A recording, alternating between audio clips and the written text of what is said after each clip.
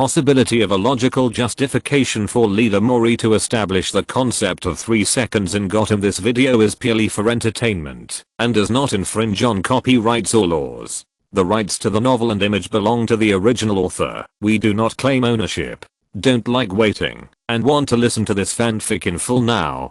Subscribe to our Patreon, where you'll find the best fanfics. Chapter 101. By the time Jason finally figured out how to use the indescribable treasure box Octopus Man's spacecraft, Daze Osamu and the others were already going crazy in the fish's belly. Chief Mori must have done it on purpose, Daze Osamu thought indignantly. That guy must find it troublesome and doesn't want to let them out. Of course Morioge did it on purpose. It would be of no benefit for him to let out a bunch of guys who were in the way, so he might as well let them stay in the big belly of the fathead fish. Besides, he hadn't figured out how to place these people. Would he take them to Gotham after the world was repaired? Lucifer didn't say when they could return, but Morioge and Jason were not in a hurry. The speed of time in these worlds is obviously different. Lucifer said that according to the time in Gotham, they were not actually away for a long time. Jason, who was assigned by the leader to take care of the safe house,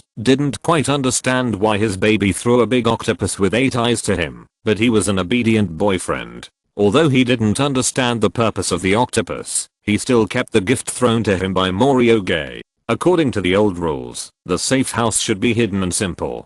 Jason didn't think too much. Anyway, they wouldn't stay here for too long. He directly found a house close to Wayne Manor and bought it. Fortunately, he had experienced time travel and always had the habit of carrying hard currency with him, so he didn't come to this world with a tight budget. When he completed the house transaction and cleaned the safe house, it was already the next day. After a busy night, Jason stretched a little tiredly, ready to wake up and find his dear boyfriend. "Hello, safe house." Jason greeted his latest achievement, then reached out and picked up the little octopus with 8 eyes rolling around. "Hello, little monster. Now, I'm going to take you to find my dear." The little octopus vomited in his hand. Jason looked at the indescribable with disgust. "If you dare to vomit, I will stew you." Lovecraft didn't want to vomit either. He had been diligently pretending to be a little monster with an empty head recently, but his stomach was really uncomfortable today. The guys from Yokohama had been in his stomach for too long, and he couldn't digest them directly, so he could only let them make trouble in his stomach. Now the story in his mind has progressed to the point where Akutagawa Jinwa and Sayori Kiko have become good friends. Hirotsu Lialang holds a teacup and talks to the president about the tea drinking culture of the middle-aged and elderly, and Daze Osamu is urging Kunikida Doppo to use Doppo Jinker to turn a bomb into a bomb and blow up his stomach. Poor Nakajima Atsushi feels that he is out of tune with everyone and just wants to find a corner to bury himself. But it is obvious that Lovecraft's stomach is not big enough or strong enough. At least if a bomb is really set off in his stomach, he will still feel uncomfortable for a few minutes. So Lovecraft is ready to work hard for his own safety, try to get these bastards out. Jason was holding one of the octopus's legs and shook it, and then he watched the big octopus vomit several times with its mouth open like a cat vomiting a hairball. The fathead fish continued to hang in his hand and shook non-stop, making a continuous retching sound, and then several familiar figures appeared on the floor of his safe house. Old man Hirotsu, who had worked with him in the Port Mafia, the president of the armed detective agency, who was marked as an enemy and friend by Rentaro, and Rentaro's student and underage child laborer Daze Osamu, were lying on his floor. The old man was the first to be vomited out, and now he was pressed at the bottom with an expression that he was about to vomit blood. Jason had a question mark on his face. According to the current timeline, shouldn't Daze Osamu be working in Yokohama? Why did he suddenly appear here dressed like this? That red scarf was too familiar. He didn't know the remaining few. The two ladies looked a little indifferent. The blonde man holding a notebook frowned and looked serious, and was reaching out to pull up the people who fell to the ground. The last white-haired boy seemed to have no scheming, and looked innocent and easy to deceive. This was not the most important thing. The most important thing was why the octopus that Rentaro gave him vomited people. Morioge, who had a lot of question marks on Jason's head, was at GCPD at this time. Chief Mori, who was busy exonerating the three little birds, had completely forgotten his boyfriend. Gordon, Mr. Director. Morioge looked at Director Gordon, who was shaking hands with Lucifer with a proud look on his face. Like an arrogant aristocratic boy, he interrupted the adult's greetings and said, "I heard that someone accused my 3 servants. I happen to be a little interested in the so-called detective case. Do you mind if I sit in on it?" There was no request in his tone, only an order. The 3 little bads had changed into clean and tidy clothes and were now following Lucifer obediently. James Gordon looked at the father and son, who looked as if it was a matter of course, and the clean street children, and couldn't help sighing in his heart. It seemed that this willful young master was ready to protect the 3 little devils. But fortunately, they had other plans. "Of course I don't mind." Chief Gordon recalled the cordial condolences from Senator Gustav not long ago, and frowned a little irritably. "We just need to ask a few simple questions according to the procedure. In fact, we have found other suspects. According to the countermeasures discussed yesterday, they decided to change someone to become the murderer of Elizabeth Herald." "Other suspects?" Morioge showed a very interested look. In fact, he did have some interest, but this interest was not directed at this case, but at Chief Gordon in front of him. According to Morioge's understanding of Chief Gordon, shouldn't the righteous chief resolutely not let go of any clues? Why is it so easy to compromise with the 3 little birds? He can see that Chief Gordon was indeed convinced by Gustav's warning and their identities. It seems that either he really has a more suspicious target, or he knows everything about the 3 little bads being framed. Interesting. Chief Gordon here seems very different. Yes, other suspects. James Gordon's face looked honest and serious, which made it easy for others to trust him. Unfortunately, Morioge did not think that the Gordon in the parallel universe was as trustworthy as the Gordon in their world. Bill, who once adopted 3 little gentlemen, is actually more suspicious. We think he gave false testimony and wanted the 3 children to take the blame for him. This is the best solution. Bill is just a tramp, and it is easy to make him confess. Sure enough, Morioge observed the expression of Director Gordon and thought that Gustav seemed to play his due role, and that Director Gordon of Earth 19 was indeed not as upright as Director Gordon in their world. When he first heard about this case, Morioge had actually guessed what was going on, but now he might need to verify his guess. It would be best if he could come up with some evidence to bring the real criminal to justice. Chief Mori, who was focused on investigating the case, obviously did not realize that he would not take the initiative to deal with such things in the past. Now, if he could take care of him, he wouldn't mind. His and Jason's styles of doing things had already influenced each other. Jason's usual habits had obviously caused some subtle changes in Morioge. Jason and Dick couldn't help but exchange strange looks. They didn't think Bill would dare to do such a thing. Tim also showed a puzzled expression. But no one spoke rashly. They tacitly played the role of servants who dared not speak casually. Father Morioge didn't continue to talk to Gordon, but walked towards Lucifer, who was obviously uninterested and in a daze. "I want to see the crime scene. I've never seen it before." He looked like a young master who wanted to play. "Didn't you say you would take me to see Uncle Bruce today?" Lucifer, who faced Kobayashi Taro calling him dad for the 2nd time, couldn't help but leave his feet on the ground again. Morioge pulled him. Lucifer coughed and tried to restrain his excited voice. "Of course, baby, you can have whatever you want." After that, he glanced at Director Gordon. James Gordon felt as if he was being stared at by a terrifying beast. At that moment, a creepy feeling came out from the cracks in his bones. Is it an illusion? He glanced at the Duke of Morningstar, who was touching his son's head with a loving face. The 2 things said by the arrogant young master would probably make the mayor's precarious hairline move further back, James Gordon thought with some indifference. Even if the Duke really wanted to rescue Bruce, Mayor Toliver would be the first to disagree. After all, he also wanted to get a big piece of the Wayne family's fat meat, and this opportunity was really rare.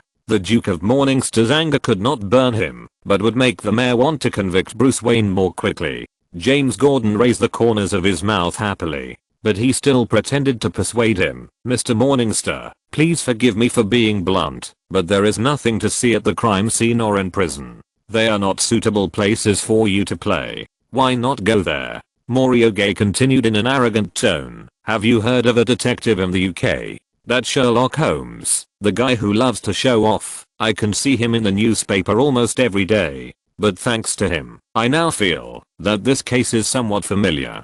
Sherlock Holmes is indeed a famous detective now. It is said that he has helped the London police solve countless headaches. Commissioner Gordon's heart skipped a beat. He knew very well how Elizabeth Herald died. If what this young master said was true, then things might be a little troublesome. With your status, you don't have to get involved in this matter. When we catch Bill, we'll show you the file records. How about that?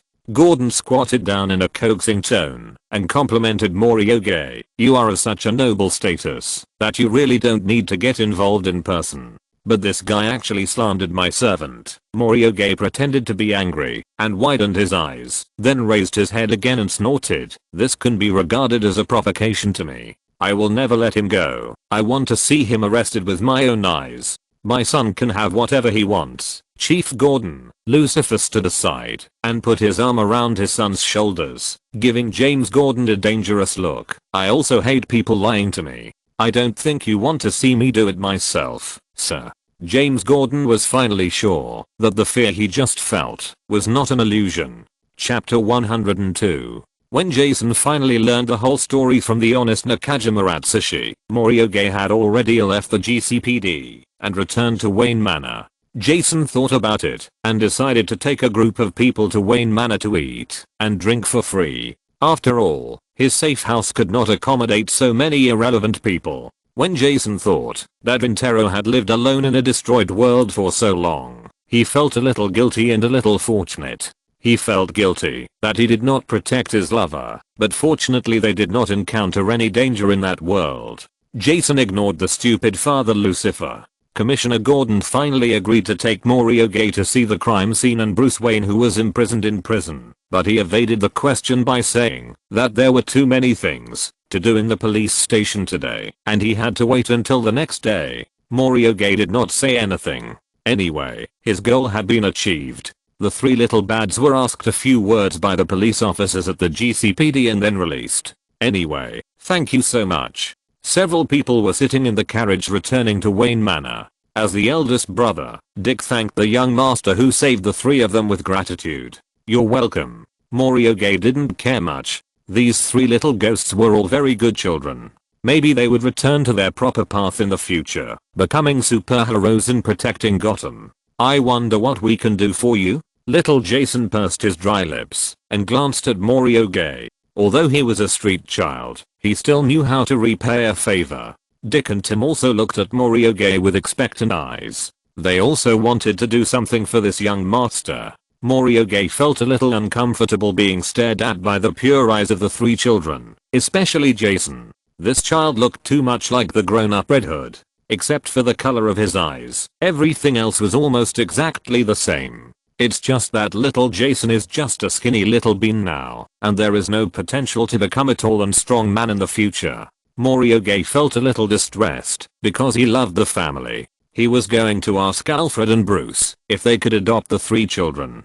After all, they had been saved, so he had to give the three little guys a chance to live well. Nothing, just grow up well. Morioge didn't say anything extra, just smiled at the three people, and then turned his head to look at the scenery at the end of the 19th century outside the window. It was a pity that mobile phones had not been invented in this era, and he couldn't contact Jason immediately. And Lucifer, who had a way to contact anyone, was obviously not a good person to ask for help. Morioge didn't want to let Lucifer, who was always ready to help him, get what he wanted, so he kept this guy's appetite hanging. He was going to go back to Wayne Manor to wait for Jason. This guy would come to him after he got the safe house, not to mention that he left Lovecraft to Jason, and the stupid octopus would surely protect Jason's safety wisely. Indeed, when he returned to Wayne Manor, he saw everyone being seriously entertained by Alfred in the living room. Morioge, why did you let everyone out? He wanted to wait until he left this world to tell him. Our young master is back. Daseosami greeted Morioge with a smile. Alfred easily accepted Jason from another world. He had heard Morioge talk about the relationship between the three children and Bruce in another world. The knowledgeable butler looked at the tall young man with bright eyes and a cheerful smile happily, and recalled the thin and pitiful little Jason, and couldn't help but fantasize about his master's future child in his heart. Jason also had a good impression of Alfred, who was not bald, yet and had strange sideburns. They had the same cookie skills. Then Daze Osamu ate cookies, while asking Alfu for news. After learning that Morioge and Lucifer pretended to be father and son to investigate the case, his laughter almost overturned Wayne Manor. Dr. Mori has really changed a lot. Morioge took off his hat and handed it to Alfred and glared at Jason again. Useless guy should shut up. It's all Jason's fault for letting these idiots out. Jason looked at Morioge innocently. He didn't release the person. It was obviously the fathead fish with indigestion. Master, don't say that. We are always ready to serve you. The smile on Daze Osamu's face made Morioge want to beat him up. After all, we are more familiar with the detective business. If you want to play the detective game, we will definitely play with you to your heart's content. I didn't expect that Mr. Mori has started to snatch the detective agency's business now. Do you feel a sense of crisis, Mr. President? Daze Osamu looked at Mr. Silverwolf, who was drinking tea silently on the side, and then looked at Kunikida Doppo with pity until his fists hardened. If this goes on, poor Kunikida will be unemployed soon. Now it seems that Kobayashi Taro has stronger business capabilities. Kunikida Doppo instantly broke the pen in his hand. Morioge calmly ignored the person who was being grabbed by the collar and beaten behind him, and looked at Alfred and said, the problems with the three of them have been solved. If nothing unexpected happens, they can see Bruce tomorrow. Alfred breathed a sigh of relief. I really don't know how to thank you. The housekeeper handed hot tea to the father and son. Let's wait until we clear Bruce's suspicion and rescue him through legal procedures. Morioge said, I also want to thank you for taking in these useless guys. Don't worry, we will leave soon after solving this matter. The leader looked at the messy living room and Kunikida Doppo, who was kneeling in the corner with guilt and being scolded by the president with a headache, and couldn't help but sighed. How to say it, Bruce in every world seems to have to pay for the food and drinks of everyone in Yokohama, especially Daze Osamu, without knowing anything. Even he felt a little bit sorry. What kind of sucker is this? Jason squatted down and looked at Morioge carefully. He was not injured. Everything was intact. He finally couldn't help but kissed Rintaro on his frowning brow. Don't you miss me, Rintaro? He really missed Rintaro and couldn't sleep because of thinking about him, so he ran over early in the morning. The leader, the president, and Mr. Hirotsu all spit out their hot tea at the same time. The rest of the Yokohama people looked at Jason curiously as he rubbed Morioge's head. They couldn't help but guess the relationship between this Port Mafia leader from another world and Jason.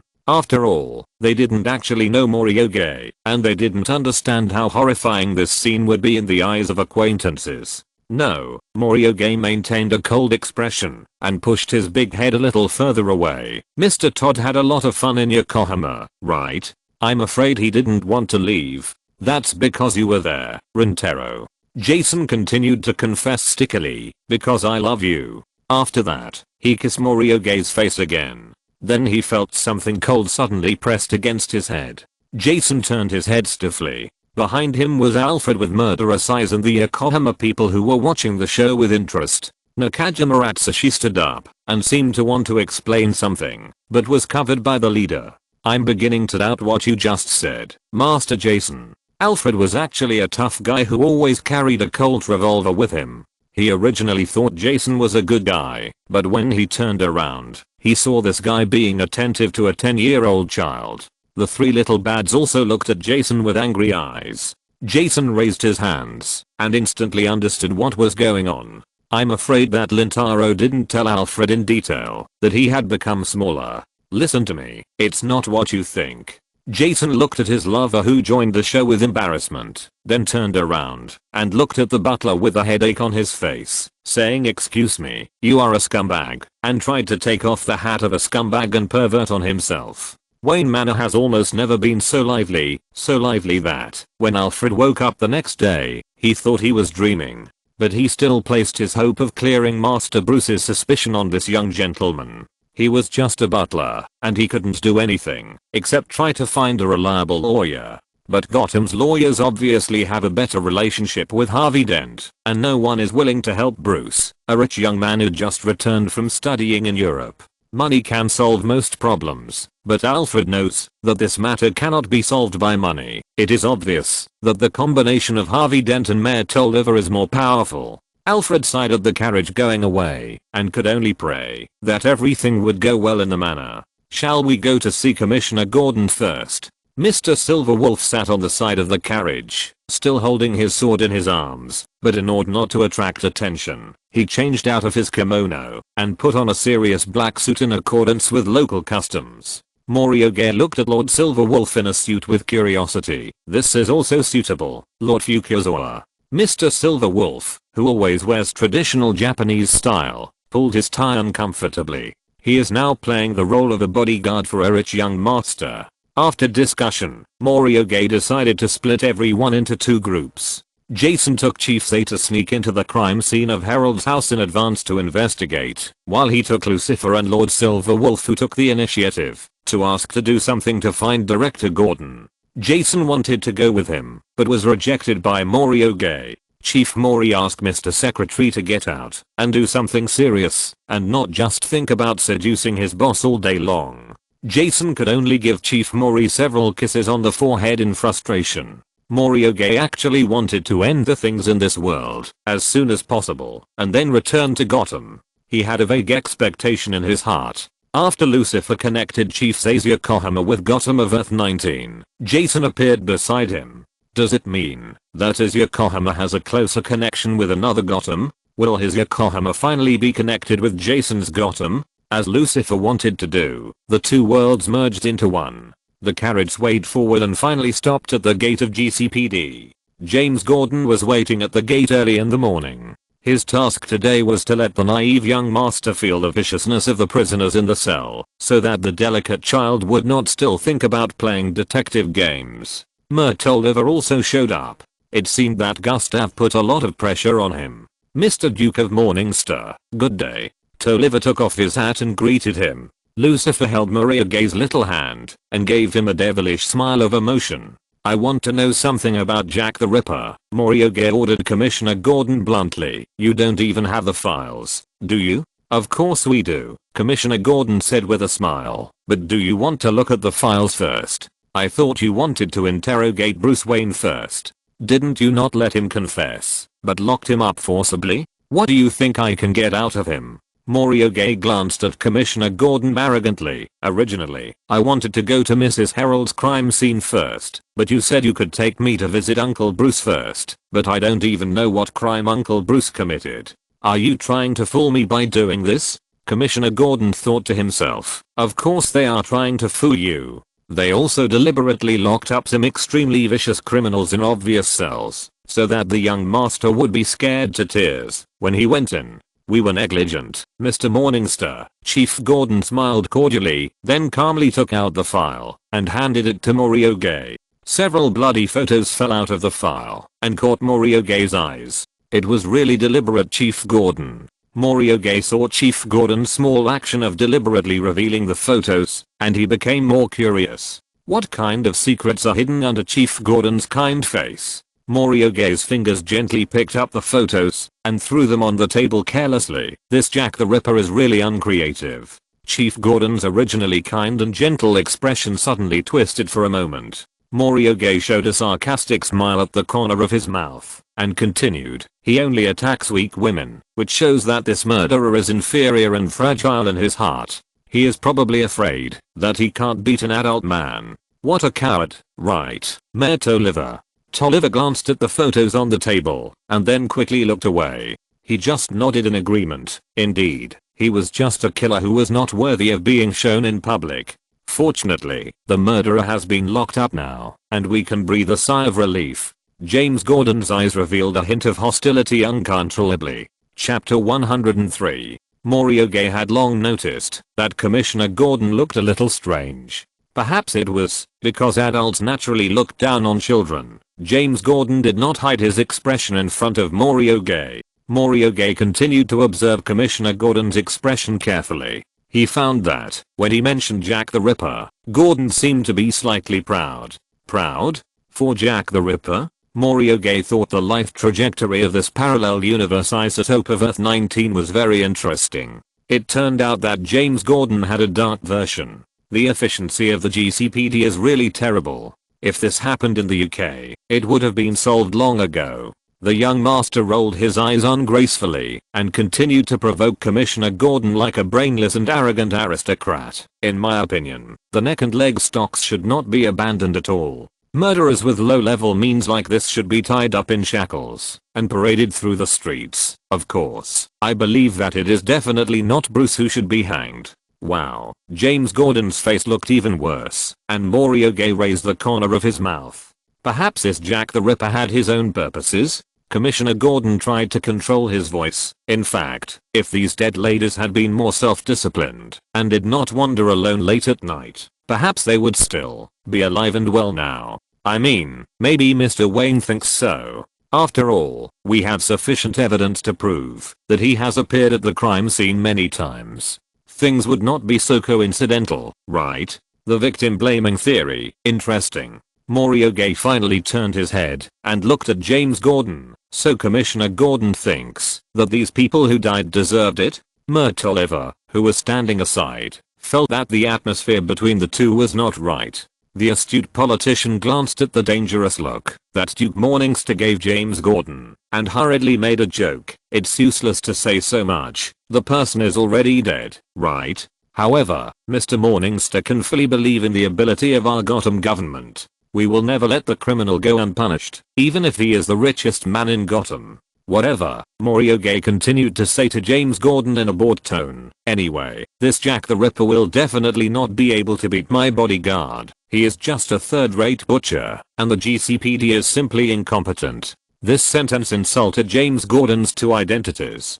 James Gordon, aka Jack the Ripper, clenched his palms into fists, and veins bulged on the back of his hands. He wanted to pull out the knife immediately and teach this ignorant young master a lesson. But he couldn't, at least not now. Mori glanced at James Gordon's trembling fist, stretched out his hand, and tugged at Lucifer standing beside him. Father, don't you hate people lying the most? I think nothing in this file is true. How could Uncle Bruce be Jack the Ripper? Lucifer raised his eyebrows. He understood his son's hint. Of course, I also think Bruce will never be Jack the Ripper. Maybe someone else should be in charge of the GCPD investigation. Commissioner Gordon doesn't seem to be very suitable for this position. Lucifer looked straight at James Gordon. Commissioner Gordon was originally trembling with anger at the provocation of the father and son, but when he looked up, he saw Lucifer's magical eyes. There seemed to be a strange light flashing in Lucifer's eyes, and Commissioner Gordon suddenly heard his own heartbeat. Bang bang bang. He felt all the blood in his body rushing to his head. Commissioner Gordon's breathing became rapid involuntarily. It seemed as if a voice in his heart kept urging him, speak up, speak your mind. The devil loves good children who tell the truth the most.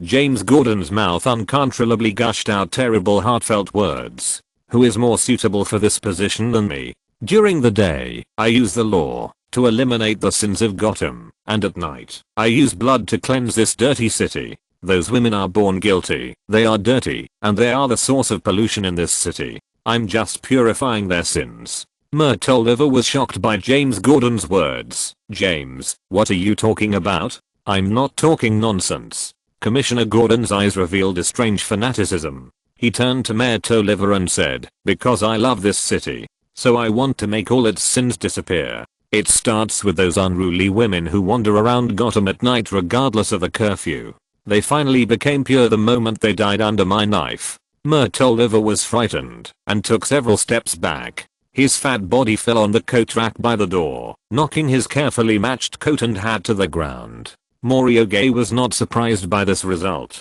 Fukizawa, a bodyguard who appeared here with him, frowned and gently unsheathed his samurai sword. When James Gordon finally came back to his senses from the abnormal frenzy, he saw Mert Oliver's terrified eyes and the knowing eyes of the Duke of Morningstar and his son.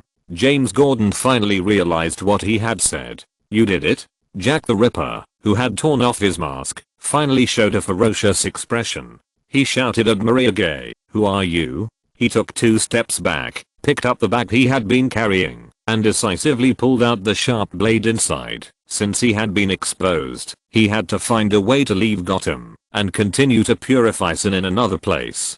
Oliver screamed in fear of the knife in his hand.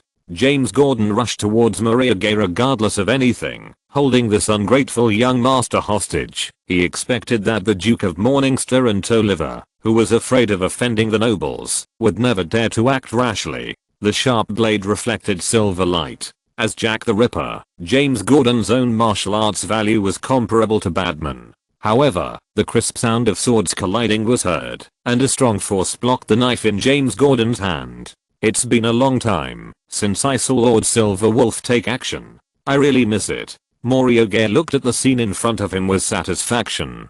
The silver-haired man in a suit stopped Director Gordon with a standard blocking posture, and before everyone could react at all, he quickly used a slash to severely injure James Gordon. Lord Silverwolf has always practiced the ancient Nakajo Ryu sword technique, adhering to the principle of killing all enemies before being killed. The invisible sword movement and the well-honed fighting skills made the careless James Gordon defeated in one fell swoop.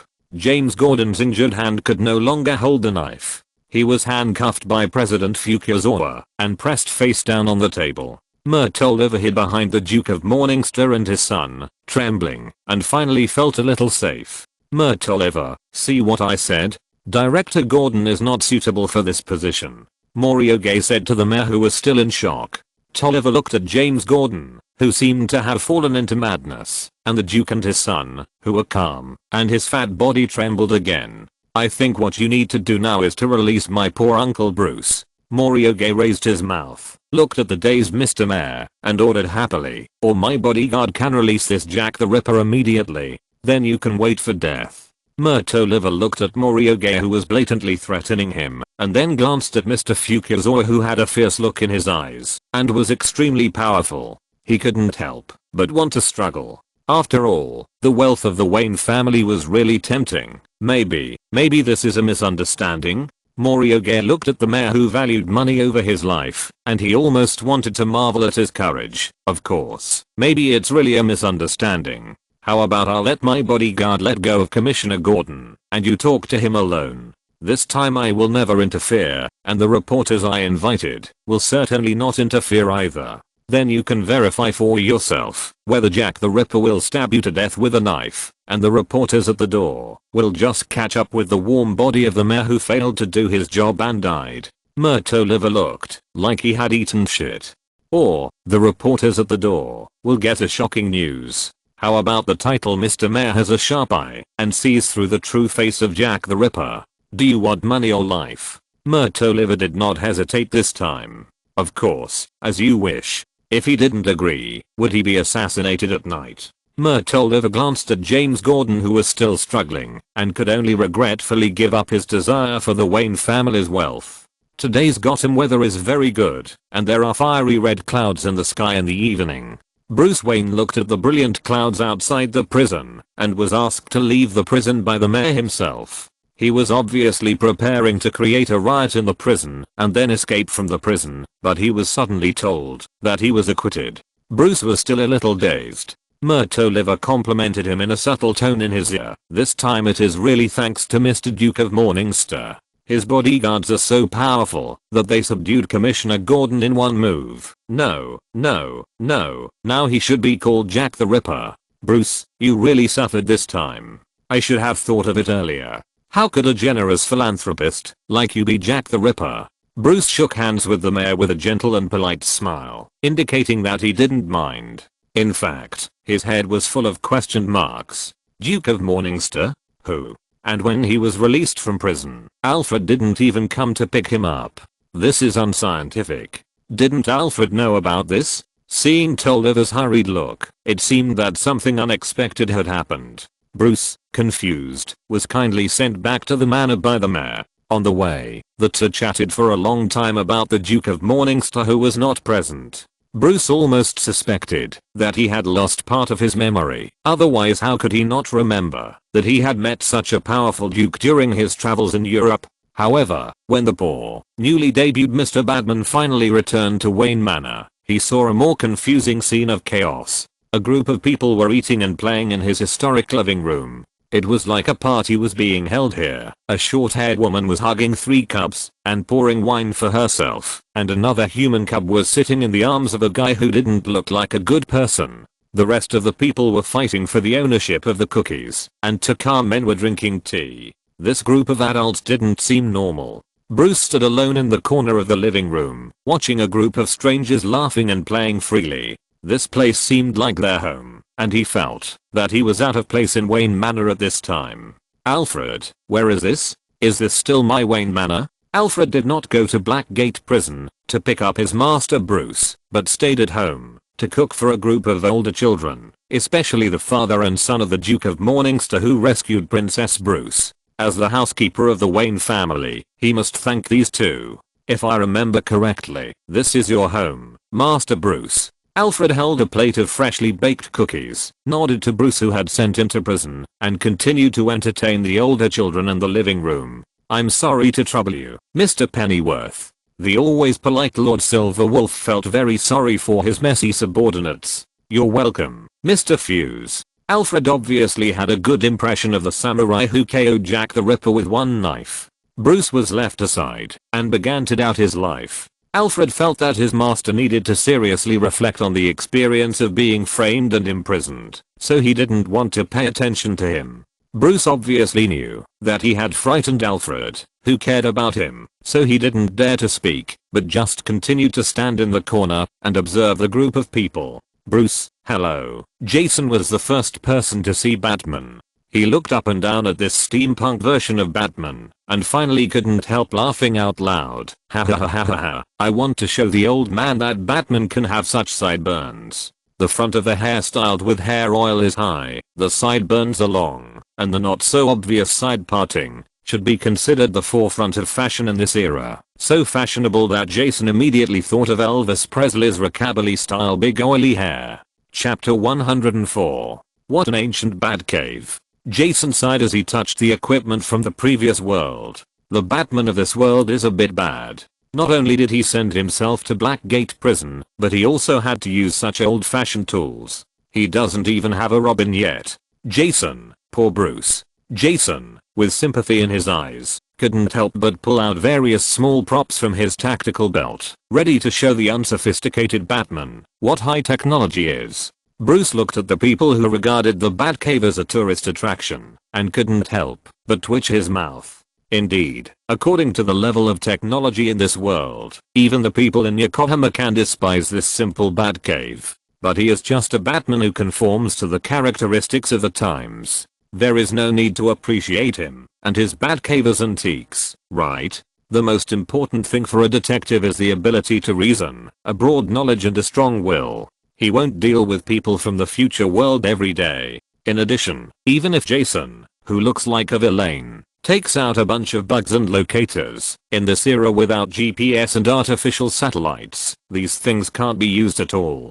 Bruce narrowed his eyes and looked at Jason who was showing off, secretly preparing to find a way to develop Wayne Enterprises in the direction of high technology. Jason's gadgets really gave him a lot of inspiration. In any case, Batman will definitely be the most advanced cool boy in this world. Bruce, who learned about the situation in another world, has now decided to adopt Dick, Jason and Tim.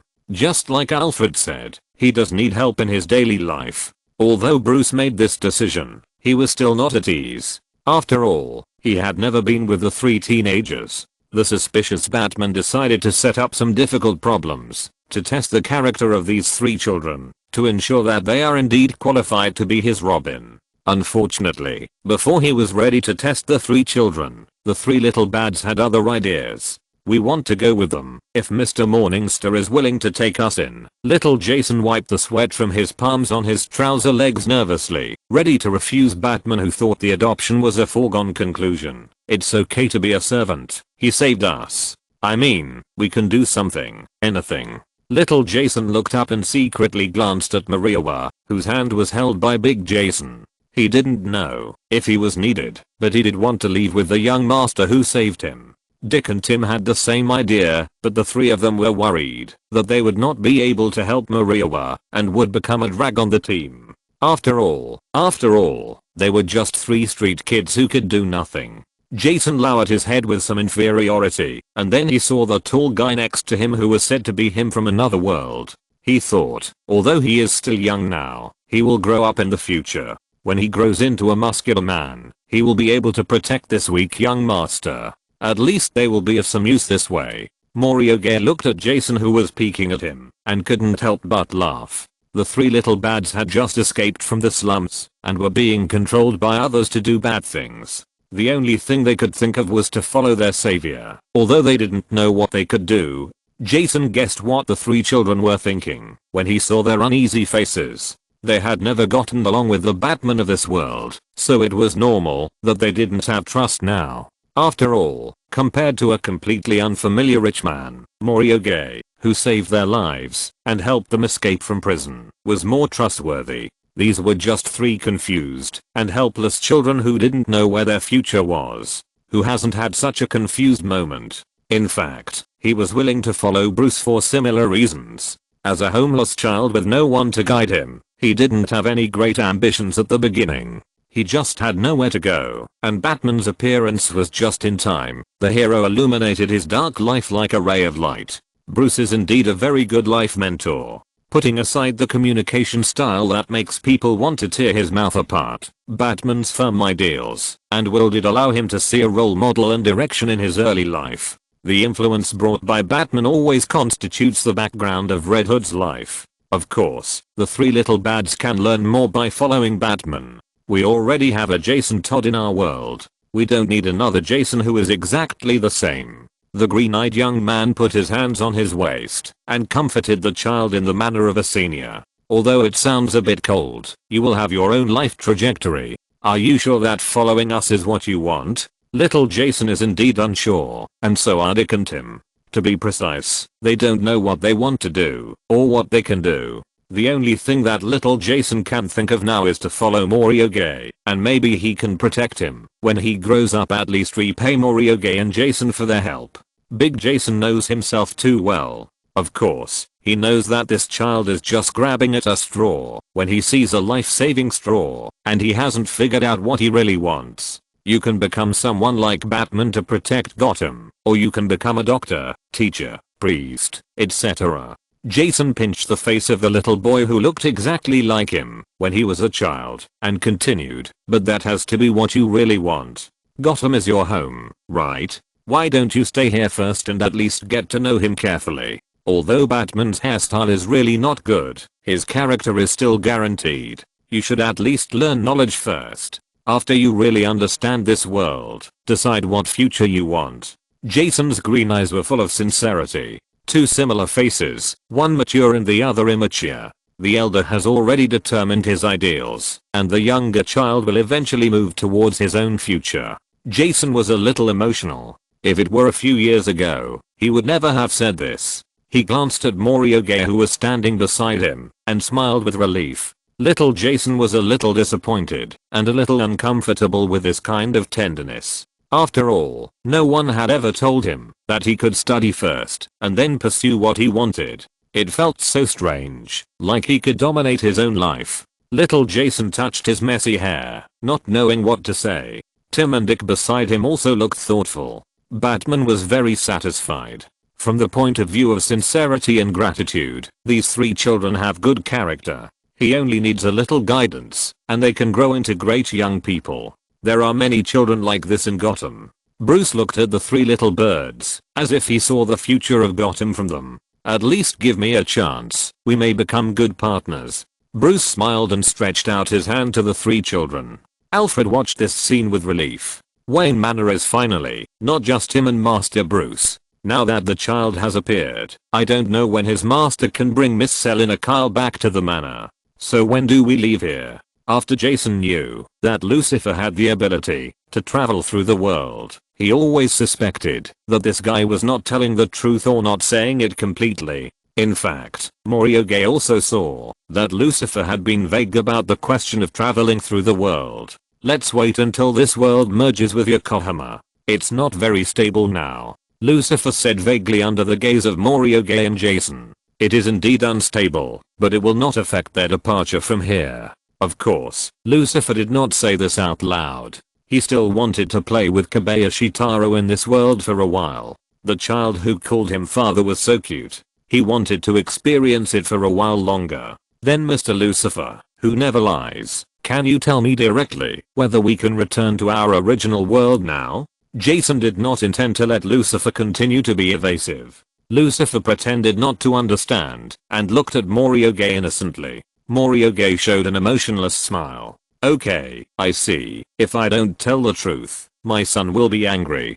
Yes. Lucifer was silent for a long time and finally answered sadly. Of course he would not lie. His beautiful father-son time is gone again. But before officially returning to their original world, there is still one thing to do about the death of Mrs. Harold. Although the three little bads have been cleared of suspicion, the real murderer is still at large. Leave this to me, shall we? Bruce felt that this was also his duty as Batman, and he would do it without hesitation. It was a good opportunity to practice with the newly minted Robin. The three little bads were also eager to try. When they knew that the next person to be framed as the murderer was Bill, they felt uncomfortable. Although Bill forced them to steal and rob, this man gave them a piece of moldy bread and a chance to live when they were starving to death on the street. They did hate this guy who beat them and forced them to do bad things, but that didn't mean they could just watch this guy who obviously didn't kill anyone being framed. One thing for one thing. Bill could be sent to prison for robbery and child abuse, but being used as a scapegoat was something that the three little bads couldn't just sit back and watch. Bruce looked at his three future adopted sons and little helpers and smiled with relief. I found the clues. Jason blinked. His detective skills were actually close to full points. It was really easy to find the truth in this backward world. The murder weapon is the mural paint in Mrs. Harold's skirt. Bruce actually had a guess about this, but he hadn't had time to look for evidence. Jason handed Bruce a small piece of green cloth wrapped in a handkerchief. The three bads looked curiously at the cloth that seemed to be cut from a lady's skirt. This method of murder has indeed appeared in London. Bruce looked at the puzzled children, thought for a while, and explained to them, the main component of Shield's green dye is copper arsenite, which can decompose arsenic containing toxic gas. Mrs. Harold was poisoned and died, obviously because of this dye. Before Shield's green appeared, green dye was not easy to obtain, and it was very easy to fade when dyed on fabrics, so green became a symbol of nobility and luxury. Until the cheap, easy to use and strong coloring ability of Shield's green and Paris green were invented by chemists. Once invented, these two dyes were widely loved by the public. People couldn't wait to dye their clothes, paintings, and wallpapers with this beautiful green. There were also people who painted the whole house in different shades of green. Mrs. Harold was one of them. Little did they know that they were stained with poison. However, Mr. Harold used the excuse of being on a business trip and never lived with Mrs. Harold, whether it was intentional or unintentional. In fact, everyone has the answer in their hearts. After all, Mr. Harold likes to buy bright green skirts for Mrs. Harold the most. It is said that it was Mr. Harold's suggestion to paint the house green. In this world, Mr. Sherlock Holmes, who is far away in the UK, recently solved a case of murder using Shield green. This is also what Morioge hinted to Mayor Tolliver in GCPD. Mayor Tolliver, who knows the inside story, must also know that this is just a copycat crime, but the case in the UK happened recently and has not been widely circulated in Gotham. People here still don't know enough about the harmfulness of Shield green and Paris green. The unfortunate Mrs. Harold's death was very similar to arsenic poisoning, and the knowledgeable Bruce knew this very well. As for the story behind this murder, Bruce guessed that her husband wanted to kill this noble lady who was in his way for money, power or other reasons. After all, as long as Mrs. Harold died, Mr. Harold, who relied on his wife and his wife's family to enter the upper class, could get all of his wife's inheritance. Bruce, who had dealt with Harold before, knew very well how much Mr. Harold hated his wife behind his back. Several adults sorted out the whole story of the case in a few words, and Bruce was ready to find a way to expose it. However, the three little bads didn't understand what the adults were saying at all. They didn't understand how this guy, that was popular in Gotham, could become a murderer. Little Jason's eyes were full of circles. Set what? The three little birds, who were confused, lowered their heads in shame. They finally felt the power of knowledge. So, if you want to become a qualified detective, you are still far away. Bruce said while holding the evidence Jason brought back. Why not start with this case and make up for your knowledge of chemistry first? The three little bads looked at the fresh and beautiful green cloth and couldn't help but nod frantically. Now things can finally come to a perfect end. Jason looked at the old man of this world happily and prepared to say goodbye. Mori looked at the dejected Jason and couldn't help but hugged the very thin Jason who had not yet grown into the godfather of Gotham and said, maybe when you grow up, you can go to my universe to play. There are so many mysterious powers in the world, and you will have your own adventures. After all, Chief Mori couldn't restrain his love for little Jason. Little Jason's eyes lit up instantly. This is what you said. You have to wait for me to find you. Mori was the first person who treated him unconditionally well besides Dick and Tim. He really couldn't bear to part with Mori, even though he couldn't even pronounce the Japanese word Intero correctly now. Of course. Big Jason looked at his lover who was making a pinky promise with little Jason with jealousy and pouted at little Jason with some disdain. Brat. However, when they finally set foot on the road home, the end was a bloody storm. Chapter 105. I can't go back. Lucifer muttered to himself, staring at his magic hands, as if he couldn't believe this fact at all. Mori stood silently by with a little octopus treasure box. Now they were standing in an inconspicuous alley in an unknown world. After being forced by Jason to tell him the truth about leaving the world, Lucifer could only prepare to take Mori and everyone back to their world with a dejected look. Just like last time, everyone except Mori was forcibly driven into the belly of the little octopus by Lucifer. Jason stared at Lucifer with suspicion and warning eyes for a minute, but in the end he couldn't stop the devil from forcibly separating him and his beloved Rintaro. Lucifer, who finally drove away the idlers, waved his hand lightly and prepared to take the cub home. Then he failed, and more than once. It seemed that someone forcibly bounced Lucifer, who was about to enter the main universe Gotham, and randomly transferred the exit of his space channel to other universes. The space channel opened by Lucifer could not lead to the correct Gotham at all. Mori looked at Lucifer with suspicion at first. He thought that this stupid devil just wanted to go to another universe to play. But later he found that Lucifer himself began to get anxious. Mr. Devil's incredulous look was indeed not at the level of his acting skills. How could it be? How could I not go back? Lucifer was unwilling to give up. He took Mori to try again and again, but still failed to successfully return to the main universe. They almost walked through the Gothams of different universes, except for their original world. Calm down. Mori stopped Lucifer, who was about to continue to do useless work. At least figure out where the problem is first. Lucifer looked at Mori helplessly. After experiencing the rebellion in heaven, poor Mr. Devil felt a little helpless for the first time. The ability to travel through the world is innate to him, and no one can limit him except God. Except God. Lucifer understood in an instant. What did you think of? Mori looked at Lucifer's expression from thoughtful to doubting life. I'm afraid I can't go back now. Lucifer smiled bitterly. He naively thought that he had found a Yokohama that was out of God's jurisdiction, and then cleverly merged Yokohama with Gotham of Earth 19 to create a world of his own. Things seemed to be going quite smoothly. He thought that God would not care about this little thing. After all, his father who created him was the greatest existence in the entire universe and a god that no one could surpass. God is calm and emotionless. He can watch humans struggle in wars, plagues, and natural disasters but never intervene, always sitting on the throne overlooking the world. Even Lucifer's rebellion in the past did not move him at all. Lucifer, who was once an angel and now a demon, still remembers that when he led his men to attack heaven, he only saw God's calm expression.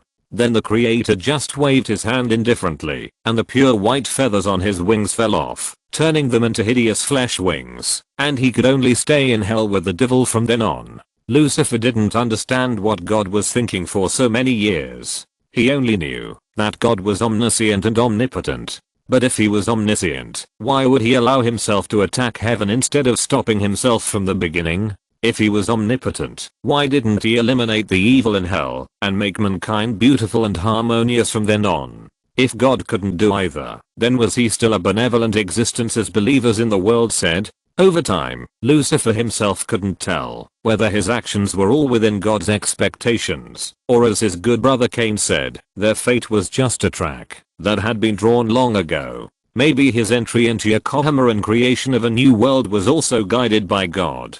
This idea began to linger in Lucifer's mind.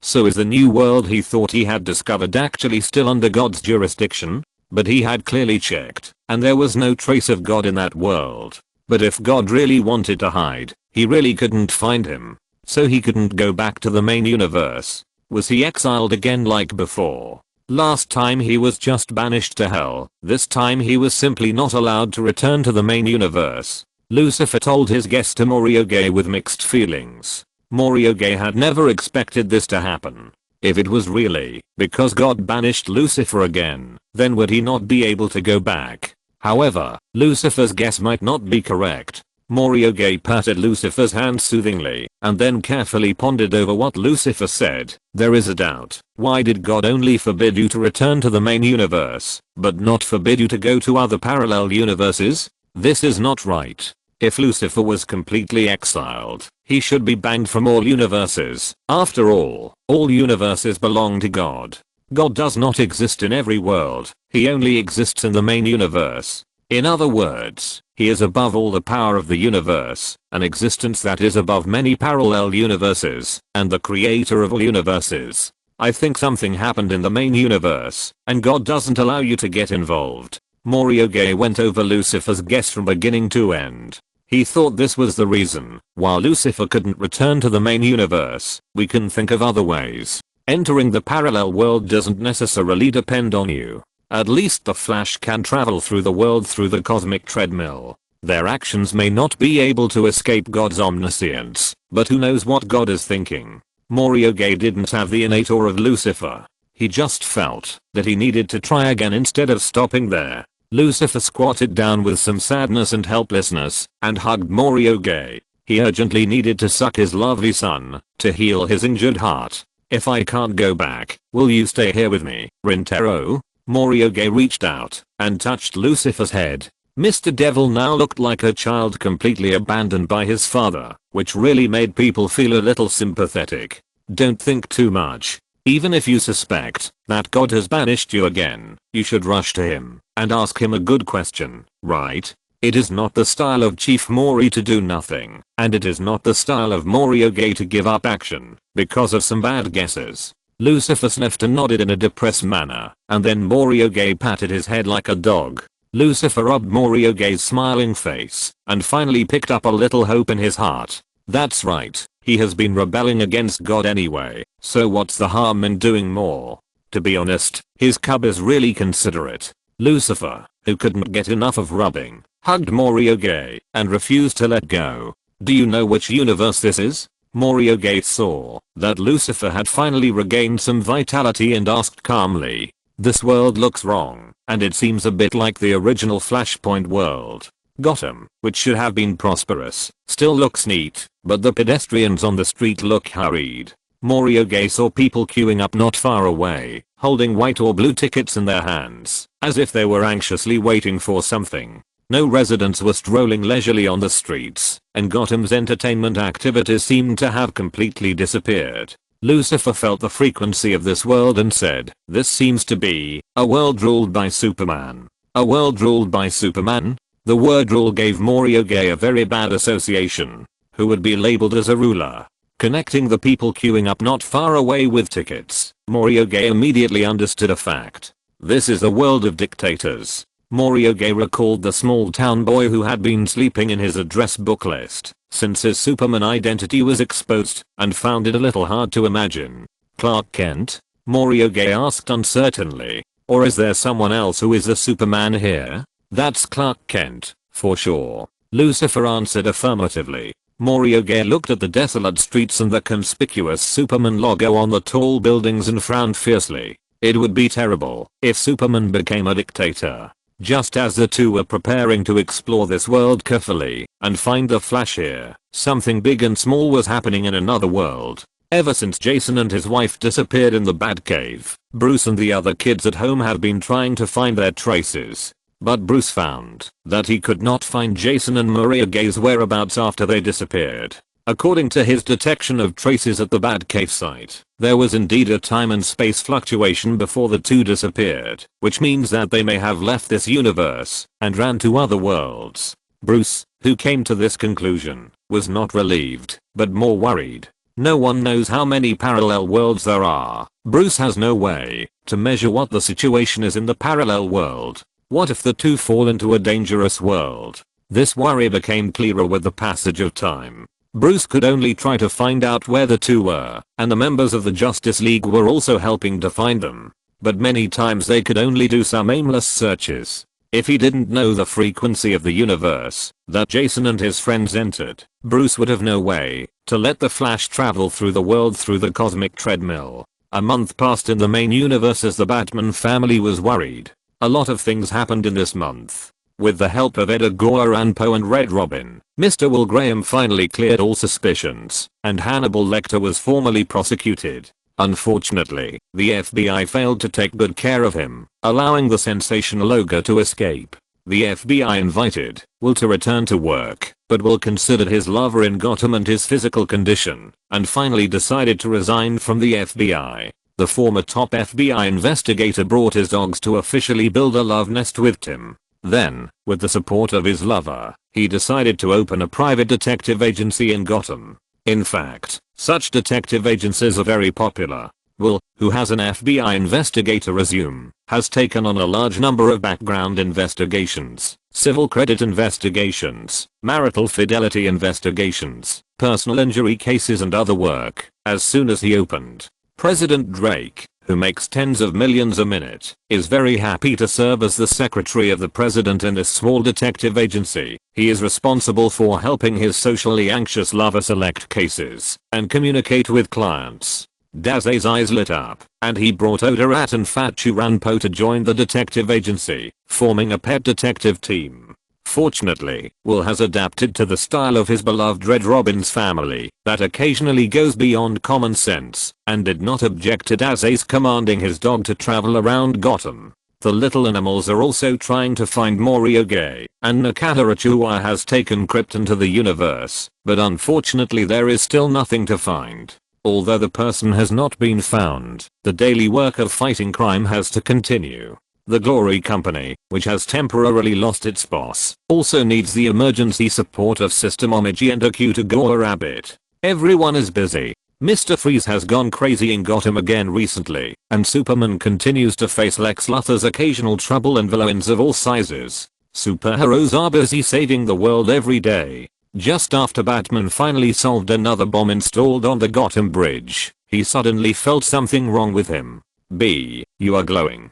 Damian looked at Bruce and said with a frown. Robin was very cautious and did not step forward, but informed Red Robin in the Batcave to analyze Batman's real-time physical condition through monitoring. "It's the power of space." Tim looked at the data on the Bat computer with a serious expression. "This power seems familiar. It's the mother box." Chapter 106. At the same time, the same thing happened to other superheroes in the Justice League. Wonder Woman was interrogating criminals with the lasso of truth. Flash was eating donuts in his secret base. Green Arrow and Aquaman were carrying out the mission of the Justice League, and they were all in different corners of the world. As a result, blue light suddenly appeared on them. Wonder Woman was very familiar with such fluctuations. This was the power from the mother box.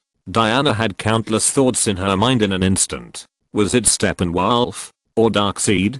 Could it be that the army of Apocalypse appeared again? The woman clenched the lasso of truth in her hand and immediately began to contact Superman, who was on duty in the watchtower. But this powerful force from the mother box was not something Diana and others could resist. Wonder Woman, who was about to tell Superman about this situation, disappeared without saying a word. They could only passively follow this force of time and space and let the power of the mother box take them away. All this happened too quickly. In just a breath, the elders of the Justice League disappeared from this universe. Moriarty carefully hid in the street corner, observing the situation with Lucifer. This world is far more troublesome than Moriarty imagined. The display screen on the opposite square is repeatedly playing Superman's recent speech. His face is still the face of a small town boy, but unfortunately his expression is much more arrogant than Clark Kent, that Morioge knows, with a cold look down on him. He is telling the camera that Batman's true identity is Bruce Wayne, and the resistance led by Batman is destroying the hard-won peace of the world. Finally, this bright and righteous Mr. Superman reminded the public in a sincere tone to be vigilant, and if they find any intelligence about Batman or the resistance, they must provide it to the army and the government in a timely manner. Superman declared to the world with an attitude of responsibility that today's peace is the result of the unremitting efforts of the superheroes headed by him, and he will continue to lead his partners in the Justice League to maintain world peace. Shameless and arrogant argument. Morioge sneered. He really didn't expect that the Superman in this world would be like this. This so-called peace was probably just his own imagination. Real peace is never just one voice, but seeking common ground while reserving differences and letting 100 flowers bloom. Even in the Port Mafia, it is never the boss's one-man show. If peace can be achieved with only one voice, then he might as well take Chua-kun to join the government and recruit the detective agency at the same time. Why bother with the 3-minute concept of checks and balances? The Superman in this world is just a despicable dictator who wants to become a god. In this world, all superheroes except Batman have already stood with Superman. Lucifer frowned.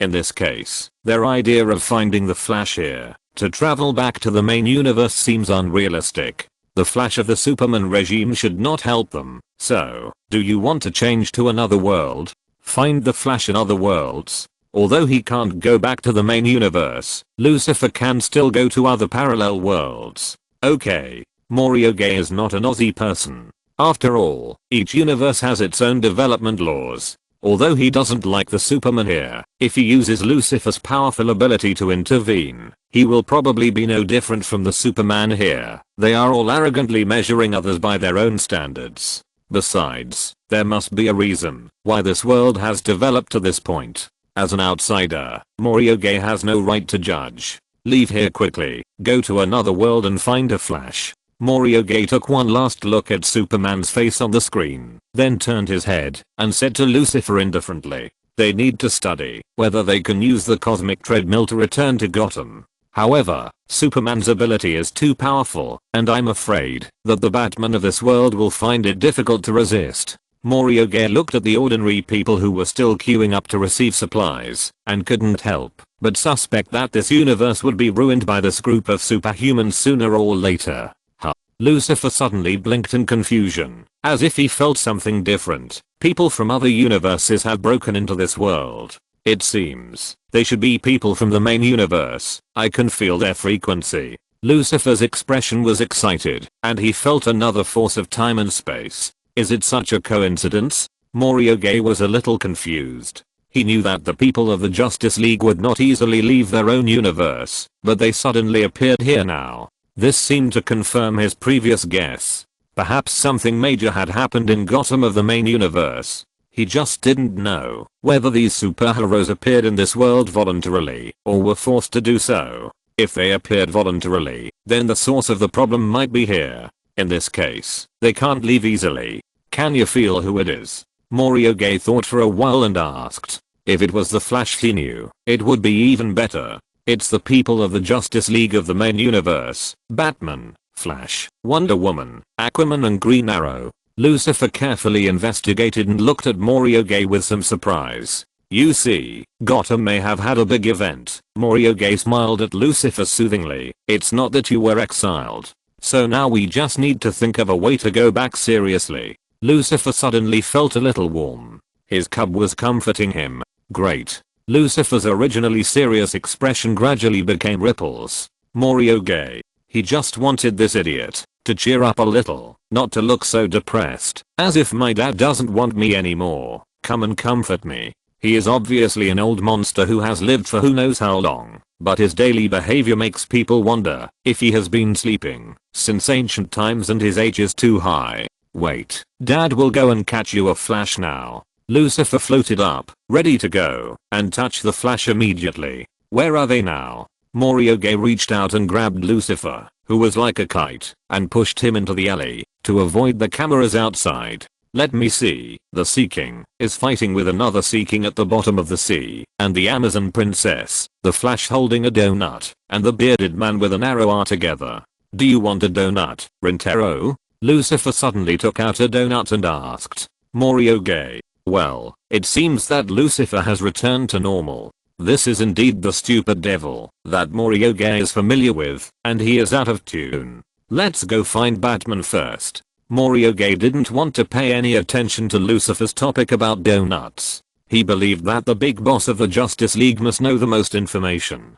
Jason and the people in Yokohama, who were still forgotten in the unspeakable belly, were so bored that they started playing poker. Does it take so long to travel through the world? Jason threw down the cards in his hand depressedly. Chief Say glanced at Jason and thought that something must have happened outside again. For some reason, Mr. Mori's luck seemed to be quite bad. However, the lover of this Chief Mori was very interesting. Chief Say put down the cards in his hand and started gossiping with interest. Bruce Wayne, who was remembered by Chief Mori, was not in a good situation now. After Tim reminded him in the headset that this was the power from the mother box, Bruce had some bad premonitions in his heart. The existence of the mother box was almost unsolvable. Bruce thought that perhaps the Earth would face the situation of the Apocalypse Army in the Sonic Boom channel again. He could only force himself to calm down and connect the signal of the watchtower. But who knew that this time it was not the Earth that opened up a space channel, but he himself was teleported away. Superman received calls from two teammates, but didn't hear a word? Question mark? How come he got disconnected without saying a word? Batman, who suddenly appeared in the new world, also carefully observed the surrounding environment. Unfortunately, his luck was really bad. Bruce found that his landing place was the place where he had solved the bomb before, Gotham Bridge. This bridge seemed to be no different from the Gotham Bridge in his original world. The bridge across the Gotham River alone had no cover, and Bruce suddenly appeared on the bridge in Batman's costume. The military truck that didn't have time to brake almost hit the poor Batman directly, but fortunately Bruce reacted quickly enough and quickly avoided it. Military trucks rumbled past Batman. The soldiers driving the trucks stared at the sudden appearance of Batman in amazement and couldn't help rubbing their eyes hard. Then someone finally reacted. It's Batman. Reported quickly. The soldiers were in a commotion. Since Superman announced Batman's identity to the world, he quickly froze all the accounts of Wayne Enterprises and Bruce himself. Bruce Wayne, aka Batman, has never appeared in public since then. However, the activities of the rebels have continued, which made Superman's regime realize that the other party is still alive and is constantly causing trouble. In view of Batman's shrewdness and caution, Superman has never let down his guard, but has been using satellites, surveillance, super hearing and other means to search for Batman's traces around the world. He cannot tolerate Batman destroying his peaceful world. But today, Superman suddenly received a report that the army that was transporting supplies to Gotham met Batman on the Gotham Bridge. Bruce, who was alone on the bridge, did not expect that the main traffic route that should have connected Metropolis and Gotham would be so deserted that only military vehicles came and went. This is not normal, especially when the group of soldiers who discovered his existence suddenly rushed out with live ammunition and were ready to capture him alive. The brain of the Justice League is definitely not a decoration. When Bruce saw the somewhat desolate Gotham and the bridge with only the army, he instantly realized that this world might be very dangerous. Is it in a wartime state? It doesn't seem right. Bruce's dynamic vision then caught the Superman logo printed on the convoy and the same symbol on the soldiers. Bruce understood instantly that his previous guess about Superman might have come true in this world. The aliens with the ability to destroy the world eventually embarked on the path of ruling the weak humans, but it was unknown what caused Superman's temperament to change drastically, and the Batman of this world has not succeeded in resisting so far. After figuring this out, Batman looked at the soldiers surrounding him warily. Then the question is, how many soldiers with machine guns can a single Batman deal with on an empty bridge without any shelter? Batman raised his hand as if to surrender, but in fact he was ready to use the flash bombs and tear gas hidden in his sleeves to attack this group of people. At this time, the red cape fell from the sky. Chapter 107. When Morioge found Batman, He was being tortured in Superman's secret base. The base was full of Superman spies, and Bruce, as an important criminal, was guarded and imprisoned in the innermost layer of the prison. Mori and Lucifer stood outside the prison. "I'll go in and take him out," Lucifer said. Mori didn't really want Lucifer to use his abilities now. After all, this guy seemed to be punished by God. Who knows if he will be kicked out directly if he continues to interfere in this world. Just let Lovecraft go. Don't act casually now. Mori didn't let Lucifer show off his power, but threw the little octopus out with a snap. What else could the toolfish Lovecraft do? He could only look at Mori with a threatening look in his eyes, and then crawled forward obediently. "The prison is so big. Are you guys making things difficult for me, fish?" Superman placed countless cameras in the room where Bruce was imprisoned, and with his super hearing, he ensured that Batman would never have a chance to escape successfully. Although Superman has carefully observed the internal organs of this Batman and found that this man is not the Batman of this world, he still decided to execute this guy. By the way, he used him as bait to lure the real Batman. No matter which Batman it is, he will kill the other party, even if they were once partners fighting side by side. From the moment Bruce rebelled against his peaceful world, they were no longer his friends. They were enemies to the death. But Superman believed that Bruce would understand him in the end. After all, he just wanted peace. Those who rebelled against him did not see the general trend of the world and people's needs clearly. His rule is the most perfect peace. Superman's mind has never been bad. From the moment Batman from other worlds appeared, he guessed that this was the work of Batman in his world. However, even if he could summon isotopes from other universes, what would it matter? He would still kill all the rebels, even if they were superheroes from other worlds. Superman has this confidence and strength. The little octopus crawled along the ventilation duct with difficulty. Bruce Wayne didn't expect that he would fall so fast in this world. Before the tear gas was released, he was knocked down by the merciless Superman. Bruce couldn't help but smile bitterly. When he first met Superman, he was beaten by Superman, but the other party obviously showed mercy at that time. Once he was not equipped with the anti-Superman armor, he was just like a child who had no power to fight back in front of Superman. What a trouble. Bruce shook his groggy head hard, trying to stay awake. He felt that he had hallucinations in front of him, otherwise how could he see an octopus leg full of suckers hanging from the ceiling? Octopus leg? Bruce squeezed his swollen eyes hard. The octopus leg did not disappear, and even greeted him. "Bruce?" Question mark.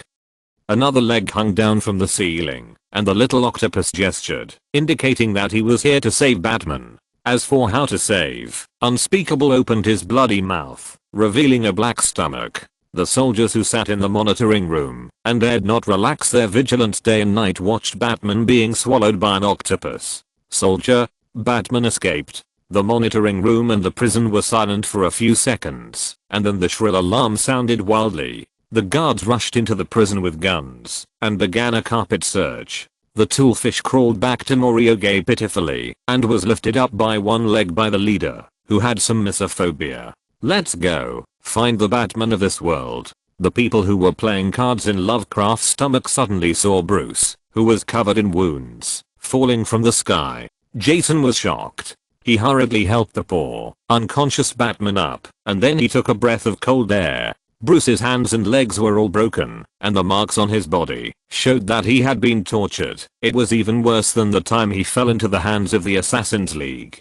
Batman opened his eyes with his will, and when he saw that the person in front of him was his good son Red Hood, he finally fainted with relief. Before Jason took out the bandage to bandage Batman, Yosei Akiko rushed over and pushed Jason aside. "Don't worry, Miss Yosei's ability is healing." Leader A pulled Jason, who was worried, and said, "Save him right away, and he will be revived with full health." Jason was stunned for a moment, and then saw the domineering lady raise the chainsaw in her hand.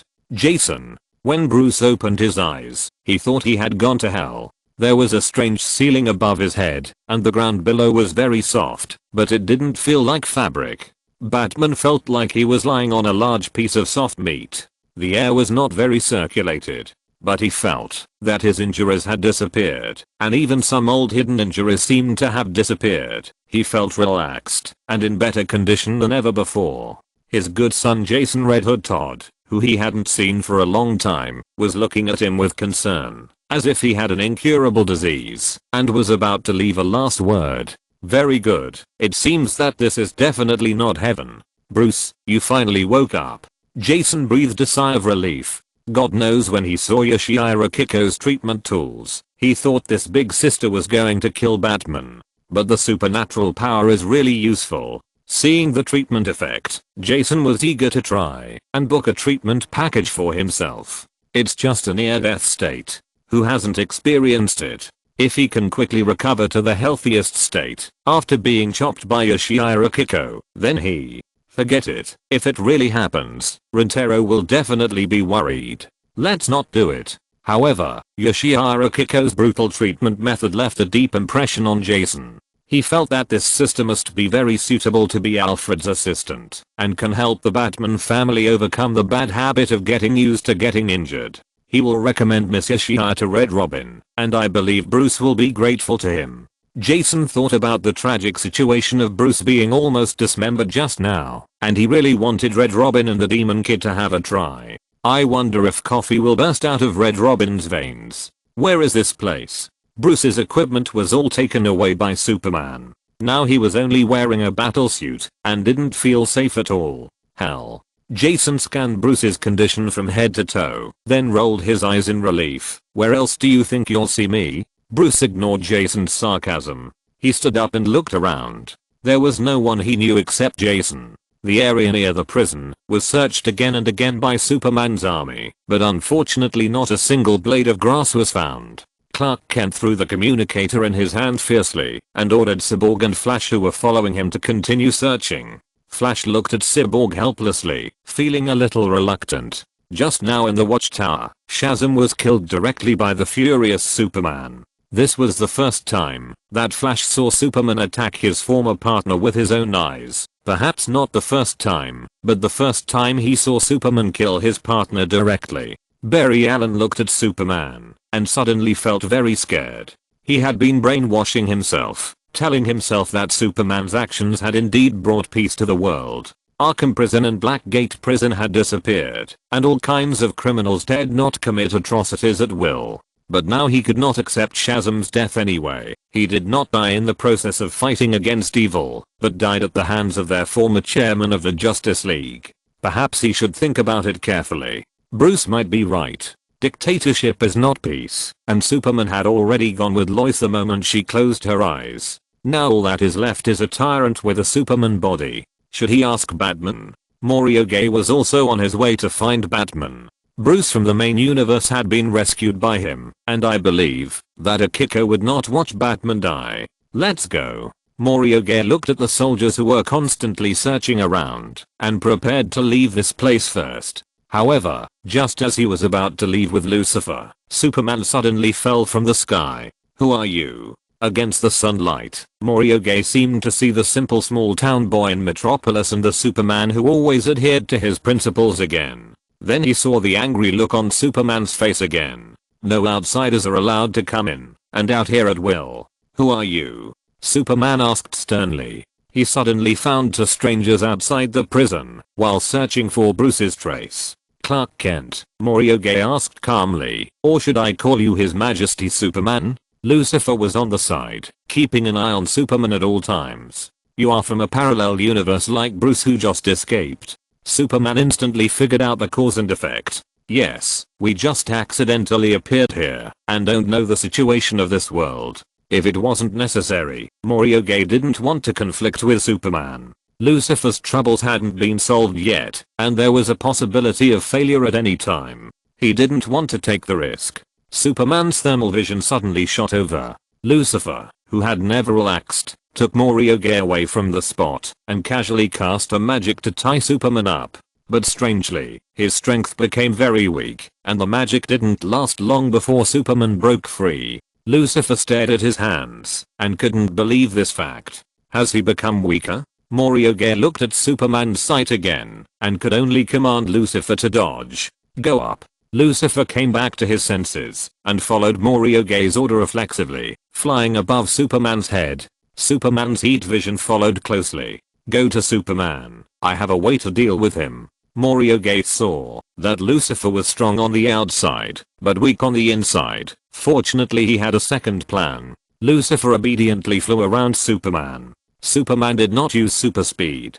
In his opinion, these two people were just like flies who didn't know how to live or die, just a guy who knew a little magic and a child who knew nothing. But Superman suspected that they let Batman go, although he didn't know what means they used. If you honestly hand over Batman, I will consider letting you go. Superman used his breath to freeze the big tree next to Morioge and Lucifer. What if not? Morioge commanded Lucifer to continue flying up. Then I will kill you first, and then go find Batman. Superman didn't understand, while Lucifer flew above his head. But this didn't stop him from killing these two guys. At this moment, a figure in a black coat suddenly appeared above Superman. Because the distance was too close, Superman was too lazy to dodge, and let the other person fall into his arms. Then Clark felt his body become heavy, and he felt the power of gravity for the first time. Chapter 108. Chief Mori really knows how to make the best use of his resources. Chief Say looked at Morioge with an aggrieved expression. You actually threw me down from the air like this. Although there was Superman to cushion his back, it was still painful to fall on a large mass of muscles. Damn Chief Mori. Same here, Daze-kun. I dared to do this because I believe in your ability. Morioge didn't believe that Daze Osamu wouldn't make the best use of his resources. Who was the person who held him tightly in Yokohama? He was just giving it back. The two foxes smiled at each other, and thunder and lightning flashed. Daze-kun, please don't let go. Our lives are all in your hands. Daze Osamu smiled and poked Superman's muscles that had become the same as those of humans. Lucifer rubbed his arms. Although he couldn't understand the atmosphere, his intuition told him that this was a unique quarrel between humans. If he blindly intervened, he would definitely be in trouble. Morioge did notice the abnormality of Lucifer just now. This guy's strength seemed to have weakened. Was it because of God? But he didn't ask. Now he had to deal with Superman's matter first. Superman Clark Kent has been tied up by several people. Fortunately, this is a remote corner, and Superman always appears alone because of his strong ability. Jason and Bruce stood aside and frowned.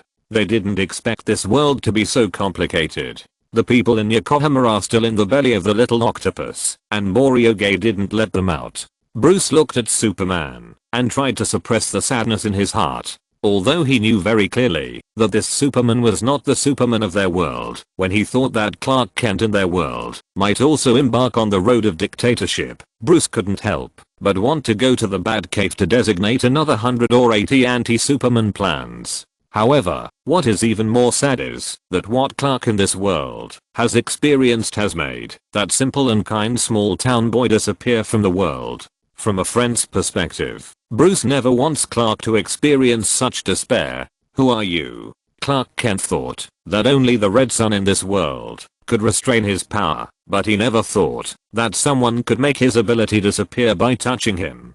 His perspective is no longer usable, and he really can't see through the situation of these people. The only thing that is certain is that Bruce Wayne is from a parallel universe. So are the rest of these people also from a parallel universe? Superman looked at the man who put his hand on his shoulder with disdain, lowered his head, and tried to think about how to escape. Morioge ignored Superman's doubts, but after carefully checking the rope, he injected Superman with sedatives and muscle relaxants to prevent him from breaking free from Daze Osamu's control. After doing all this, Morioge turned his eyes to Batman. What are you going to do with this, Superman? Now it is because of Daze Osamu's existence that Superman can be restrained. Once they leave this world, Superman may be restored. Morioge doesn't care. These are none of his business. But Jason and Batman may not let it go. In fact, according to Morioge's idea, the danger should be killed at the source. If they kill this Superman directly here, there will be no worries. But he knows that Jason and Bruce will not agree to this plan. Leave it to the Batman of this world. Bruce said after a silence. The danger of this world should be solved by the people of this world. However, Bruce can probably guess what Batman in this world is thinking and why he came to this world. His power to travel through the world comes from the mother box. Who would deliberately open the power of the mother box and bring him into this world? Superman here would not do this, so it is obviously Superman's hostile forces. Who could it be? The answer is obvious. Batman in this world. This was indeed done by Batman in this world. If he was not really desperate, he would not be persuaded by Lex Luthor to set his sights on the parallel universe. Although Luthor seems to be a supporter of Superman, he has actually contacted Batman and the resistance behind the scenes. The instrument that Batman used to summon the Justice League of the parallel universe was also completed by their cooperation. Even Batman in this world has to admit that Luthor's plan is indeed feasible. The superheroes in this world are all puppets under Superman's regime. Therefore, Lex Luthor suggested summoning the Justice League of the parallel universe in the secret base of Batman in this world. There is a kryptonite gun that can deal with Superman, but it requires the DNA of 5 other superheroes besides Superman to open it. This is the anti-Superman device that everyone kept when the Justice League still existed. The address only exists in Batman's mind. Now is the time to activate this weapon. Batman, the leader of the rebels, was very glad that the Justice League partners from the main universe quickly gathered in his Batcave. Knowing that the situation was critical, Bruce did not explain anything, but took a few people to the place where he stored the kryptonite gun. Just when they finally arrived at the door of the secret base, Bruce suddenly stopped everyone. Someone has been here. The dust in the corner of the door was a little unnatural. Everyone's face suddenly became ugly. No matter what, we have to go in and take a look. Wonder Woman Diana said, this is the hope of this world. After the other members of the Justice League appeared in this universe, they began to look for Batman. This is everyone's habit. As long as there is a righteous Batman in this world, finding him is always the most reliable choice. Maybe it was because Superman's attention had long been attracted by Batman in the main universe, and he did not find any traces of others. Several people successfully reunited, and at the same time, learned about the situation in this universe. Could it be Superman coming? Asked the Flash. However, Superman's style of doing things in this world has always been simple and rough, and everything is flattened by violence. It is not like him to hide after coming here. What Bruce is more worried about is when this secret base was exposed. However, there is another possibility. The mechanism is opened, and this secret cave made of stone appears in front of everyone. B. Flash was the first to react. You are here too? Who else knows Batman's secret? Of course, it is Batman himself. The Batman of the two worlds finally meet. Asterisk asterisk, so we don't need the kryptonite gun at all? Green Arrow's bow turned flexibly in his hand. Then why did they desperately gather together? Aquaman rubbed his arm. He really fought hard with the Aquaman here to escape, and his arm was almost chopped off. Isn't this great? Flash looked at the unconscious Superman next to Dazai Osamu, sighed exaggeratedly, and then praised Mori Oge. Chief Mori is so powerful, he can even deal with Superman with one move. The Mafia leader in the Flashpoint world really left a big psychological shadow on Barry Allen. When Chief Mori smiled, he wanted to pass cigarettes to him. This is a man who competes with Bruce's father. Rounding it off, Batman may not be able to defeat Chief Mori. Barry Allen looked at Jason with admiration. This is the man of the boss. Mori Oge glanced at Barry Allen, who didn't know what he was thinking. Wonder Woman looked at Mori Oge with loving eyes, smiled and praised. You did a great job. Oliver Queen's eyes were hard to describe. If I remember correctly, this is an adult man. You don't have to talk to him like you're coaxing a child. It was really a bit too strange. Diana felt that she couldn't control herself. The Amazon princess is always full of maternal love when facing human cubs. Even the adult Mori Oge is still a child to her. Not to mention Mori Oge, who now has the skin of a cub. Chief Mori. Jason hugged little Mori Oge and proudly carried him on his shoulders. Dazai Osamu laughed out loud. The atmosphere in the secret base suddenly became a little warm. Batman in this world looked at the lively and harmonious scene and couldn't help but miss the Justice League in the past. They didn't get to this point at the beginning. Countless messes happened in the middle. He watched the small town boy lose everything he had and finally turned himself into a tyrant. They are all responsible for the world becoming like this. Superman did not get enough trust and care, and as companions, they also ignored that Superman actually had a fragile heart under his steel body. Even Superman can only bear a limited amount of emotions and injuries. Once the threshold is exceeded, anyone may go astray. I have prepared the Red Sun prison a long time ago, Bruce in this world said. He still has to make up his mind to guide this world back on track. No matter who it is, if they do something wrong, they will always have to pay the price, even if it is him. Bruce, who is also Batman, glanced at his counterpart and said nothing. What about the other superheroes in this world? Aquaman Arthur Curry asked in a low voice. The Aquaman here actually signed a treaty agreeing to Superman's rule over the Atlanteans. Wonder Woman here is also ready to make the Amazons submit to Superman's regime. I will solve these problems. This is the problem of our world. Bruce said, the Amazons don't actually want to be ruled by others, and Arthur is, just for the survival of the Atlanteans. As long as Superman is controlled, the remaining problems are not difficult to solve. Everyone nodded with relief. We also need to return to our own world as soon as possible, Diana said. We left very suddenly, and there are still many things to do. I will send you away with the mother box. Bruce nodded. However, Mori had other plans. He glanced at Lucifer, who was still secretly trying out his magic power, then turned to look at the two Bruces. I need to return to my original state as soon as possible. I think maybe Batman's research has made progress. Mori felt that he had been in this state for too long. As a child, it was very inconvenient at many times. Jason nodded in agreement. When we return to our world, Bruce said, a new antidote has been developed. Mori hesitated and said, I think it's best to be in this world. We came to this world because we can't go back to Gotham. Fortunately, he met Bruce by coincidence. He hasn't yet determined whether it was Lucifer who couldn't return alone, or whether everyone in Yokohama couldn't enter Gotham. Bruce already knew where Mori and Jason had gone these days. This kind of trouble caused by crossing the world is indeed difficult to solve, but he thinks the problem lies with Lucifer and has nothing to do with Mori. Last week in Gotham, someone auctioned a pair of wings. Bruce said, looking at Lucifer. If you're listening to this novel on a channel other than Fanfic World, it means they downloaded and uploaded it without effort. We cordially invite you to visit our channel, Mundo Fanfic Novelos. There you'll find the original version of this story and you can explore many other novels of various genres. We're waiting for you to immerse yourself in a world of incredible novels. Chapter 109.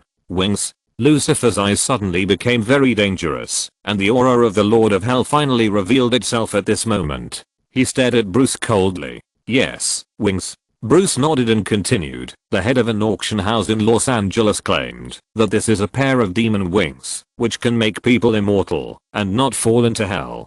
Some people have witnessed its effect. It's a big gimmick. Jason frowned and thought about the consequences this incident would bring to Gotham. However, can the wings of the devil keep people from falling into hell? I'm afraid it will take people to hell. How can someone believe such a clumsy lie? Indeed, someone believed it.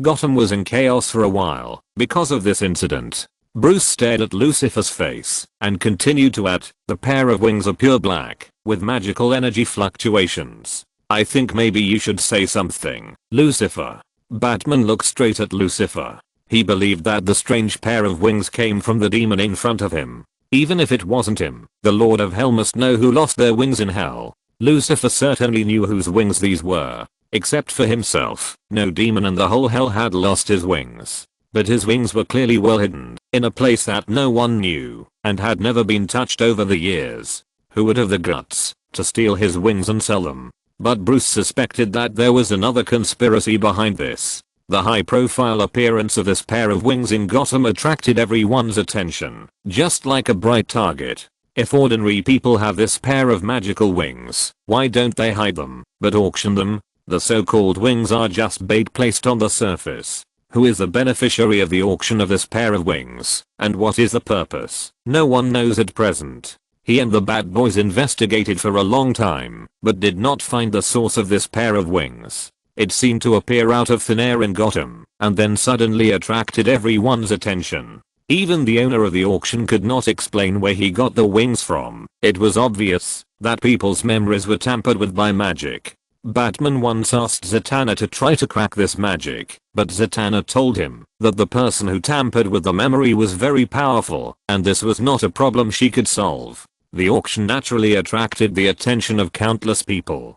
Senior government officials, elite entrepreneurs, and various superstars flocked to Gotham. This is what Bruce is most worried about. Someone used a special item to gather many important people in Gotham. What's next? Mysterious things are always extremely attractive, even if they have never been confirmed. This pair of wings seems to have some mysterious power. Some people have seen its ability to bring the dead back to life. Even Bruce has seen it with his own eyes. Obviously, the person who is dead has regained his life under the cover of the wings. Bruce thought it was another trick of a ghost occupying the magpie's nest, but the person's family believed that he was the real person. The person who came back from the dead has all the memories of his life, and all his movements and habits are exactly the same. The dead person returned to society and did not seem to have any adverse symptoms. He himself was normal and had not shown any abnormality so far. Such a situation certainly caused an uproar in a certain secret circle, and the owner of the auction was not stupid enough to announce it to the world. But it was almost time to announce it to the world. All the superstars and superheroes who should know already knew about it. People were very interested in this mysterious wing. Lucifer's face turned even darker. He was now completely certain that the pair of wings being auctioned belonged to him. The wings of the Lord of Hell could of course protect the souls that had gone to hell, and even pull the dead back to the world from the flames of hell. No wonder he felt that his power had been weakened during this period. His wings did have something to do with his power. Although he cut off his wings willfully, if someone hurt his wings, they could still indirectly hurt him. If his wings were stolen, and he became weak now, Lucifer recalled carefully with a gloomy face, who had the ability to steal his wings? But he really had no idea. As the Lord of Hell, he had many enemies, but the opponent who could match him could only come from heaven. Could it be his brothers and sisters? Bruce observed Lucifer's expression imperceptibly. Now he was almost certain that Lucifer himself was the owner of the pair of wings. It's a pity that he can't contact Constantine now, otherwise this guy who often deals with demons should be able to give an accurate answer. Last week's auction was attacked, Bruce said. Mercenaries appeared at the auction site and tried to snatch the wings. So the auction has been suspended, and it is said that it will be auctioned again in a month. This auction was held in secret. Bruce sneaked in to see that all the customers who appeared covered their faces with uniform masks and bid at will. The auction did not allow outsiders to enter and exit at will, and customers were strictly screened. Mori glanced at Lucifer. This news sounded too much like a huge conspiracy. Bait, mantis, cicada, yellow bird, everything is available. Maybe we need to find a place to discuss countermeasures. Mori said. They have a lot of things to solve now. Gotham's auction, Lucifer's inexplicably weakened power, the follow-up problems of this world, Mori-Oge's antidote, and how to return to Gotham. Let's go to the Batcave. The two Batmen said in unison. The Batcave in this world is not in the familiar place of Bruce in the main world. The former Batcave has long been a ruin under the Superman regime. The cave hidden underground slowly opened, and Bruce led everyone into his own territory. He has imprisoned Superman in the Red Sun prison and announced the news to the world. The shock caused is of course great, and it can be said that the whole world began to make noise. But establishing a new regime and overthrowing the previous violent institutions cannot be accomplished overnight. Batman really has no heart. Barry Allen drooped his shoulders. He just saw the Flash of this world come to Batman, and then was imprisoned by the Batman of this world right next to Superman. The only difference is that he doesn't need the Red Sun. This makes Barry feel very empathetic. B, if I make a mistake one day, will you arrest me too? Barry actually knew that he would get a positive answer, but he still held a strange expectation. Although this Batman is your counterpart, you are not the same person. So Bruce, you will make a different choice, right? For example, just fight with me, or punish me to write a self-criticism. I'll consider reserving a single room for you in Arkham. Bruce said. Barry sighed sadly. Fortunately he had no intention of doing evil. The biggest gain from staying in the Batcave for a few days was the development of Morioge's recovery potion. This touched Jason very much. He hadn't seen an adult doctor for a long time. In fact, it wasn't very long. After all, he had just left Chief Mori in Yokohama. Jason watched with his own eyes as the light blue potion was slowly pushed into Morioge's body by the syringe. After the potion completely entered Morioge's blood vessels, he grabbed Morioge and ran into the room, and then locked the door all of a sudden, so fast that Batman didn't react. Bruce, Morioge, who also didn't react, pushed Jason. "Jason, I don't think I need your help." Morioge felt pain in his bones, which should be recovering soon. This feeling of growing up suddenly was very uncomfortable. "Why not?" Jason reached out and unbuttoned Morioge. "Take off your clothes quickly." "Morioge? Question mark? Do you know what you are talking about?" Chief Mori's mouth twitched. Jason's impatient look was very similar to the night when he sat on his lap and tried to seduce him. This situation is a bit wrong, isn't it? It's daytime now, but it seems very exciting. When he recovers, he can indeed give Jason some rewards. Chief Mori had a smile on his face. "When you grow up a little bit, your clothes will be torn." Jason continued to help Morioge take off his small shirt and said, "It will strangle you. I don't think you can do the shirt that bursts in the animation." Morioge, "Oh." The chief took off the smile on his face and reflected on the nonsense in his mind. He thought Jason finally couldn't wait and wanted to continue with what he didn't have time to complete in Yokohama. Chief Mori reflected for 3 seconds, then obediently stripped himself naked and hid in the quilt waiting for himself to change back. When the two finally came out of the room, Morioge finally turned back to an adult, but the corner of his mouth was a little red and swollen. Jason's mouth was also swollen, and there was even a not very obvious tooth mark on it. Mr. Red Hood smiled a little silly. Chief Zay sat on the floorboard, and he obviously also learned the news that Morioge had recovered. Seeing the adult version of Dr. Mori appear, he showed a very regretful expression. "Alas, in fact, the little Chief Mori is more adorable. Why do you want to change back?" Morioge returned Daze Osamu an emotionless chief smile. "If Daze-kun wants to become a child, you can ask Batman to help you prepare a potion." Chief Zay raised his eyelids and glanced at Morioge coldly. "Boring adults." At this time, President Fukazawa walked in from the door with everyone in Yokohama. After discussion, the Batman reached a consensus that they would quickly solve the problems of this world and then return through the mother box. The auction in Gotham should not have started yet. They happened to hold a meeting of the Justice League here to discuss countermeasures for that strange auction. President Fukazawa, who has a very high military power, takes his team out for patrol every day to ensure the safety of the surrounding area and maintain normal life order. Occasionally, he also participates in the task of capturing superheroes. At present, President Fukazawa and the Tiger have successfully captured Hal, the Yellow Lantern Hal, who succumbed to fear, and successfully put him in prison. President Fukazawa looked at the familiar leader Mori and suddenly froze for a moment, then reacted, "Congratulations." He has always been concise, and Morioge can quickly understand what he means, which is to congratulate himself for finally returning to normal. "Thank you."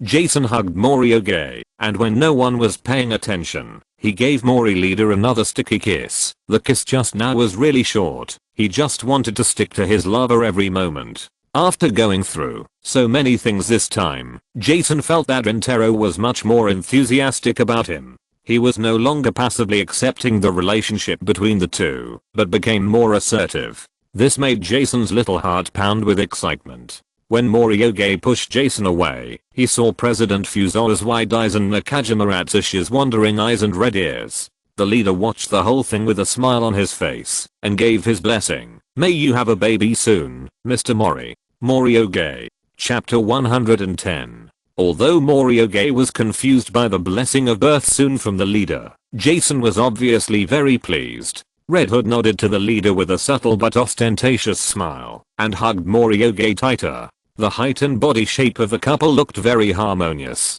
So harmonious that Daze Osamu wanted to take a picture and print it on a flyer. to distribute to every member of the Port Mafia, and burn it for Mr. Mori who died in their world. Morioge pushed Jason away and walked 2 steps to the side, trying to make himself look less petite. But the unforgettable scene just now has been deeply ingrained in President Fukasawa's mind. The poor, single, and cat-only Silver Wolf instantly forgot the purpose of his visit to Morioge.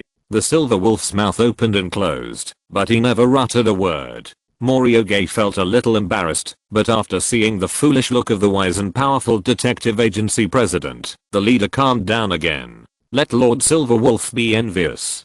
Who made him scare away all cats and men and women with his cold face? The president of the detective agency does not deserve to have a lover.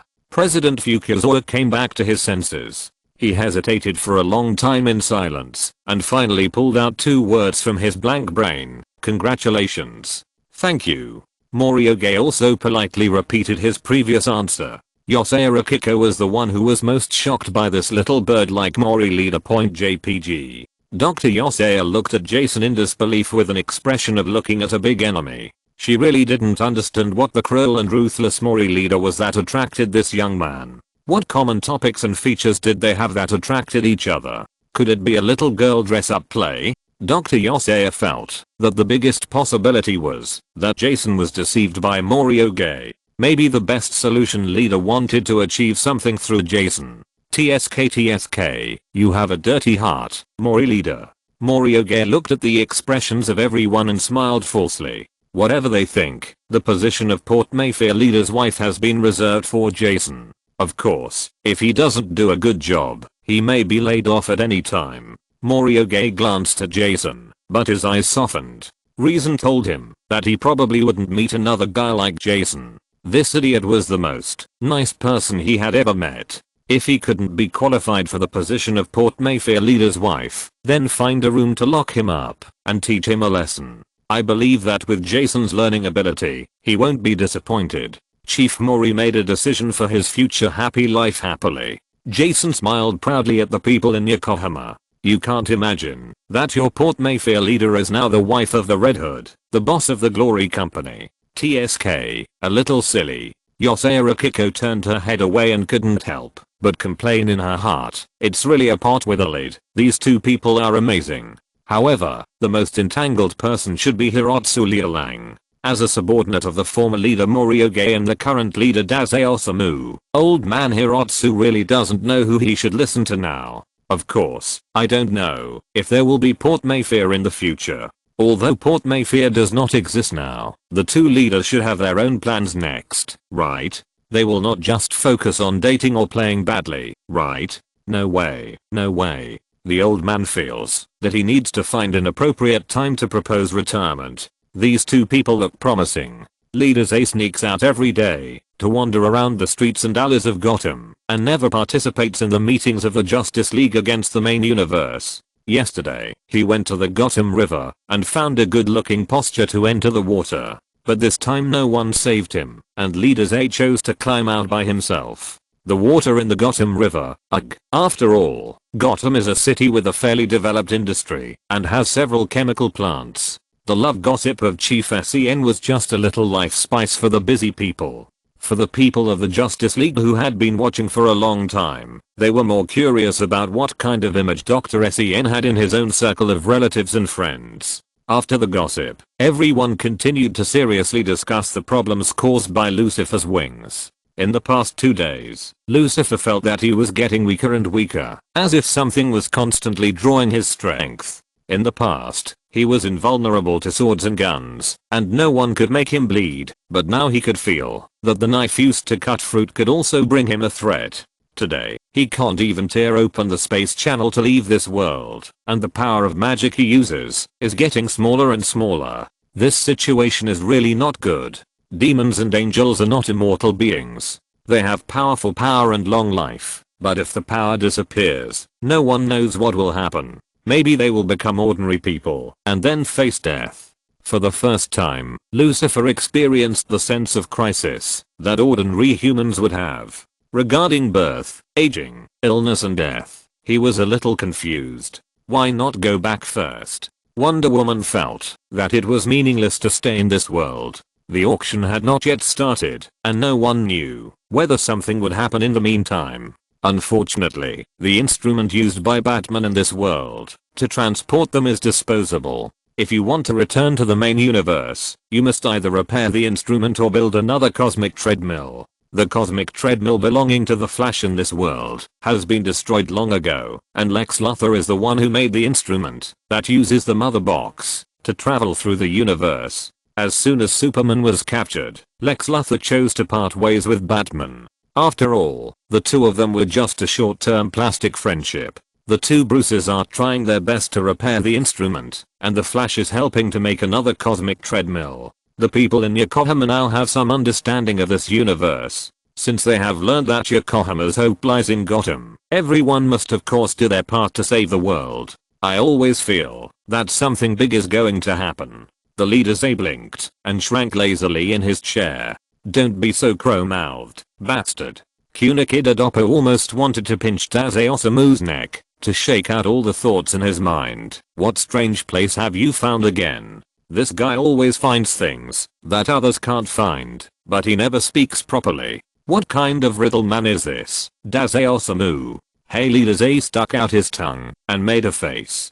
After all, watching people's faces change is one of his few bad tastes. The bandage on Daze Osamu's face has been taken off, and his two iris-colored eyes are finally fully exposed. The black coat on his body is still retained.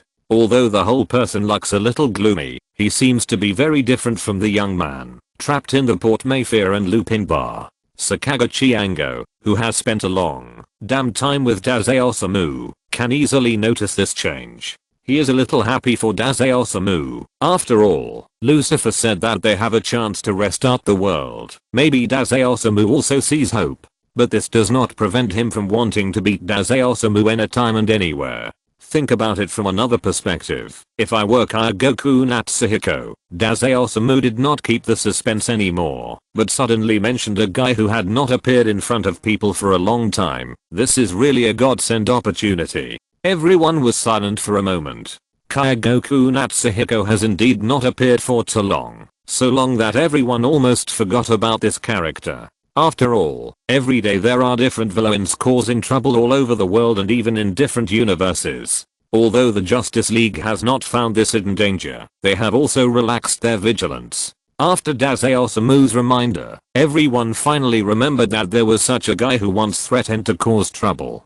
Sakaguchi Ango took a deep breath. He had seen the record of this person in the files of the Supernatural Agent Department. The files of the Sorcerer and the Homicide Detective were highly confidential in the Supernatural Agent Department, and he was not even at the level to access these files. It is said that his supernatural power can disturb people's hearts, said Ango Sakaguchi. Although he didn't know the deeper inside story, he had heard some news. He only likes to control everything behind the scenes and rarely shows up in person. Almost no one can catch his criminal traces. 25 people who disappeared in Tokyo within a month were related to him. Several senior government officials committed unforgivable crimes under his induction, and the indirect death toll reached hundreds. Oh, Ango, don't repeat these news that everyone knows. Daze Osamu deliberately waved his hands at Ango Sakaguchi, saying words that could make people angry to death. But according to the pettiness of the Supernatural Special Agent Department, Ango, who has never been successful in undercover in Port Mafia, is already good enough to know these. Ango Sakaguchi, I'm so sorry that I haven't succeeded in undercover yet. And it's not that I didn't succeed in undercover, it's that the world ended as soon as I entered Port Mafia, asshole.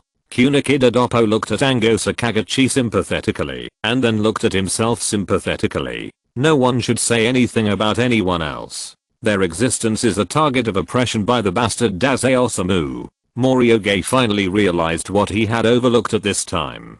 Kaigoku Natsuhiko is indeed likely to take this opportunity to do something to Gotham. Yokohama's existence is already closely linked to Gotham. If Kaigoku Natsuhiko does something to Gotham, Yokohama will definitely be affected.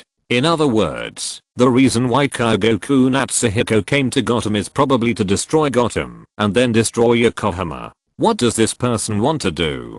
Green Arrow Oliver Queen really doesn't understand this weird villain. Most of the villains he met seemed to have some purpose for doing bad things, wanting to rule the world, or for their twisted ideals. In short, they all want to get something by doing bad things. But he doesn't understand the purpose of this Kagaku Natsuhiko. What's the benefit of destroying the world? If you can understand his thoughts, you're probably not in the Justice League now. Batman rarely made a joke. There are far more psychopaths in Gotham than in Star City. He has long learned not to try to empathize with the logic of psychopaths. It's not hard to understand.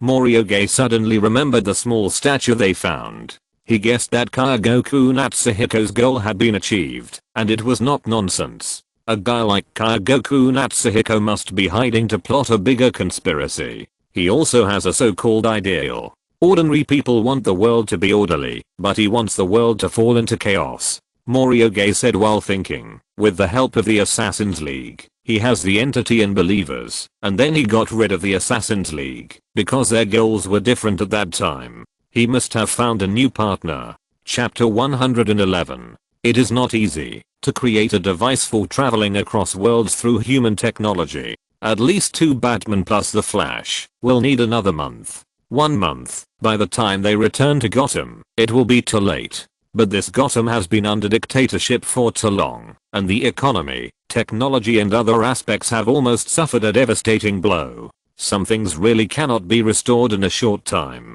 Bruce frowned. The people in Yokohama are not very good at these things, and can't help for the time being. They even pulled the Flash of this world out of prison to help, and Luthor also, agreed to provide theoretical support, but this can only shorten the time. To return to the main universe to 2 weeks. It's still too long. Bruce said, Gotham has been in chaos during this period. If it is delayed for another 2 weeks, there may be greater danger. Morioge also agreed with this statement. Perhaps Kagaku Natsuhiko has already started to act. Is there any other way to cross the parallel universe? Morioge frowned and thought.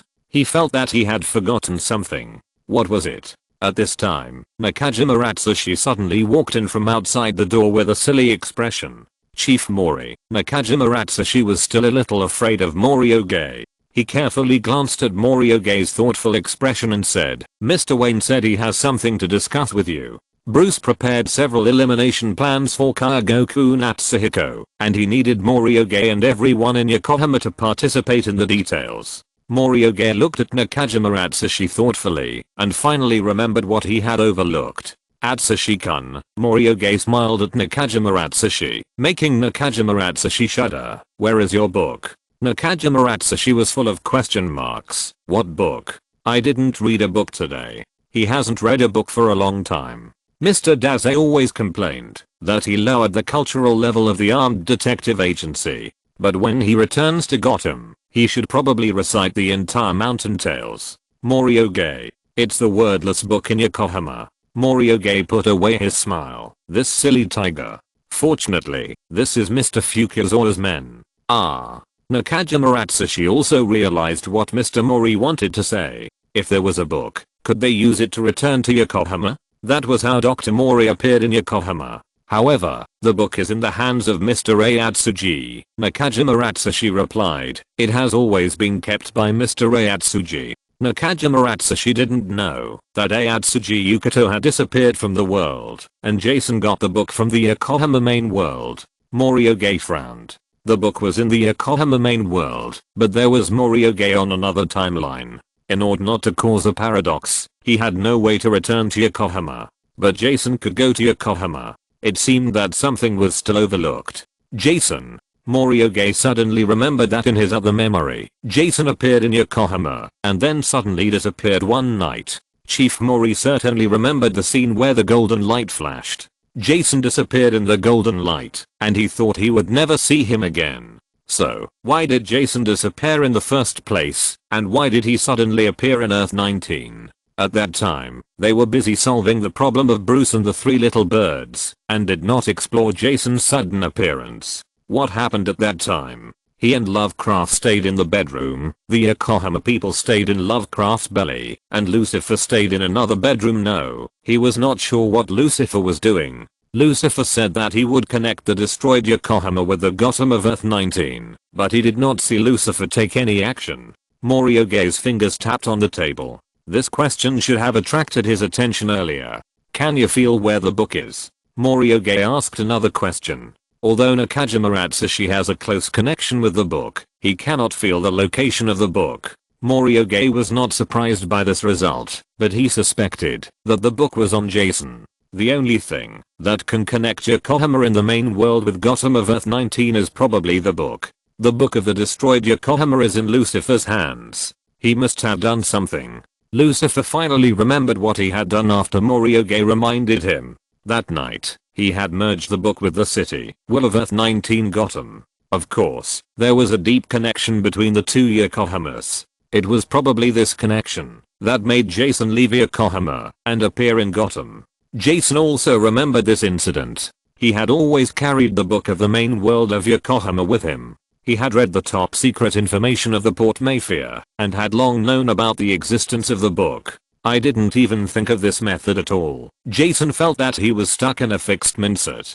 He always thought that traveling through the world could only be done through the Flash. But can the book really take us back to Gotham? It's theoretically feasible, Lucifer said. This can also be regarded as a manifestation of the city will. The city wills of Gotham and Yokohama are connected, and it is indeed possible to return to Gotham through it. However, some energy is needed to break the barriers of the world. The implication is that the book is indeed a way to return to Gotham, but their car is out of gas. Energy. Barry Allen thought, can the Speed Force work? His Speed Force itself is a higher dimensional energy body. Lex Luthor can bring the Batman of the main universe to this world, and he really stole the Speed Force of the Flash of this world. It sounds feasible. Bruce glanced at Barry. If Barry was used as a power bank for the book, maybe he could really bring everyone back to Gotham. Then we just need to make some modifications to the previous equipment. Everyone felt that they saw hope. Give us 3 days, Bruce said. 3 days later, Barry stood nervously on the combination of the cosmic treadmill prototype and the Luthor brand crossing machine. The treadmill's tracks were cleverly connected to a huge, bowl-shaped machine. This was the Speed Force capture device taken from Luthor's machine. When he started running, the Speed Force would be absorbed by this device and then input into the book. We have calculated that the success rate is over 80%. Don't be nervous, Barry. The affirmative attitude of the two Bruces gave Barry great confidence. If Batman thinks it is feasible, then there should be no problem. This time everyone got into Lovecraft's stomach. The unspeakable power can really protect everyone well. Even if it fails this time, they will not be hurt. The 8 eyes of the innocent toolfish showed a look of despair. He was just a means of transportation, a monster carrying meat shield, and a walking damage isolation device. This cold world simply has no mercy on craftsmen. When he arrives in Gotham, he must find an ocean to sink and sleep for 100 years. But there are Atlanteans on the seabed. They won't disturb him, right? The Flash began to run at full speed. A golden light flashed, and the Speed Force generated by Barry's running began to be absorbed continuously. The book seemed to be stimulated and began to vibrate constantly. The little octopus, with a full belly, lay obediently on the book. Barry's speed became faster and faster, and the book shook more happily. Finally, the golden light appeared on Lovecraft, and Lovecraft felt a strange pull. The Flash, the book and the octopus disappeared on the spot. Bruce, who had been staring at the Bat computer, finally breathed a sigh of relief. Judging from the energy fluctuations, this time of crossing should not have failed. After sending away these visitors from another world, Bruce still had a lot of things to do. Almost all the work of rebuilding after the dictatorship was overthrown fell on him. Although it was very tiring, Batman was happy to bear such a burden. After all, the world would get better and better. Bruce shook his head, looked at the instrument that had completed its mission, and turned to leave the Batcave. Another Batcave.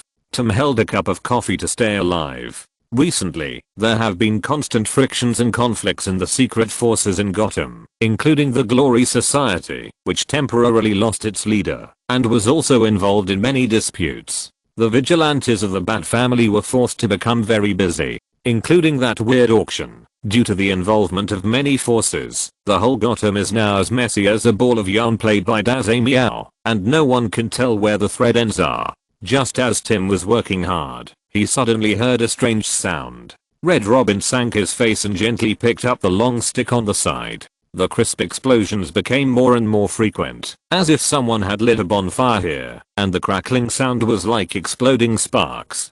Tim saw golden red sparks suddenly appear in the middle of the Batcave, and then the sparks became more and more. This looked familiar, like the speed of the Flash. Tim narrowed his eyes. The space near the sparks was distorted, the air seemed to be extremely squeezed, and sparks burst out from the center to the surroundings. Barry Allen appeared in the middle of the sparks, hugging a book and a small octopus. Barry rubbed his buttocks, that were hurt by the fall. The surroundings were familiar. He didn't know how many times he had been here. Barry? Tim's voice came from above his head. Barry looked up and saw Red Robin standing vigilantly on a high place. Hey, Tim. Barry finally breathed a sigh of relief at this time. It seemed that he was back in Gotham. However, Red Robin did not relax his vigilance. After Bruce disappeared, they found that the members of the Justice League also disappeared at the same time. It was hard not to have conspiracy theories. They tried to find the giants of the Justice League, and finally found that these people had gone to a parallel universe. It's a pity that even Superman can't go to other universes at present. Besides, when the other big guys of the Justice League disappear, this world still needs Superman to take charge. As for this guy who suddenly appeared in the Batcave, who knows if he is the real Barry Allen? Barry saw Red Robin's suspicious eyes and immediately took out the little octopus to prove his innocence. Listen to me, Tim. We were pulled over by Batman from another universe. Barry raised his hand and shook the octopus in his hand. Bruce is also there. Wait for me to let him out. After that, Barry excitedly opened Lovecraft's mouth. Lovecraft rolled his 8 eyes together and then resigned himself to vomiting. Red Robin watched a familiar ragdoll cat, a red panda with a reddish brown body and a tuft of white hair on its head, a grey-black koala with long arms and legs and big ears, a colorful butterfly, and a cute golden marmoset appear one after another. The little octopus seemed to be ready to continue to vomit. Barry Allen. Chapter 112. Barry stared at the small animals on the ground in amazement. Lovecraft burped and felt that his stomach was finally a little better. After all, stuffing people in the stomach always causes indigestion. The little octopus wiped the corner of his mouth. Just when Lovecraft was about to continue to smother people, Barry suddenly threw him away. What's going on? Barry didn't care about the little octopus in his hand. He just wanted to know where these animals came from and where their beloved heroes in the league were. Would this time of crossing fail?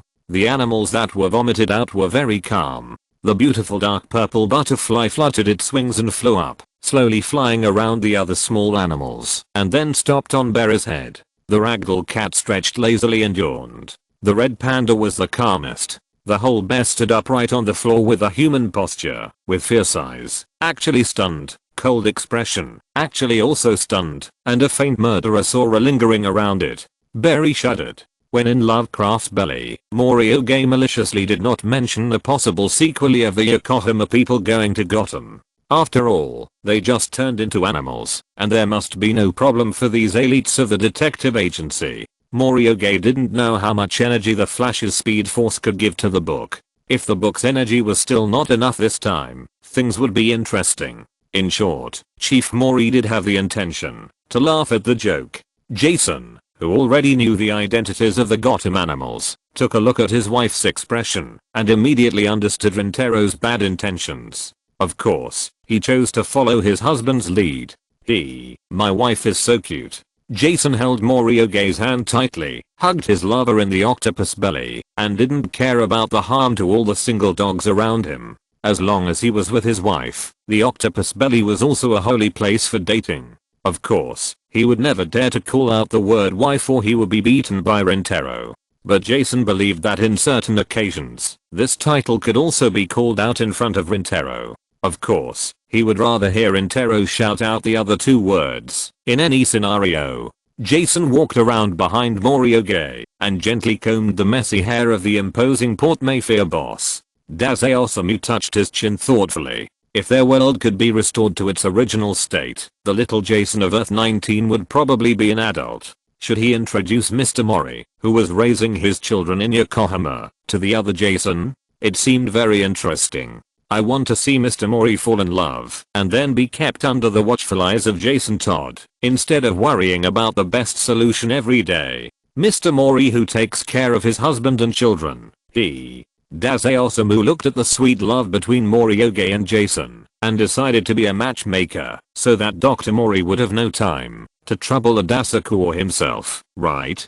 President Fukazawa seemed to have suddenly developed a great interest in the structure of the octopus's belly. His eyes were bright and upright, and he didn't even look at the corner of the young couple. Instead, Yosei Akiko watched openly and with relish. Batman had already adapted to the stickiness of the two, but Wonder Woman, Aquaman and Green Arrow couldn't stand it. Arthur looked away and decided in his heart that he would not stay on land and would go home to find his beloved Mera as soon as he got ashore. Who doesn't have a wife? When Bera's speed force took the book away, everyone in Lovecraft's stomach felt it. At the moment of crossing the world barrier, the golden light also appeared on everyone. However, except for Morio and Nakajima Atsushi, the Yokohama people felt uncomfortable more or less, as if they had squeezed through a thick and sticky liquid, and they felt a little difficult to breathe.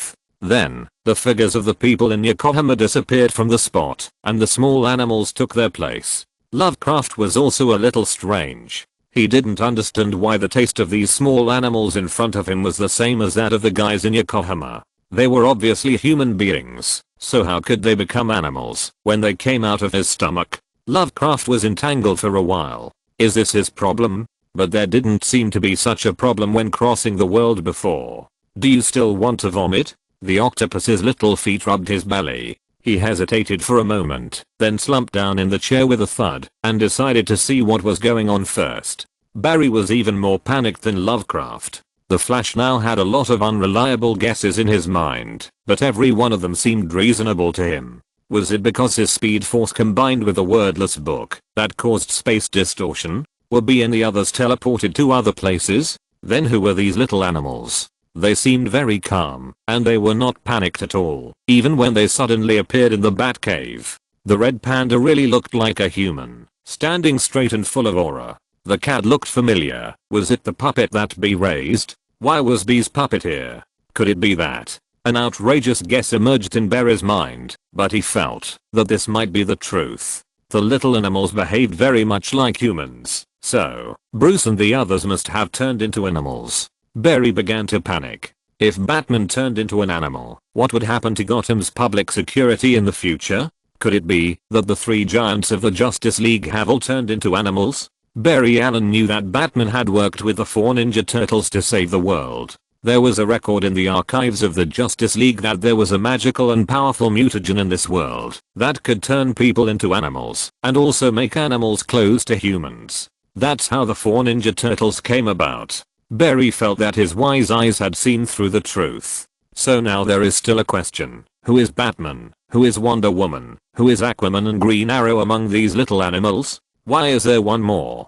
Is it Mr. Mori? Barry's eyes moved back and forth among these little animals. Tim was still standing high up, frowning and looking down. He had just scanned Barry's body, and he did look like the Flash. But why did this guy appear in the Batcave with a group of little animals? He still looked like he was struck by lightning. Barry carefully observed the characteristics of the little animals in panic. Who is Batman? He had to find Batman first, and Bruce must have a way. The red panda still stood straight. Barry suddenly realized. Sure enough, even Batman must be the calmest one after turning into an animal. Barry took 2 steps forward and slowly approached the red panda. He knelt on one knee, gently held the red panda's furry red paw, and asked, "Bruce, is that you?" Red Panda. Red Panda, aka President Fukazawa of the Armed Detective Agency, was immersed in the furry touch and couldn't extricate himself. Cat. It's a cat. The name of the red panda also has a cat. President Fukazawa was first shocked by the fact that he turned into a small animal and his expression was blank, and then he was so cute that his mind went blank. He touched his furry red tail, raised his paw to the light, and looked at his paw pad, and his expression became more serious. Rounding it off, he is also a person who has touched a cat. Lovecraft burped again, and he couldn't help but think that Batman should still be in his stomach. The 8 big eyeballs turned together, and Lovecraft decided to spit out the rest of the people. It's right that these guys treat me as a toolfish. Maybe I accidentally ate something, and they mutated in my stomach. Lovecraft was very curious about what Morioge would become. Just as Barry grabbed the red panda and called Batman, the little octopus let out another long U. Morioge, Nakajima Atsushi, Jason and the Justice League appeared in front of him. Craftsman, TSK. Tom, who had been watching, was slightly relieved. Master Bruce, welcome home. Alfred happened to appear in the Batcave. The first thing the clean loving housekeeper saw was the small animals on the ground. He wanted to give the cat a bath. When taking stray animals home, they must be dewormed, bathed and checked. In addition, he needed to buy a few more sweeping robots, otherwise Wayne Manor would be flooded with the hair of small animals in the future. Bruce greeted Alfred, and then looked at the small animals on the ground. Although he had just taken a look in Lovecraft's stomach, it was still amazing to see it again. Barry pretended that nothing happened. He gently put down the red panda paw in his hand. Hi, Bruce. Flash smiled awkwardly but politely. The weather in the Batcave is really nice, isn't it? Bruce. Barry, you idiot. Even calmer than the red panda who was addicted to sucking himself was Mr. Koala. Sakaguchi Ango didn't feel anything special after turning into an animal because he hadn't reacted yet.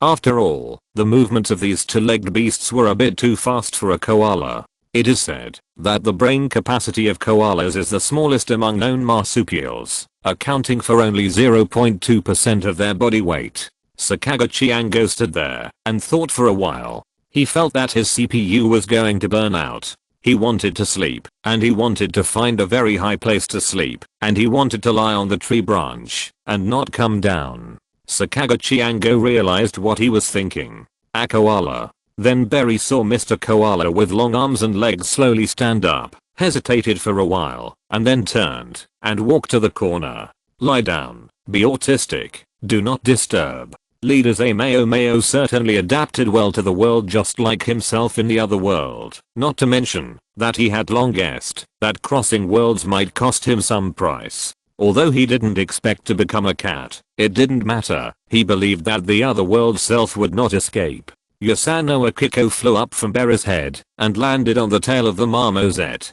Golden marmoset, also known as golden lion-faced marmoset. This little monkey looks very strange, with very lush golden long hair and a face that looks like a lion. It is both domineering and funny. The advantage is that the fingers are slender and the flexibility is comparable to that of humans. The little monkey trembled and took out a notebook with the word ideal written on it, ready to leave a last word on it. Why?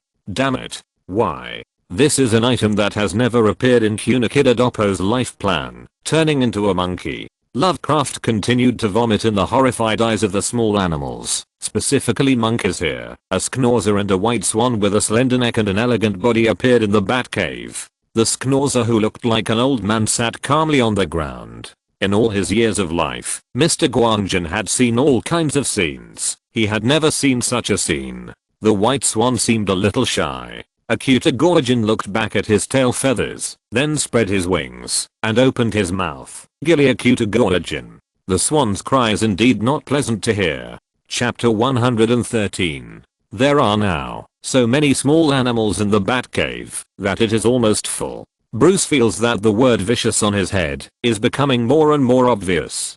Is there no way to make them return to normal? Bruce rubbed his forehead tiredly.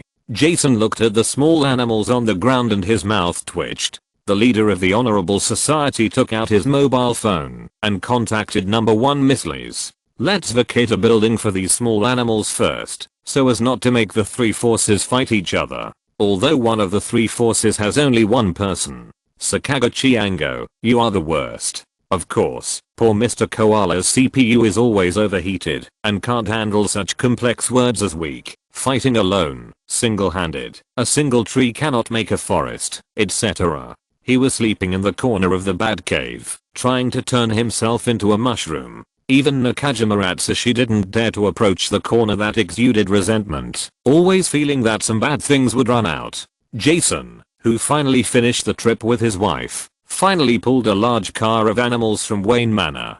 Fortunately, the Koei company is rich, at least the house is big enough to live in. However, Jason's generous behavior made his poor subordinates think they saw a shortcut to please their boss. Jason looked at his subordinate who brought a cat to his house and couldn't help but beat him up. He really didn't want to see furry things recently. This is the resentment of Jason, who saw small animals fighting every day, especially ragdoll cats. He swore that he would never keep ragdoll cats, even if he had pets in the future. Ragdoll Cat X2. Hey, there is no way. Who can see the corgi of Chihuahua, the koala Rango, and the monkey Kunikida and still be indifferent? Of course, we have to communicate with each other. What's more, there are double Adasaku. Happy. But Jason found that when he returned to Gotham, the wordless book that served as a signpost also disappeared. He and Rintaro studied it for a long time, but they couldn't find where the book went. However, Batman, who has studied the city's will, guessed that the book did not disappear. The will of the city is ever changing, and the book may just be a form of manifestation. If Gotham and Yokohama are about to merge, then the will of the city may also need to make some preparations for this. Gotham is still the familiar Gotham. Batman, who finally returned, sat in front of the computer in the Batcave with some relaxation, preparing to review what happened during his absence. In fact, nothing happened in the past few days. The incidents he was solving before leaving had been perfectly concluded by the bad boys. It seemed that there was nothing he needed to worry about. No. Bruce frowned. Indeed, nothing big happened. The villains seemed to be the same as usual. People imprisoned in Arkham and Blackgate prisons tried to escape every day, and the villains who still had a chance to appear outside routinely made trouble. However, friction and crime between ordinary people have increased. The crime rate is abnormal, Batman said with a serious face, pointing to the data on the screen. This week, the number of thefts increased by 15% year-on-year compared with last week. Not only that, the rate of robbery, murder and other cases has also increased. Although there are cases in Gotham almost every day, they are not so frequent. We've also discovered that, Tim frowned, a little confused, Will's detective agency has received a significantly higher number of cases this week, and it seems that everyone's family atmosphere is not very harmonious. There are too many cases of cheating, murders, and malicious arson. Will was so busy this week. With the help of Ed a Gore little fat bird, Daz a big fat cat, and Oda little QTX2, his detective agency became more and more popular, almost pressing his colleagues around to the ground. Will had to hire some additional employees to help him deal with customer communication and order reservations, and Tim almost stayed in the detective agency all the time. However, becoming the greatest detective in the world has always been Red Robin's ideal, and Tim enjoyed the life in the detective agency. According to the clues, the investigation was deduced, the real criminal was found step by step, and finally the person was successfully sent to the GCPD. Using legal means to fight criminals, this seems to be not much different from the nightlife of a vigilante. Tim wanted to divide himself into 8 parts. 5 in the detective agency, and the remaining 3 in Wayne Group, Teen Titans, and Batcave. Will received a commission the day before yesterday, Tim continued to report, from the former mayor Andrew White, asking to investigate the flow of funds of the current mayor. The Penguin successfully ran for the new mayor during the time when Jason and Maria Gay left Gotham. Oswald Cobblepot is now the mayor of Cobblepot. It must be said that the Penguin is really good at public speaking. He is physically disabled, has a huge fortune, and has a weird face, but he can portray himself as very loving. His past atrocities were beautified by him as acts of protecting Gotham. In the end, Cobblepot was able to coax most citizens to vote for him. However, Batman doesn't care much about who the mayor is. After all, the political affairs of Gotham are not decided by one person. Whoever becomes the mayor here will almost become the same in the end. Bruce frowned. Andrew White's failure in the election was expected. Even if the Penguin hadn't become the mayor, it would be almost impossible for the former mayor to be re-elected.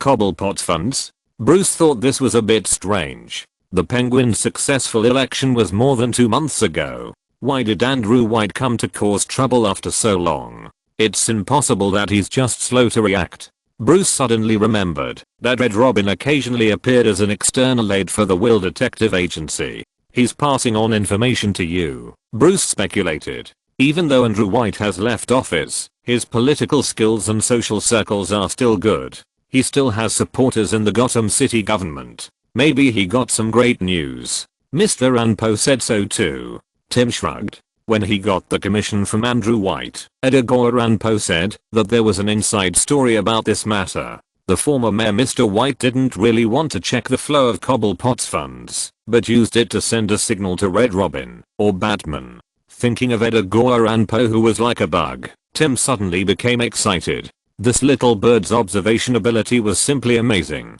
Red Robin could of course see that Edgar Anpo didn't have the same special abilities as other small animals. This detective bird really relied on his outstanding observation ability to make inferences.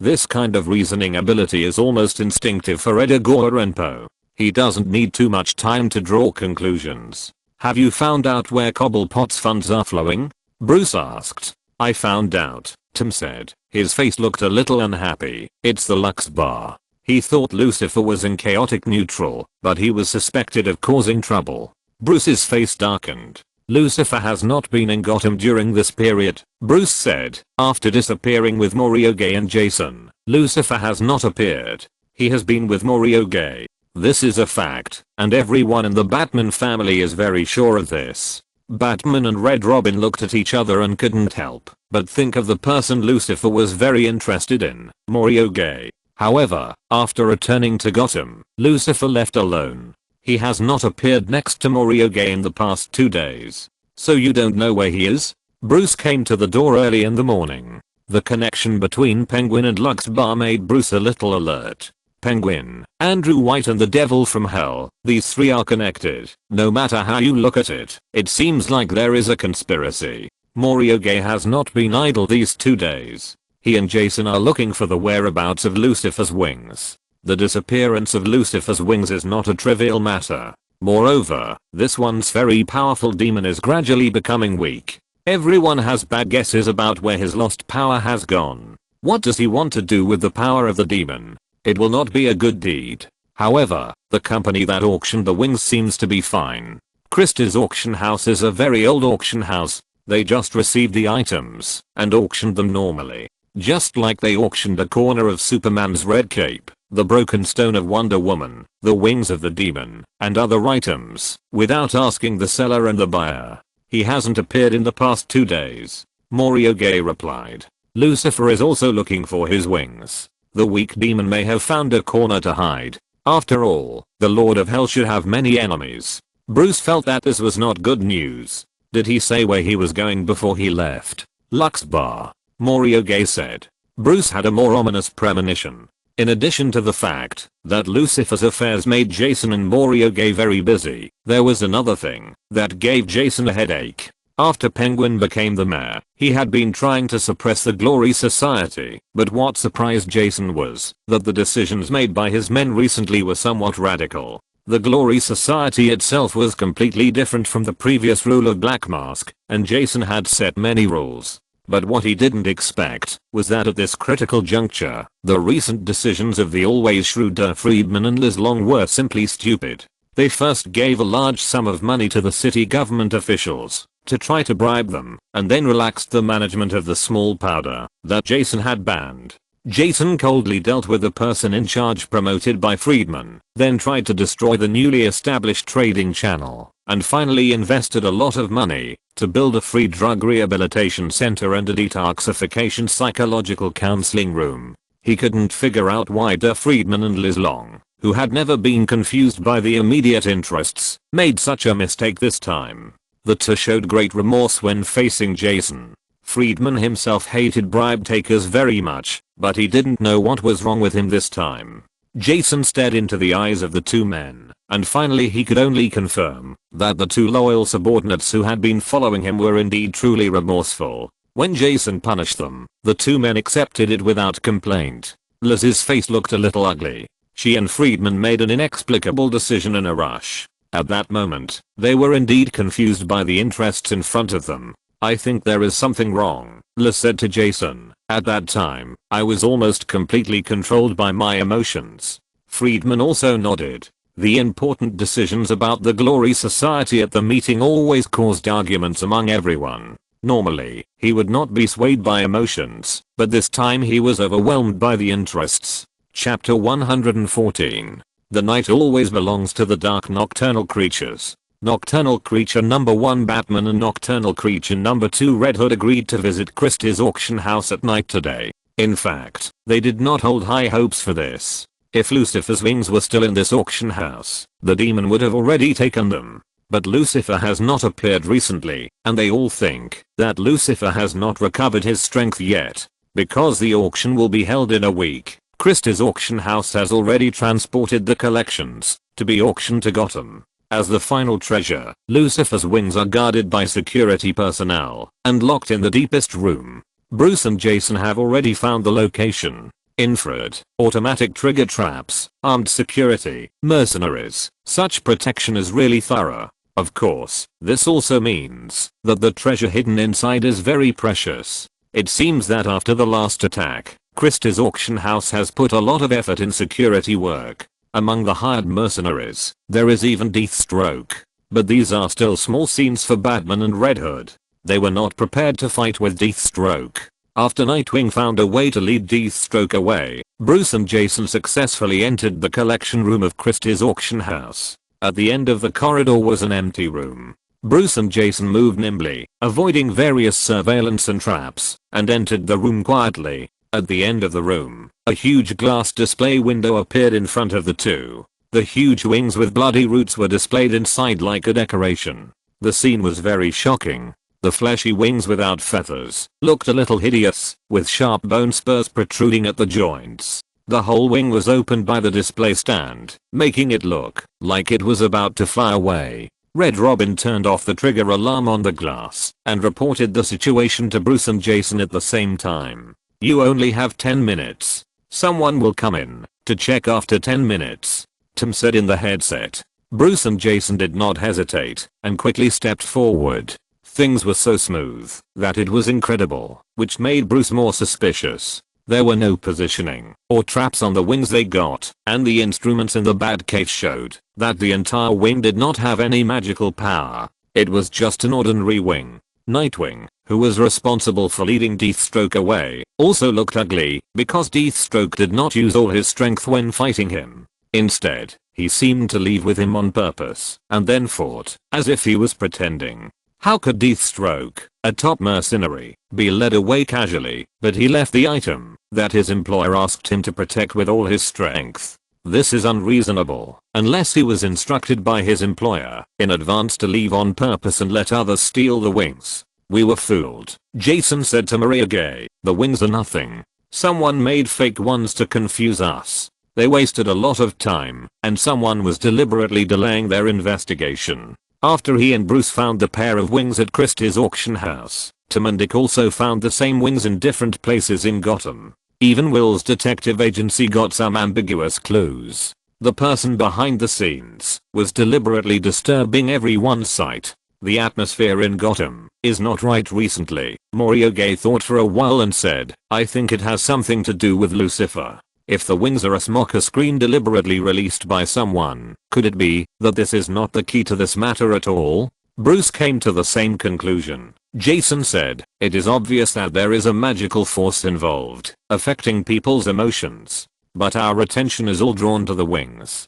Constantine and Zatanna have also come to Gotham to investigate at Bruce's invitation, but they also did not get any clues. But Constantine said that he had not seen Lucifer for a long time, and now he could not find any trace of this demon through magic. The investigation in Gotham has reached a bottleneck, and the people in the Justice League have become busier. Gotham's restlessness seems to be spreading to the whole world, and there are people on the earth calling for Superman every moment. Clark had to hide in the bathroom more frequently after work. His boss Perry White had looked at him with disgust several times and suggested that he go to the hospital to see a male doctor. Clark. Superman put on his red cape again and flew out of the window to try to stop the two tragedies happening at the same time, but he couldn't split into two. When he appeared here, it was too late. There were more and more frictions and conflicts, and violent and bloody incidents kept happening. Clark Kent, wearing Superman's uniform, floated in the air in a daze, looking at the tragic scene below. He heard the call for help, but he was tripped by the tsunami on the other side of the earth. The young mother and the child who looked only 5 or 6 years old fell in a pool of blood, and the executioner was trying to tear off the gold necklace on the woman's neck with his bloody hands. Clark could hardly control his anger. The man with the gun stared at Superman floating in the air, but he not only did not retreat, but raised the gun in his hand and pulled the trigger at Superman. The Man of Steel was obviously not afraid of such a fragile weapon. Superman instantly appeared in front of the heinous robber, twisted the weapon in his hand into a twist, and then threw the man against the wall. The robber, who fell to the ground, showed a strange smile, fell to the ground, and stopped breathing. The son of tomorrow, or the tyrant. Do superhumans have the right to punish criminals beyond the law? Chief Justice Leinster. Criminal behavior should be punished by law. Once again, the people need to get an explanation from the Justice League. No killing principle, belief or joke. Clark stood in the Batcave with shame, watching the video playing on the computer with uneasiness. Some people were marching and demonstrating, demanding that the government incorporate the Justice League and punish Superman. Bruce frowned and looked at Superman. Sorry, B. Clark's blue eyes were full of apology. I was too impulsive. Clark didn't see it the first time that it was another trap for him. Now, the video of Superman killing criminals is circulating everywhere on the internet. It's not your fault, Bruce said. If the other party wanted to frame Superman, he couldn't avoid it. According to the kind character of the small town boy, he would rush in to save people without hesitation, even if it was a trap. Public opinion is still fermenting further. It is obvious that someone is fishing in troubled waters here. The forces that framed Superman spread news that was not favorable to the Justice League. On the other hand, the government and the people of the society should not want to miss this good opportunity. Superheroes have always been very high in the hearts of the people, so high that government officials have been constantly worried, as if superheroes are just like those short-sighted politicians who only see power and status. It is not unreasonable for government officials to fear the reputation and status of superheroes, Bruce thought. The Superman in another world has proved that he does have the potential to become a tyrant, as long as he is stimulated to a certain extent, and the Superman in their world is now once again in a public opinion crisis. When the external environment always questions Superman, maybe one day Superman will be sad. Bruce knows very well that under the steel body of the small town boy hides an upright, kind, and soft human heart. Superman's body may not be hurt, but his heart will. In fact, when Superman first debuted, such doubts have always existed. Lex Luthor is the biggest spokesperson for this kind of speech. Every time he speaks in public, he will inevitably diss Superman. Many people were attracted by Lex Luthor's remarks. There was a time when Superman was suspected of having bad intentions, but at that time no one had concrete evidence and everything was just speculation. The majority of people believed in Superman, and those who did not believe in Superman were grateful when he saved the world. But this time was different. When Superman threw the robber out, his angry blue eyes were clearly photographed, and the angry expression on his face was also magnified, appearing on the front pages of major media. Public opinion on the internet was divided into two camps. Some people believed that the criminal deserved his death. Even if Superman arrested him and brought him to court, he might be sentenced to death in some states, and Superman did not need to be responsible for this. While the other half of netizens believed that procedural justice was more important. If superhumans could not follow the law, how would ordinary people protect themselves? If they could punish criminals based on their own judgment, how could they ensure that there were no false cases? In case they made a mistake in judgment and killed innocent people, who could punish them? After all, the majority of people in the world are silent. It is obvious that there is a mastermind behind those who jump up and down and make comments online, but Superman is now trapped in his own emotions and can't see through this. He seems to think that everyone is against him. Similarly, the regret of not being able to save the mother and son is also tormenting the heart of the small town boy. Even though he has been a superhero for many years, he will still feel sad when facing such a scene. Bruce looked at Superman's expression and continued to think. It seems that this is the purpose of the mastermind behind the scenes, using disgusting public opinion wars to transfer the public's dissatisfaction to Superman and the Justice League. If it can disturb Superman's emotions, it would be great. Superman's state is somewhat worrying. The Superman of their world will not become like the last world. Bruce widened his eyes and suddenly realized something. Clark was a little disappointed and a little sad because he saw the doubt and hesitation in Bruce's eyes. Clark can temporarily ignore the doubts of ordinary people because time will eventually prove everything. Even if he tries his best to explain, he can't stop strangers from doubting.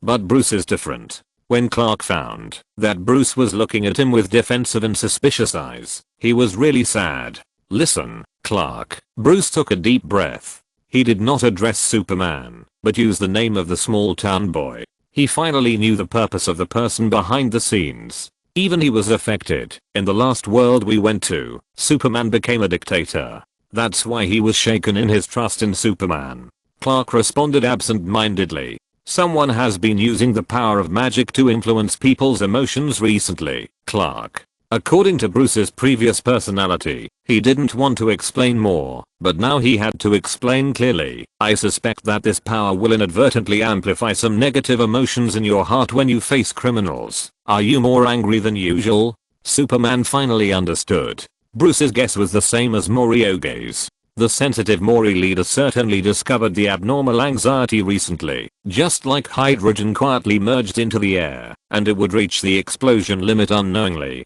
At that time, only a small spark would be needed to overturn the whole world. Cats and dogs are also trying to help. The violent factions such as Nakatara Chuaya, Akutagawa Ryunosuke and Hirotsu Yanami patrol the streets every day to prevent frequent violent incidents. Daze Osamu X2 plus Edagawa Fichu in the detective agency are constantly collecting various information, trying to piece together the truth from the fragmented and chaotic information flow. But there are still too few clues. Edagawa Ranpo believes that Lucifer is the key to solving this matter now. However, according to the existing clues, Edagawa Ranpo judged that Lucifer, who had lost his power, had already been abducted, and at the same time, this power that could disturb people's hearts was the ability that Lucifer was stolen. Lucifer can make everyone reveal their inner desires, and no one can lie in front of him. If this power is amplified, can it induce people to ignore morality and laws and do what they want in their hearts? Chapter 115. Unfortunately, no one knows where Lucifer is now. The situation of the Glory Society is not very good.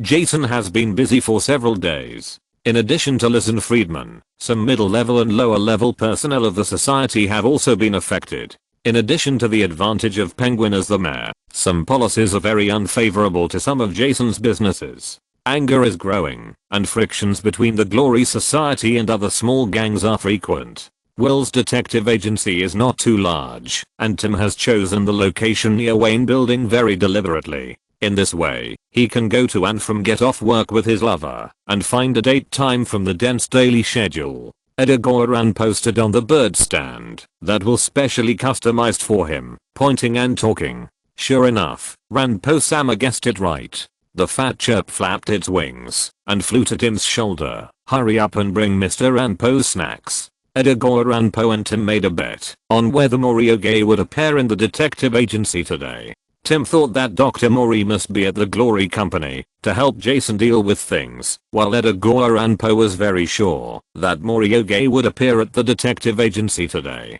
Tim thought that, although Edagawa Ranpo was indeed good at case reasoning, this unfounded speculation was proven to be true. As it turned out, Edagawa Ranpo did infer Morioge's movements through clues. As the object of the bet, Morioge decisively ignored the arguments between the detectives. "Let's talk business, Ranpo-kun," Morioge said to Edagawa Ranpo. "Since you already know that I will come to you, you should have guessed my purpose." Morioge did not help Jason solve the problem. Firstly because those things were completely no problem with Jason's ability, and secondly because, if this power that affects people's hearts is not solved from the source, these small troubles will only increase. It is better to solve the person who caused the trouble directly. "So, did Ranpo-kun infer Lucifer's location?" Morioge asked. Although Morioge himself is also a script freak, it is obvious that Edagawa Ranpo is better at case reasoning. They are not enemies now, and Lord Silverwolf is here too, even if this is not Lord Silverwolf from their world. TSK, although I don't like you very much, Edgar Ranpo buried his face in the effort bird snacks brought by Tim, and said to Morioge through the voice generator while eating, but considering that you are the other party's real target, the color of Morioge's eyes became darker, and looked like wine red under the lights of the detective agency. Edgar Ranpo paused for a moment, and then continued in a serious voice, you won't die if you go. If others go, they will die. Morioge quickly connected the clues in his mind. Kaigoku Natsuhiko hopes that the world will end and demons will run rampant. Now people's hearts are floating and the chaos is rampant. It should be his handiwork, so Kaigoku Natsuhiko should find a way to kill himself. After all, he will definitely find a way to destroy Kaigoku Natsuhiko's plan. But Edgar Ranpo said that he was safe. So, the person who regarded himself as a target in Edgar Ranpo's mouth should not be Kaigoku Natsuhiko. Kaigoku Natsuhiko has a new partner, and he has the ability to harm Lucifer. Stealing Lucifer's ability to affect the whole world is not something that ordinary people can do. This person must have a big background. Most of the enemies who can fight against Lucifer come from heaven and hell. Is Kaigoku Natsuhiko's partner an angel or a demon? He is just a person with special abilities. There are countless people in this world who are stronger than him in terms of military strength. It's not that Morioge is self-deprecating, but he can't figure out why the other party's target is him. Morioge believes in the abilities of Edgar Ranpo and the two Dazai Osamu. Since they said so, they must have seen clues that he didn't find. What makes him more special than other special abilities and superhumans? Yokohama and Gotham. Morioge suddenly remembered that Nakajima Atsushi said that most of the energy of the book is used to protect him, and the book is the will of Yokohama. In other words, Yokohama is protecting him. After he came to Gotham, he accidentally awakened the will of Gotham. Does he want the city will of Yokohama or Gotham? Morioge asked. He was basically certain that the guy who was planning to do something to him was an enemy of Lucifer, a magical being or a being close to God, at least as powerful as Lucifer. The other party would not kill him, but had other intentions. Edgar Ranpo looked at Morioge with admiration. Very good, Mr. Mori. Edgar Ranpo liked to talk to smart people. He had discussed this matter with the two Dazai Osamu. Yokohama and Gotham were almost one, and Morioge, who was being watched by both cities, was obviously a key figure. Perhaps Morioge himself did not know yet, but he already had the powerful power given to him by the will of the city. Let's go to Lux Bar, Mr. Mori. Edgar Ranpo said at last. It's best to go alone. If others go with him, who knows what the powerful being comparable to Lucifer will do. Morioge did not ask Edgar Ranpo how he deduced it. Thank you, Ranpo-kun. Morioge had already gotten the answer he wanted, and he turned and walked out of the detective agency. Little Alice appeared beside Morioge and took Morioge's hand. Alice, we are going on an adventure. Morioge grabbed the little girl's hand and sighed pitifully. Since Edgar Ranpo said that it would be okay if he went alone, he would take a risk. Lux Bar is located in Gotham's most prosperous diamond district. This is it, Alice, let's get off. Morioge parked the car. Lucifer opened a bar in the human world purely to observe humans. As soon as he left, the bar stopped operating. The door was closed, and the doors and windows were covered with layers of dust. Morioge stood at the door. He didn't know who he would meet here, but since Edgar Ranpo made such a deduction, it meant that there must be important clues here. Just as Morioge stretched out his hand and was about to push open the door, it suddenly opened automatically. Welcome, visitor from another world. A man's voice came from inside the door. Although I didn't plan to see you so early, this time seems to be a good time. Morioge had no impression of this voice. Your Excellency seems to know me. Morioge asked. The environment in the bar did not seem as dilapidated as Morioge thought. A man who looked 70% like Lucifer sat on the sofa. Of course, you are well known in hell through my dear brother. The man replied. Morioge had not heard of Lucifer's brother. In the Bible, Lucifer was the son of the morning star carefully created by God before he fell into hell. He was the most elegant angel. Let me introduce myself first. I'm Cain. Cain, the first murderer in the world, recorded in the Bible. I think you may not know me, Cain said, but I know you. You brought Lucifer a whole world, and his wish was finally fulfilled. Mori, do you want a world too? He did not understand what Cain wanted to do. Cain chuckled and seemed to despise Lucifer's pursuit. I'm not the child who longed for God's approval like Lucifer. What do you think is eternal in this world? God? The universe? Cain made an invitation gesture to Mori.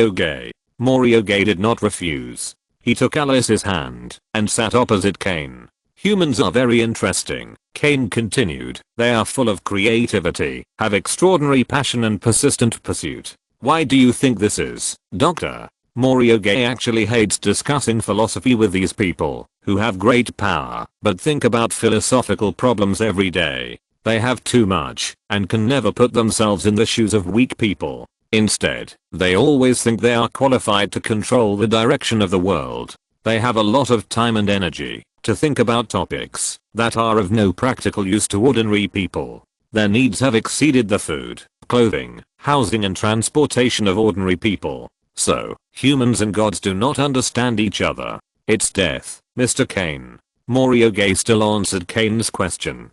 Cain's eyes were more interested. Sure enough, you understand. Of course, it is a limited life that allows people to have unlimited creativity, and a life that is too short compared to God will have reckless passion. Yes, it's death, sweet nectar, blooming flowers. Cain continued, how beautiful death is, but it's a pity that I have been deprived of the right to die forever by God because of the mistakes I made.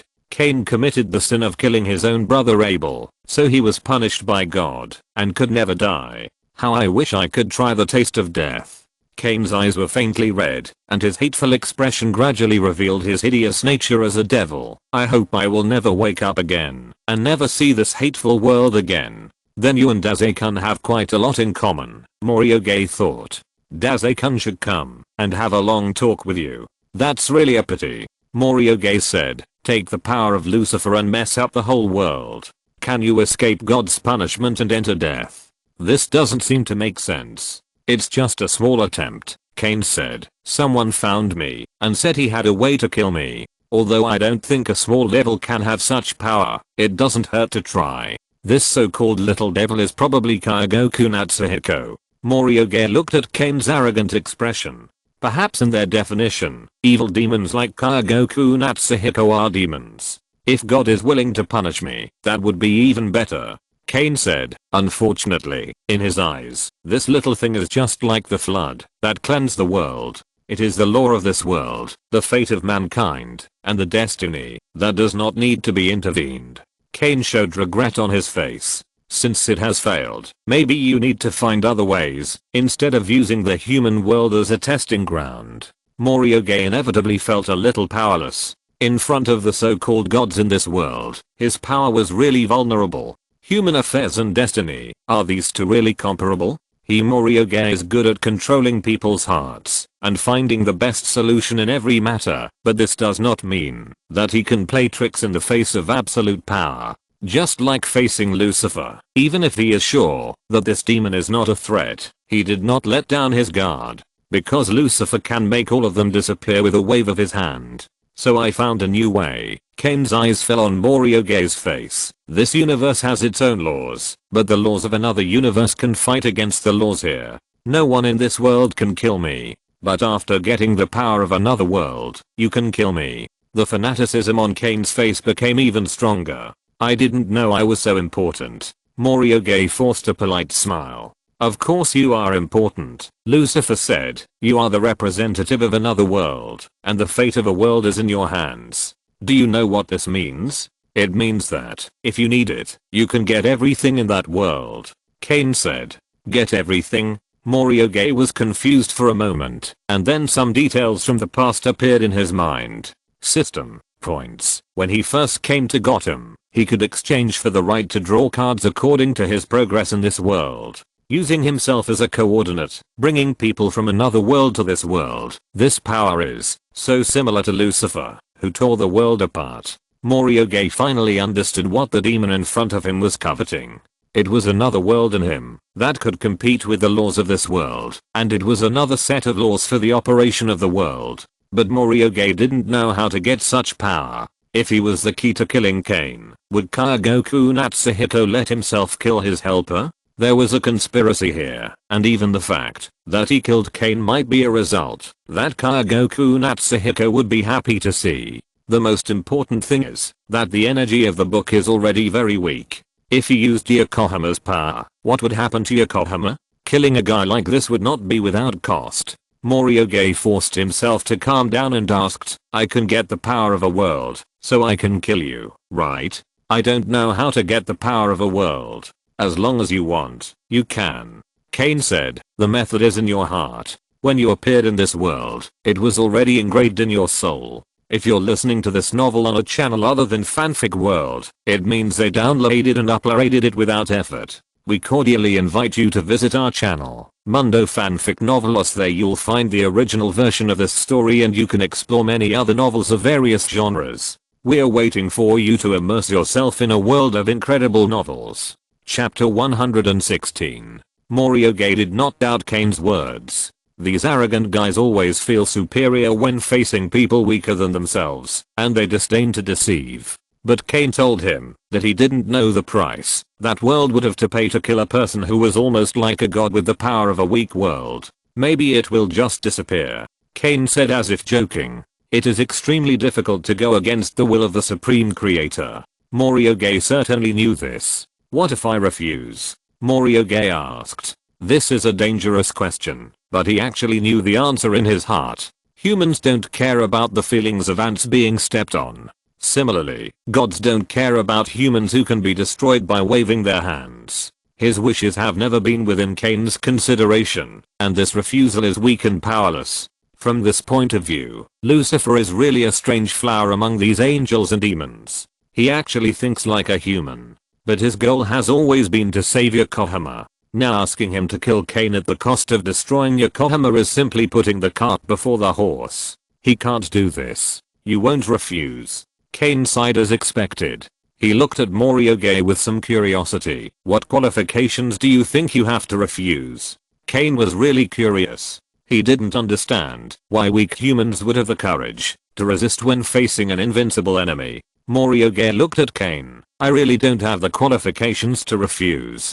But as you said, the decision of whether to kill you is in my hands. That's true, Kane said, so I didn't plan to meet you here, but you took the initiative to come. Morioge's face gradually became ugly. Combined with what Edgar Allan Poe said, it was obvious what Kane wanted to do. Kane waved his hand casually, and the scene of the Glory Company at this time appeared in the air in front of Morioge. Broken limbs appeared in every corner, and blood almost covered the floor. The office that was originally bright and clean was now in a mess. Morioge didn't expect Kane to have already taken action. Kane observed Morioge's expression with interest. He turned the angle to let Morioge admire the faces of each dead person one by one. Morioge saw Der Friedman, Liz Lang. People who were still alive and kicking yesterday had lost their breath today. Friedman's body seemed to be crushed by something heavy, and half of his body turned into meat paste. Liz Lang's bright face was full of disbelief. Every time a figure appeared on the screen, Morioge's heart suddenly contracted. He was afraid. Afraid of seeing a familiar face. That strange octopus is really useful, Kane said. I dug it out from the bottom of the sea. Although it refused to obey, I always have a way. Morioge suddenly remembered the unspeakable that was once used by Kaigoku Natsuhiko and the Assassin's League. The unspeakable from the main world of Yokohama. After the appearance of the doll factory in Kaigoku Natsuhiko's Zangzang Shrine, he and the people of the Justice League were trying to find this guy who could create fear in Yokohama, but there was no news. With Kaigoku Natsuhiko abandoning the Assassin's League, they almost conceded that Kaigoku Natsuhiko could not control Lovecraft. Lovecraft from the Yokohama main world, who had been silent, should have fallen into a deep sleep just like when he was in Yokohama. Bruce had a record of this, but Lovecraft never appeared again, and they could not estimate the enemy's strength. Although Batman had some plans against Lovecraft, he always lacked some key data. Unexpectedly, this unspeakable thing was dug out by Kane again. With it, I save a lot of energy. Kane said with a smile. Morioge held Alice's hand tightly. Alice looked at the crazy Kane and lowered her head in worry. The picture projected by Kane's magic continued. The flexible octopus tentacles with tumors pierced through the chest of the person. This one was not dead yet, and the next one was on the way to death. Half of the people in the Glory Society were killed by Lovecraft in an instant. It was still getting bigger. Morioge saw Akutagawa Ryunosuke's Rashomon dancing wildly in the air, and even the jaws seemed unable to stop Lovecraft's waving tentacles. Ozaki Kawai's golden Yasha was no match for the octopus's countless ferocious tentacles, and the Yasha was torn into pieces and disappeared into the air. Jason's gun was also unable to cause any harm to Lovecraft, and the great cast blade left charred marks on the octopus tentacles. Nakahara Chuaya seemed to be about to open the filth, but Dasein jumped in from the window. The people in Yokohama dared not look directly at Lovecraft, and the 8 terrifying eyes on the octopus's face would make them, the people with special abilities, fall into fear. Even seeing those terrible tumors would give them the illusion of invincibility and unspeakable fear. Batman also came in from the window with Robin. The vision of the Glory Society has long attracted attention. The huge octopus was almost overflowing from the building, and its tentacles hit the wall. The whole building was crumbling, and nearby residents had already evacuated with the help of the GCPD. Stop him. Morioge saw Jason's shoulder pierced by Lovecraft's tentacle. If he hadn't dodged quickly, this blow would have pierced Red Hood's heart. Kane blinked. You like him very much? Although the demon didn't understand human emotions, he could see that Morioge had been worried about this person and those small animals. Human emotions are always very abundant. I'm worried about this city. If you destroy it, you might as well kill me too. Morioge knew that the more such a situation was, the more he had to pretend to be indifferent. Maybe if you wait for tens of thousands of years, you can wait for another person to kill you. Is this the duplicity of human beings? Kane shook his head, but what you said makes sense, and it's not good to go too far. The picture disappeared in front of Morioge, but Jason suddenly appeared in the Lux bar. He was covered in blood, and the big hole on his shoulder was peeling. Rintaro. Jason was dealing with things at the Glory Company today, but Lovecraft suddenly appeared. He thought that Rintaro had released this little octopus to cause trouble for him, but Lovecraft killed him without explanation. Only then did he realize that this might not be the toolfish they knew. Most of the people in the Glory Society were killed or injured. The small animals in Yokohama tried hard to overcome their fear.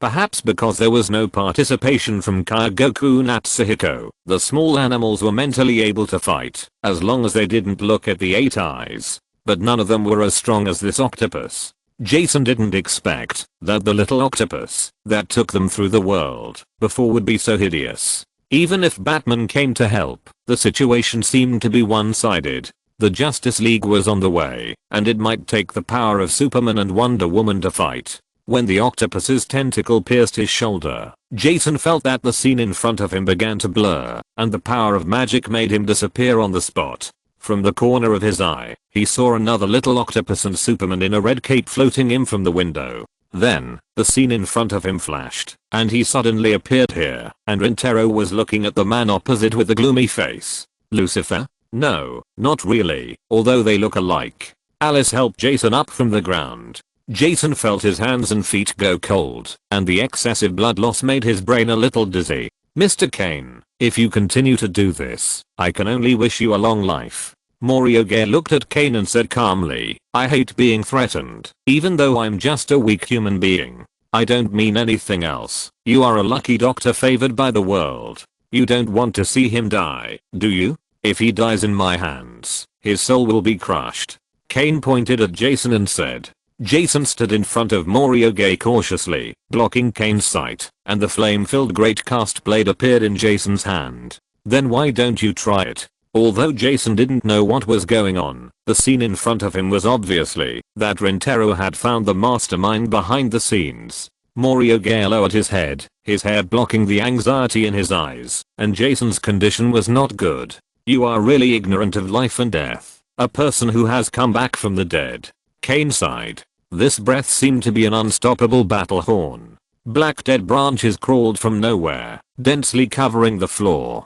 Jason swung the great cast blade to cut off the ghosts that tried to entangle him. Alice no longer hid behind Morioge, and the huge syringe in the girl's hand attacked Kane. Morioge's gun hit the dead branches at Jason's feet, and the scalpel nailed the ghost reaching behind Jason to the ground. Unfortunately, the endless stream of magic-side creatures did not feel any pain, and continued to fall. Alice's full-strength attack was easily resolved by Kane. The little girl dodged Kane's magic and continued to fly high, but was shattered into spots of light by several lightning bolts that Kane casually swung. This time she didn't even have time to say goodbye. Jason was tied up by Kane's magic and couldn't move. The black dead branches pierced Jason's shoulders fiercely, sucking the blood that gushed out. Jason gritted his teeth and refused to cry out in pain. Morioge stood there with cold hands and feet, and for the first time he felt difficulty breathing. He could only watch all this happen, without any resistance. The difference in power between him and Kane was like the whole galaxy. If you kill him, I will never fulfill your wish, Morioge said, and now he only had this as a bargaining chip. I swear I will never kill you. Jason and Yokohama, two choices? This damn devil. If you had agreed to me earlier, this would not have happened, right?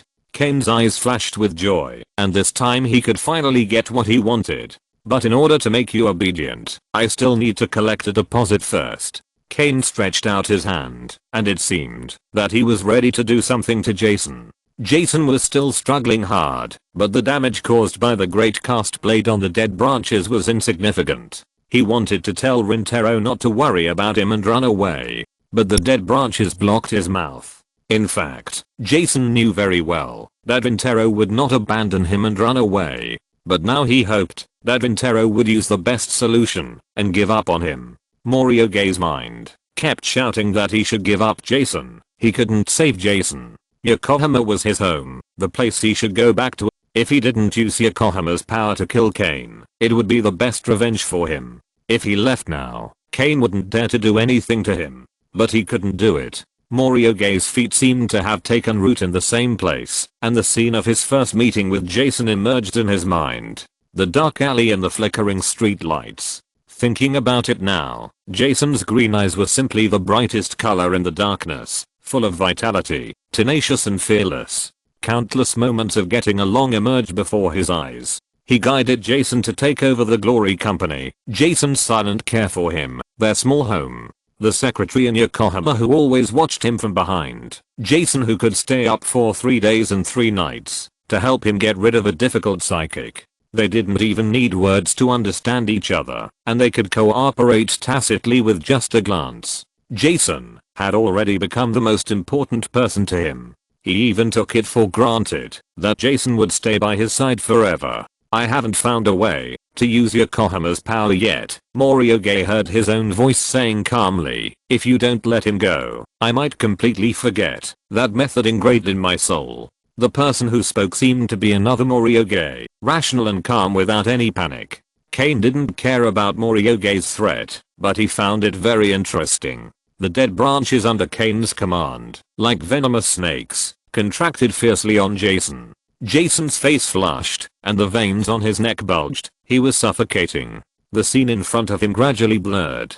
Jason tried to maintain the pitiful air in his lungs. His whole body was wrapped in dead branches. He tried his best to look at Morioge, and then fell into darkness. Morioge's head buzzed, and went blank for a moment. The vines that bound Jason slowly loosened, and Jason was knocked to the ground unconsciously. Morioge's hands and feet were trembling a little, but he still stood there. Don't worry, he's not dead, Kane explained casually, but if you can't remember it again, he might really be dead. I think you can remember it before he dies, right? Morioge restrained his expression. I need to send him to heal. Otherwise, I won't do anything.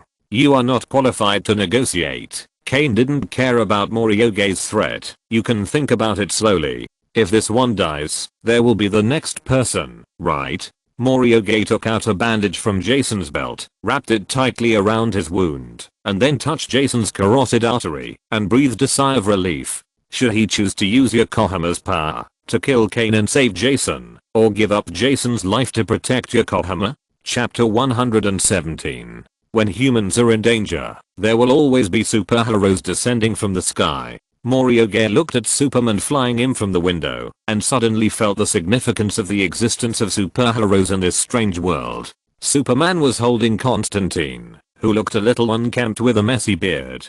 The red cape and brown windbreaker suddenly made people feel a little relieved. Jason was still in a coma.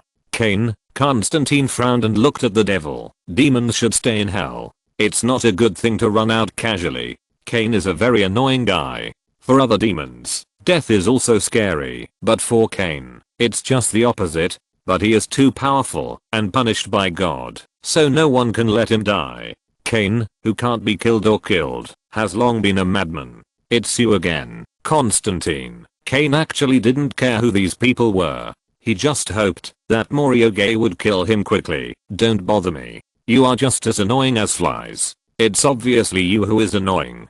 Constantine lit a cigarette, and the nicotine gradually calmed his mind. Things really came to this point. When Constantine saw Morioge, he saw that he was not from this world. The power of Morioge from another world was as conspicuous as a beacon in the dark night to the demons. He guessed that Morioge would attract demons sooner or later, so it would be better to give him to Lucifer at the beginning, to avoid causing a messy war between demons and harming the human world. Lucifer is a little stupid, but he is already a kind existence among the demons. If he is interested in Morioge's soul, he will definitely not let other demons have the opportunity to contact Morioge. Unexpectedly, that idiot even had his wings stolen. There is no way. A demon of Kane's level is not something that ordinary people can deal with.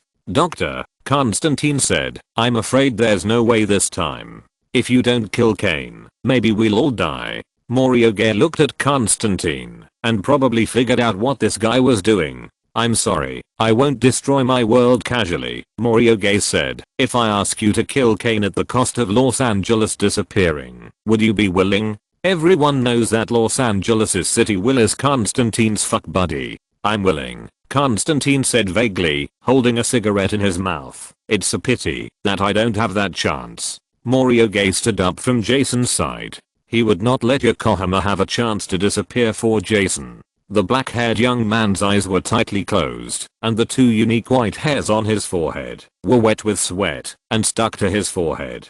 His breathing was a little weak, and the blood on his shoulder dyed the bandage he had just changed red again. He might never see those green eyes again. Morioge felt a little confused. The addition of Superman and Constantine finally gave him the opportunity to inject the healing potion Jason carried with him into his body. He should let Superman take Jason away first, but this can only solve the problem temporarily. Kane can just stretch out his hand and pull Jason over again. If Kane is not killed, this matter cannot be ended. Superman and Kane are already fighting. Although Kane's magic is hard to defend against, Superman's speed ensures that he is enough to dodge various frost swords and dark creatures. He can attack Kane's body, but it seems that it can't cause much damage.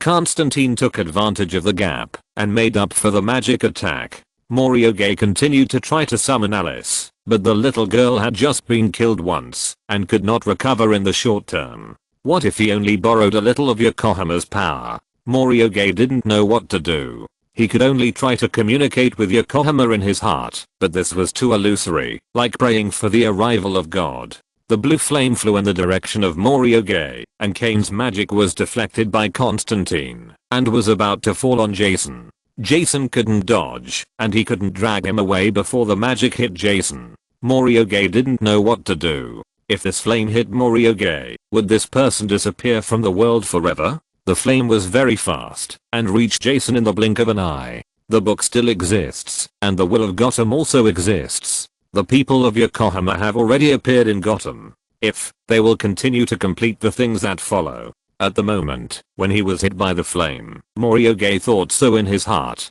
According to his optimal solution, he had better give up Jason at this time after all. He has decided not to use Yokohama's power. Jason will die here anyway, and he will not kill Kane. So he should dodge and let this magic hit Jason. But the body made a completely opposite choice. The moment he was hit by Kane's magic, Morioge felt severe pain. His soul was being burned by the flames. but his body felt waves of coldness from the bottom of his heart, as if he was experiencing ice and snow, or walking through the fire of hell. Kane's magic completely wiped Morioge's soul from the world. No, Superman watched this scene happen. The blue flames enveloped Morioge's entire body, and then he could only watch the figure inside gradually become blurred. When the flames disappeared, Morioge lost consciousness and fell to the ground. Superman's perspective made it easy for him to find Morioge's heart that had stopped beating in his chest. Kane was more excited than Superman. He was of course very clear about the power of this magic. He wanted to make Superman disappear from this world, but Constantine changed the direction of this magic. How is it possible? Kane couldn't believe it. He certainly knew that the human soul was fragile, but Morioge was a being protected by the world. How could he just disappear under his magic? Didn't that power protect him? Would he rather die than use that power? Kane didn't understand why Morioge made such a choice. Why do humans always make choices that go against their instincts at critical moments? Isn't survival the first need of humans? Kane's eyes flashed with madness and annoyance. He didn't believe it. Constantine's magic hit Kane, who no longer wanted to resist, and a huge golden cage appeared on the spot, trapping Kane. But Constantine knew that this might not trap this powerful demon for too long. If it weren't for the death of Morioge, Kane wouldn't have been caught so quickly. Superman fell from the sky, looking at Morioge's body. He took 2 steps back in disbelief. Then he rushed up again. What if his perspective was wrong? Maybe Morioge was not dead, and there was still a chance to save him. Clark Kent completely forgot his super hearing. He put his ear to Morioge's chest like an ordinary human, trying to find the sound of a heartbeat. But there was nothing. Nothing. When Jason woke up from the darkness, 3 days had passed. Kane had caused him a lot of damage, not only physically, but also spiritually. Jason was originally a person who crawled out of the land of death, and his soul was no longer as tough as ordinary people. His brain was groggy, and the things he saw with his eyes were blurry. He wanted to think about something, but he felt a splitting headache. What happened in the end? He only remembered that he was attacked by Kane's magic, and became a pawn to restrain Morioge. Did Rintaro escape successfully? If he was still alive, did that mean that Rintaro had found a way to use Yokohama's power? Jason certainly knew how important Yokohama was to Rintaro. It was Rintaro's home. Just as he would desperately protect Gotham when necessary, Rintaro would rather give up his life to save Gotham. He didn't want Rintaro to make a painful choice. Jason was a little flustered. He couldn't imagine how painful it would be if Rintaro lost the chance to save Yokohama. He should be lying in his room in Wayne Manor at this time. His room still retained almost the same look as when he was Robin, with his favorite band posters and reading notes. Jason remembered the embarrassment and sweetness in his heart when he first walked into this bedroom with his lover. The bedroom is the most private room. Inviting Rintaro to walk into his bedroom is like taking his lover to participate in his childhood and his secret inner world. Master Jason, are you okay? Alfred's voice came. Dick and Tim hid quietly at the door. In the past 3 days, they have searched all nearby locations, but they have never found any trace of Morioge's soul. He seemed to have completely disappeared from the world. Kane was imprisoned in a magic circle by Constantine and Zatanna, unable to move, but he was visibly frustrated and annoyed, as if he had lost his only hope. According to Kane's explanation, the blue flame would burn the soul of a person, turning the soul into ashes, and disappearing from this world without leaving a trace. He said that Morioge was dead. Batman actually didn't believe this result, but the investigation in the past few days seemed to be supporting this conclusion. Constantine and Zatanna could not find any trace of Morioge's soul at all, and Superman witnessed the moment of Morioge's death with his own eyes. The blue guy had been flying around the world for 3 days without eating or drinking, using his superhero work to numb himself. Lucifer had been found by them, and it was Kane who imprisoned him in the magic circle under the Lux Bar. Although Lucifer's power had not yet recovered, and his wings had not been found. But when he heard the magic used by Kane, he was silent. All kinds of evidence showed that Morioge had disappeared from this world. No matter how the people of the Port Mafia tortured Kane, it seemed that they could only come to this conclusion. I'm fine, Alfu. Jason panted twice with some difficulty. trying to ignore the strange panic in his chest. "Where's Rintaro?" It was Alfred's turn to be silent. He placed the tray in his hand steadily at the head of Jason's bed. "Mr. Mori is of course resting in another room, Master Jason. He was also seriously injured. In order to protect you." This was the result of their discussion just now. Jason has not recovered yet, and he must wait until he is better before telling him the truth. Jason seemed to be relieved a little, but also seemed to be more panicked. What happened later? Did Rintaro kill Kane, or did someone save them? "We found Lucifer." Alfred blurred the order of events. "Mr. Constantine and Miss Zatanna also came to help." "Then I'll go see him," Jason said, and was about to lift the quilt, and then groaned, and fell back on the bed. "Mr. Mori is still unconscious." Alfred hurriedly held down the restless Jason. "He was attacked by magic, and Miss Zatanna is taking care of him." Jason suddenly felt a little breathless. Under Alfred's panicked gaze, Jason fell into coma again. Chapter 118. Morioge's body was placed in the Batcave. No matter how many times Batman came to see it, the body always looked dead. The electrocardiogram connected to the body showed no ripples, and the liquid nitrogen surrounding it with white mist prevented the body from decaying. Odessa Kunasuke has been guarding here for 3 days. After Morioge's death, the people in Yokohama got another completely different memory. They saw Jason appearing in Yokohama. Although the overall fate of the whole world has not changed significantly, Odessa Kunasuke saw the children who were alive and well, and the days when he wrote novels in the Armed Detective Agency. Although the first time Chief Mori had forced him to duel with Jide, indirectly or actively causing the children to lose their lives, the second time, Chief Mori saved the children. Odessa Kunasuke didn't understand the principle inside, but he was quite content. At least for now, the children are still living happily in that world, and he even has the opportunity to write novels, which is simply unimaginable. Although the experience of the children's death the first time still left an indelible damage in Odessa Kunasuke's heart, his resentment towards Morioge has faded a little. His biggest wish is that the children live well. Now that this has been realized, he is really satisfied. At least now he doesn't want Morioge to die here. There is no sign of waking up for the time being. Odessa Kunasuke's voice came into Bruce's ears through the speaker. Bruce nodded to Pudding Mouse. Jason was injured too seriously. After waking up once, he fainted again. Now he is still in a coma. Zatanna said that his soul was seriously injured and needed more time to recuperate. They haven't told Jason the truth yet. The search these days has almost confirmed Morioge's death. Although there are ways to resurrect a person in the world, the premise is that the soul is still there. Only when the body and soul are combined into one can a person be a complete person. Otherwise, a body that has restored physiological functions is just a walking corpse. If Morioge had a chance to be resurrected, I'm afraid that Kane and Lucifer, two experts in playing with souls, would have taken action long ago. Ozaki Momoji, Nakahara Chuwaya and other people in Yokohama could not accept this result at all. They had not successfully returned to Yokohama, but the leader Mori died just like that. So what's next? What should Port Mafia do? What will happen to Yokohama? The consequences of Morioge's death were not expected by Dazai Osamu and Edagora Renpo.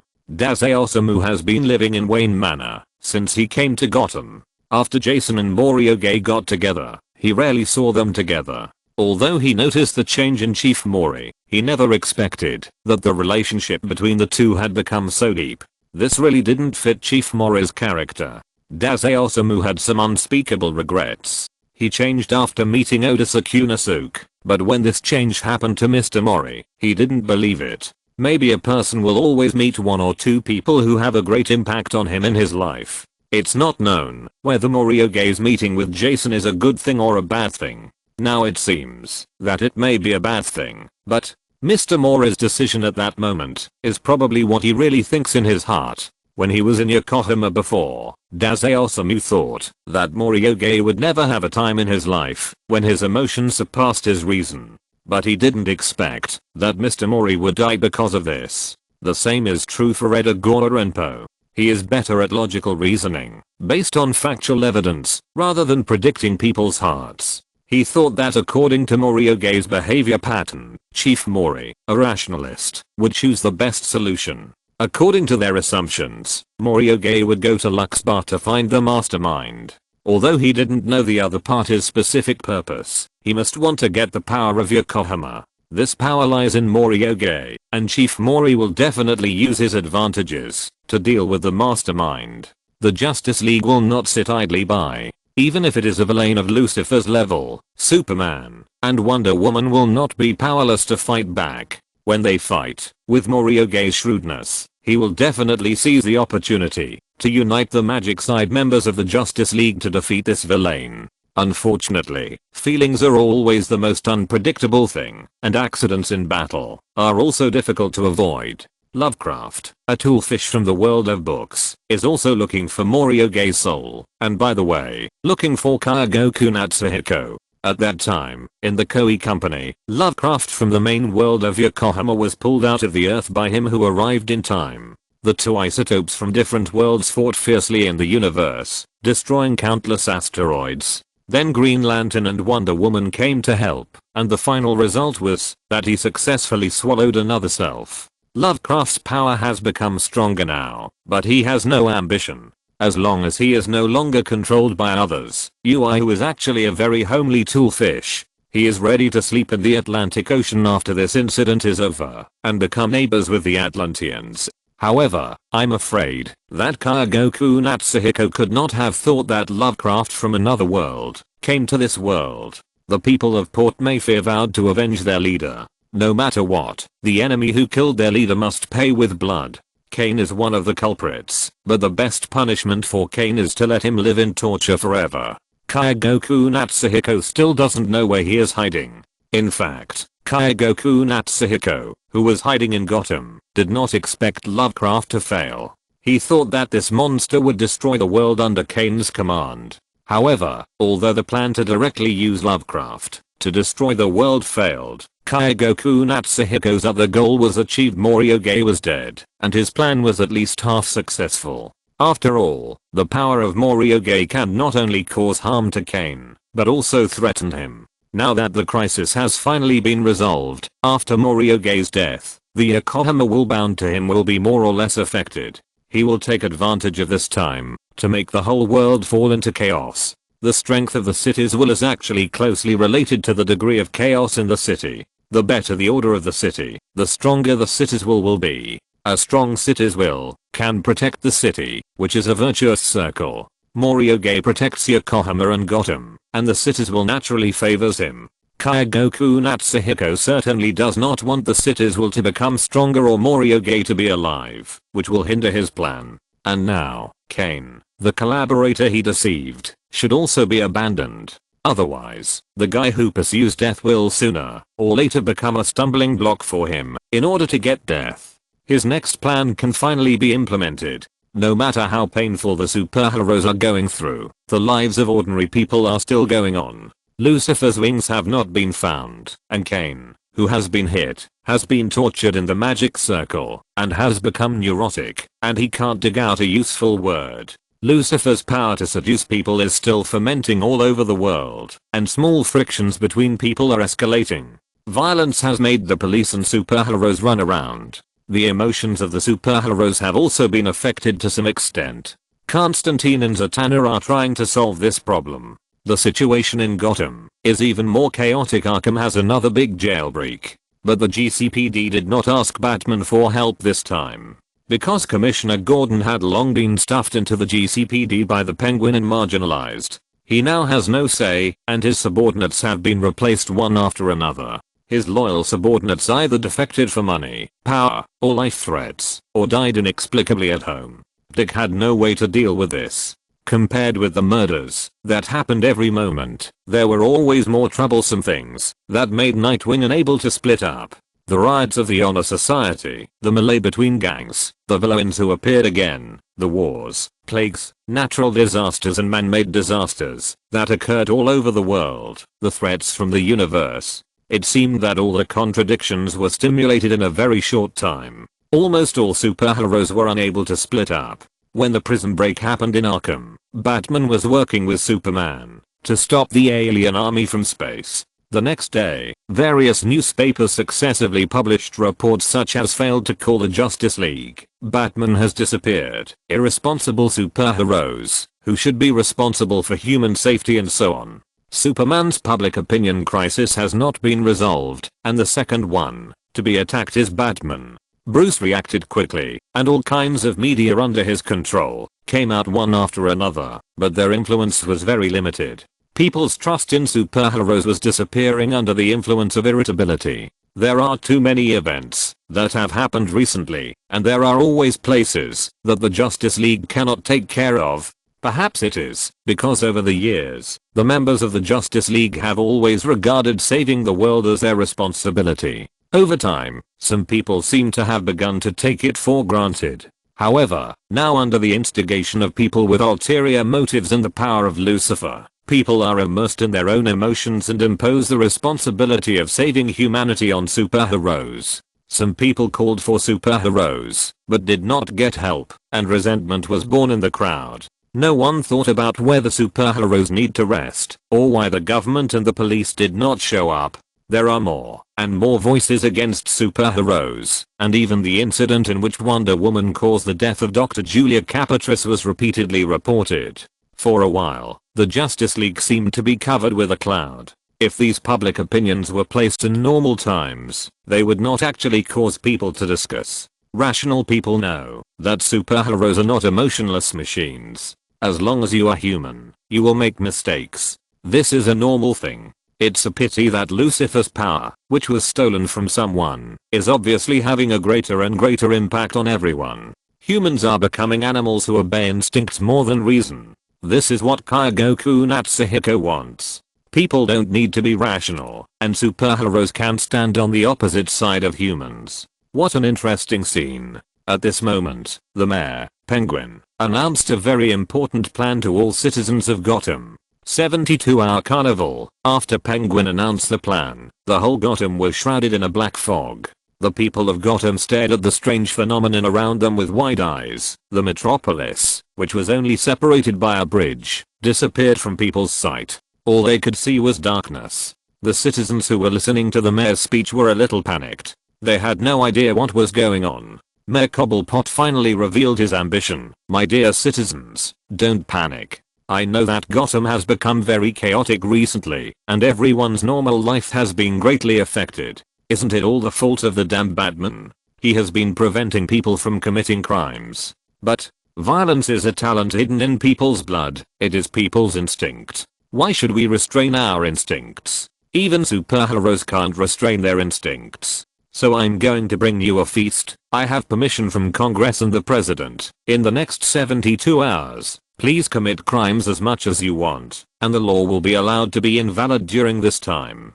Chapter 119. Jason was sitting in the Batcave looking at Morioge's body. Although Rintero's face was always pale and his lips were a pale red that didn't look bloody, he had never been as pale as he was now. The low temperature of the liquid nitrogen made the surroundings look smoky, and Morioge was lying in a box specially made by Bruce. The box looked like a coffin, which was really unlucky, Jason thought in a daze. Morioge's eyelashes and cheeks were covered with a layer of light white frost, and she looked like an ice beauty that would break at the touch. Jason gently put his hand on Morioge's face. It's really cold. I wonder if Rintero feels cold now. If you feel cold, get up quickly. Let me give you a warm hug. Damn. Dick, who came because he was worried about Jason, hurriedly pulled his brother's hand out of the liquid nitrogen. You don't want your hand anymore, right? That's liquid nitrogen. Jason's hand was also covered with a layer of light white frost, like a shell made of ice. Dick pulled Jason and forced Jason's hand to rinse repeatedly in cold water. Have you forgotten everything Bruce taught you? How dare you put your hand in liquid nitrogen for so long? Although Dick took timely measures, Jason's hand still had burns caused by the liquid nitrogen disappearing and contacting the air. But Jason seemed to have no consciousness. He just turned his head and continued to look at Morioge's body, turning a deaf ear to Dick's nagging. Dick looked at Jason's empty eyes and couldn't help saying, fate has always been unfair to Jason Todd. First, his parents in crime alley and his difficult childhood, and then he became Robin and experienced a brief happiness, but then he was beaten to death by the Joker. When he struggled to climb out of the Lazarus pool, he found that the Joker was still alive and Batman had a new Robin. His life has been constantly broken and reorganized, and it was not easy to have the Red Hood. How difficult it is, Dick thought. After Jason and Mori got together, Dick didn't know how many times he felt happy for Jason. He was looking at Jason's smile and sighing. The Red Hood finally had his own home now. He no longer had to wander around the universe like a homeless stray cat. This couldn't be better. Everything was moving in a good direction. Dr. Mori was older than Jason. He was a conservative and introverted person, but he always retreated under Jason's offensive. Not really a retreat. Dr. Mori seemed to enjoy it. The two looked really good together, and their home was very warm. That was what a home should really look like. Not a comfortable house, but the feelings that kept flowing inside. A set of toothbrushes and cups, sweet couple outfits, and different types of books that were slowly mixed together. In the photo on the wall, Dr. Mori had a helpless expression, but let Jason feed him a pink ice cream ball. The anger that Jason brought out of the Lazarus pool seemed to be extinguishing, and the flames that burned everything gradually turned into gentle flames, and finally turned into gentle flowing water.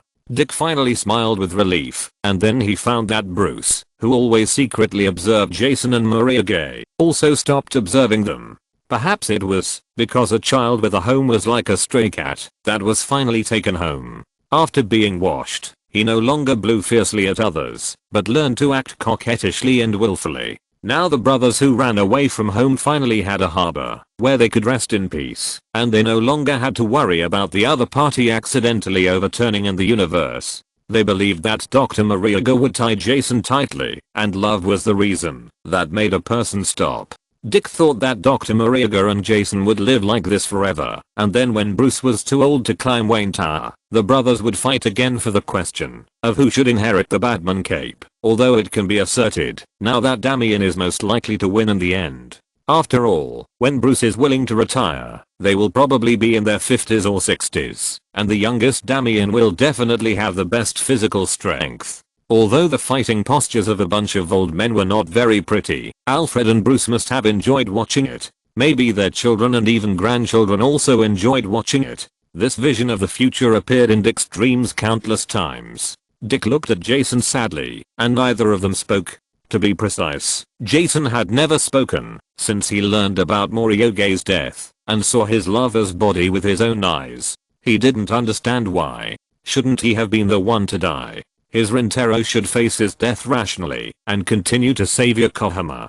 Perhaps after returning to Yokohama and continuing to be the leader of the Port Mafia, Rintaro would suddenly think of him on a leisurely afternoon. He might be a little sad, but the rational leader Mori would definitely restrain himself and continue to live. If so, Jason would not have any regrets. He had long been prepared for the people around him to gradually forget him. Jason Todd was not an important person. His friends and family had more important things in their hearts. Isn't that what superheroes are like? People admire you, appreciate you, commemorate you, and then forget you. Jason, Dick gave his brother a hug. We will find a way to avenge Dr. Mori. Perhaps revenge can cheer Jason up a little. Jason's eyelids twitched when he heard the word revenge, and he lowered his head to look at Morioge's closed eyes. The suffocating pain and sudden sense of absurdity suddenly attacked his heart. Even decades ago, before Batman debuted, Gotham had never seen such a chaotic scene. People were tearing each other apart like crazy on the streets, and the kitchen knives in the kitchen store were snatched away. At this moment, the benefits of everyone being able to carry guns were reflected, and gunshots continued in the streets and alleys. Almost all the windows on the street were smashed, and jewelry stores were looted. The citizens of Gotham really fell into a carnival. Mayor Cobblepot watched all this happily. This was the Gotham he wanted. His previous idea of keeping to himself and doing business well was really stupid. He actually paid taxes according to the law. Chaos is the true meaning of human beings. Standing in the mayor's office, Natsuhiko Kagoku listened to the gunshots coming from downstairs and smiled happily. He could feel that Gotham was gradually weakening, and the world was falling into chaos. What a great sight. People finally began to listen to their instincts and reveal their true colors. This is how it should be, to follow their inner desires, to deceive, to attack, to kill. This is what human beings are like. Cobblepot was completely unaware that he was also affected by the power of Natsuhiko Kaigoku and Lucifer, and was in an abnormal frenzy. According to the cunning nature of the penguin, he would never stand in front of the stage, and even agreed to Natsuhiko Kaigoku to come up with such a terrible plan as 72-hour carnival, which was simply against common sense for Cobblepot. After all, Gotham's chaos was not good for his business, whether it was overt or covered. People with weak minds are of course more likely to fall into madness early. At the moment, when Gotham was in chaos, people with evil intentions attacked everyone around them with red eyes. It's not that no one has thought about escaping, but the strange black fog around Gotham stopped people's steps. Some people tried to rush into the black fog, but soon screams were heard from the black fog. Some people also tried to tie small animals with ropes and drive them into the black fog, but in the end, only bones were left at the end of the rope. Kaigoku Natsuhiko's black fog actually gained power from the small shrine at the beginning. The fear, faith and cruel desire made the black fog eat people. This power comes from humans, and of course it must be given back to humans. This is Kaigoku Natsuhiko's fairness. Any creature that enters the black fog will be destroyed. People finally determined that they could not leave Gotham. As violent emotions grew, even rational people were gradually falling into madness, not to mention those who were not rational in the first place. Blackgate Prison and Arkham rioted again, and everyone who still stayed on the street was bloodthirsty. Even those who stayed at home peacefully suffered an unexpected disaster. The door of the house was violently pried open, gunmen broke into the house, the weak were killed, and the resistors became violent after experiencing violence. Wayne Manor was not spared either. Alfred had already activated all the manor's defense systems, and was guarding the door with a gun. B. Gotham's location seems to have disappeared, and all signals to the outside world have been cut off. Tim's face was grim. He had taken Will into the manor as soon as possible, and was now providing intelligence to the Bat family and the Yokohama family who had already been dispatched. The Justice League left Gotham after solving the matter of the Glory Society, while Zatanna and Constantine were studying how to crack Lucifer's power on the Watchtower. Now that Gotham's signal was cut off from the outside world, Batman was completely unable to contact the Justice League. These days, almost all the superheroes of the Justice League live in the Watchtower to prevent Lucifer's ability from affecting them. Except for Batman. No one can shake Bruce's will, and his mental barrier is difficult to break even for Lucifer. He will be disturbed by emotions, but this will not affect his behavior. Superman, who was staying in the Watchtower, discovered the abnormality in Gotham at the first time. He wanted to fly directly over, but Zatanna and Constantine stopped him. The power of magic there is too strong, and Superman will definitely be affected if he goes there without any defense. Is there any way? Superman asked with a sullen face. The place where Gotham was originally located has been completely shrouded in black fog. B. The Bat family has no magical members except Jason, but Jason's current state. Batman can solve this problem. He must be able to. Constantine bit his cigarette. His expression was unprecedentedly serious. It's no use for you to go there now. They are no longer on Earth. Not on Earth? Superman took a deep breath. He couldn't imagine that someone could move Gotham away from the Earth. Let me put it this way, Constantine said. The magnetic field there is chaotic, and the power of demons, monsters and even faith is intertwined, making it a different dimension. It is like a black hole, and it will constantly devour the surrounding objects. Zatanna also discovered this. We have no way to break it from the outside, because it will suck us in like a black hole. Now all we can do is probably wait for Batman to find a way to destroy this black hole from the inside. Chapter 120. Mori felt like he had woken up from a void and silence. There was no sound around him. It was so quiet that it didn't seem like the human world. He opened his eyes and saw a flawless pure white that made him dizzy.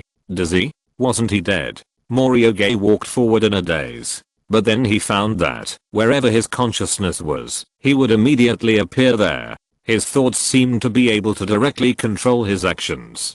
This was obviously not the real world. Morioge only remembered that he did not avoid Kane's magic, and the blue flames almost burned his soul. In the end, all that remained in his consciousness was the overwhelming pain and the reluctance to leave the world. Among the emotions of Chief Mori's life, reluctance and regret were almost the least likely to appear. He never regretted the choices he made. But this time, he might really leave Jason and leave forever. Morioge had actually thought about his and Jason's future a long time ago. Although he always made plans to separate, he also looked forward to a happy ending. Lucifer has the power to travel through the world, so if he is willing to give his soul to Lucifer after his death, maybe Lucifer is willing to send him back and forth between Gotham and Yokohama. In this way, he won't have to separate from Jason.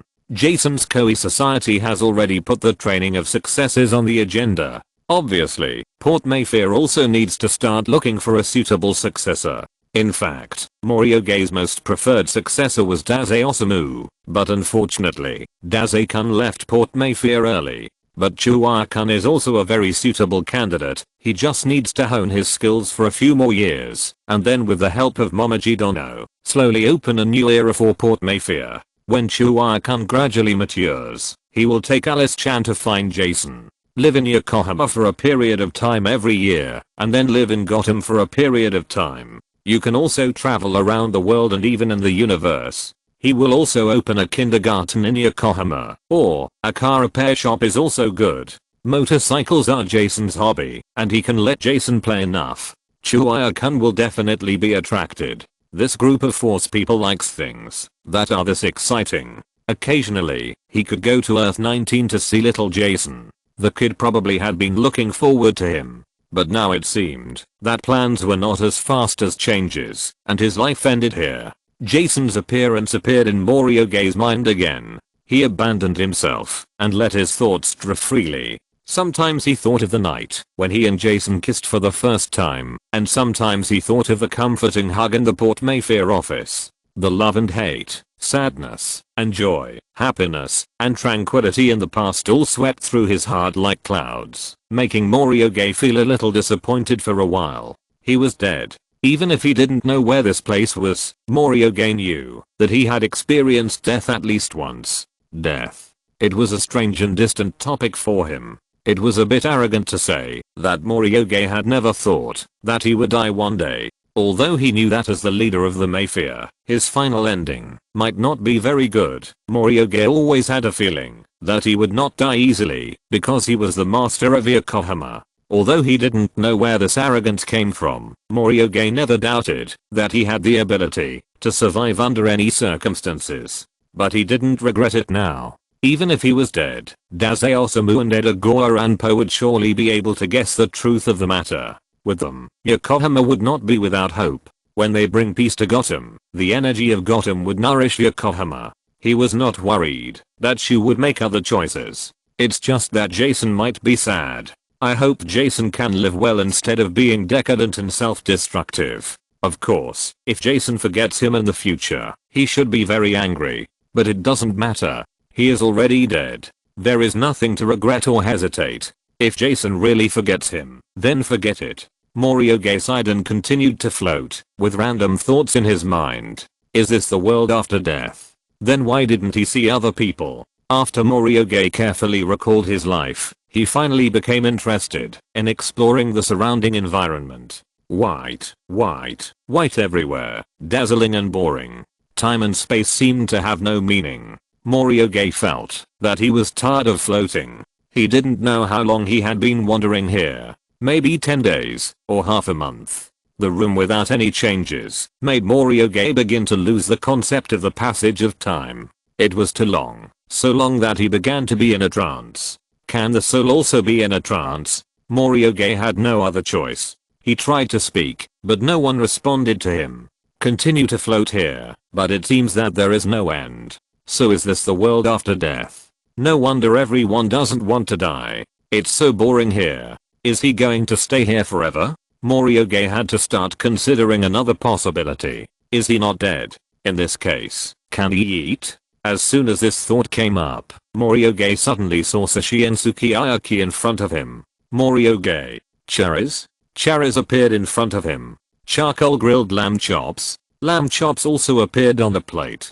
Jason. This time, the real person didn't appear, but Jason's photo appeared in front of him. Okay. Morioge was finally sure that he was not dead. He was probably protected by some magical power. This place was neither heaven nor hell, let alone the afterlife. Can I come out? Morioge thought about it and decided to communicate directly with the other party. Even if he was not dead, his state should not be normal. No one answered him. Nothing happened. Aren't you going to talk to me? Morioge continued to ask. Still no response. I want a living room, and by the way, black tea, thank you. Morioge thought about it and made another request. He wanted to see how well this unknown existence controlled this place. This time, the pure white space seemed to be stuck for a while before acting. The soft leather sofa and coffee table in the living room were familiar to Morioge, so familiar that Jason seemed to be sticky and hugged him from behind.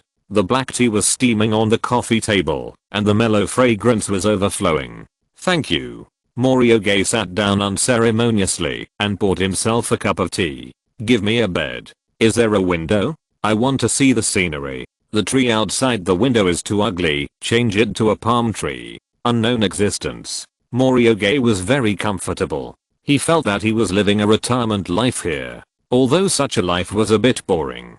A bedroom appeared next to the living room, and the bedroom was connected to the new study. The study was gradually filled with books he had read before, and even Jason's notes could be found in it. Morioge narrowed his eyes. The 3-year-old kid sneaked up behind Morioge and quietly observed the adult's actions. A small hand suddenly stretched out from the side and pulled him away. But I want to see him, the child said in a baby voice. The other older child looked a little arrogant, but he was very gentle when he held the child's hand. I said, wait for his soul to recover for a while. The older child said, can you not be anxious, Yokohama? But I want to see him, please. Yokohama said, you don't want to go, he's much better. The noisy voices of the two children were too obvious in this space. Morioge's mouth twitched. Do you want to come in? Morioge closed the book and asked. Yes. Asterisk asterisk the situation in Gotham is still getting worse. Batman has never felt that Gotham smells so bad. The smell of blood and burning mixed together, and death is spreading everywhere. Just walk around the street and you can see several corpses on the street corners. Red Hood vented all his energy on this group of criminals. Almost all the villains who escaped from Arkham and Blackgate prison were beaten by Jason. Red Hood hardly said a word now, which made the villains who were familiar with him very scared. In the past Red Hood always told some hell jokes, but now he is silent and his attack is 10 times more fierce. Harley Quinn, who was reveling with a group of clown-masked people, was shot in the head by Red Hood because she broke Tim's arm. The Riddler, who gave advice to Penguin and helped Cobblepot ascend to the position of mayor, was hung on Wayne Tower by Jason. Now, Red Hood rushed directly into the mayor's office. Under the influence of violent emotions, the Penguin killed all the people in the mayor's office. Now he is commanding his subordinates to turn the city government into the new Iceberg Club. Kyagoku Natsuhiko is very satisfied with this, but his goal is not just Gotham. He wants to make the whole world like this. It's a pity that Lovecraft didn't know where to hide, otherwise he could continue to try to control him. Kyagoku Natsuhiko shook his head with some regret and walked into the black fog lingering around Gotham. As he walked into the black fog step by step, the black hole seemed to swallow up another piece of the surrounding. Gotham is no longer safe, and Kyagoku Natsuhiko is ready to let the black fog continue to expand. Jason rushed into the room when Cobblepot was celebrating. Red Hood. Enemies are extremely jealous when they meet, and the Penguin almost wants to eat Jason alive. This damn Red Hood robbed his territory and imprisoned him for so long. Jason didn't say anything and shot the Penguin in the head. Cobblepot would not sit and wait for death. He dodged Jason's bullet and commanded his men to rush forward. Gunshots continued to ring out, but Jason was like a robot without feeling pain, preferring to trade injuries to kill the Penguin. The blood finally dyed the mayor's office red. Nightwing, the mayor's office is done. Jason sat on the only chair still standing in the office with some fatigue and said to the headset, "You bastard. Dick wanted to lock Red Hood in Wayne Manor and never let him out." Jason pressed the headset. The melee just now did not cause him too serious injuries, but it was inevitable to be hit by a few bullets. Jason looked at the corpse on the ground blankly. He seemed to be no different from the crazy people here, and his hands were also stained with blood and human lives. Dick arrived at this time. Their original plan was just to find a way to take over the city government and transform it into a temporary material distribution point and shelter. There are always a few people who don't have any violent emotions or extremely strong willpower. Although the signal to the outside of Gotham has been interrupted, the signal inside Gotham City can still be used, and they can also wake up some of the still sober people through broadcasting. But Dick didn't expect Jason to rush in without saying a word. Nightwing looked at the bloody Red Hood and tried hard to hold back his tears. After Dr. Mori left, Jason was like a lone wolf who had lost his partner. "Are you okay?" Dick asked while reaching out to his brother, who was sitting in a daze on the chair. Jason probably thought of Dr. Mori again. "I won't die." Jason came back to his senses and stood up with the help of Dick. "Shall we go in and take a look?"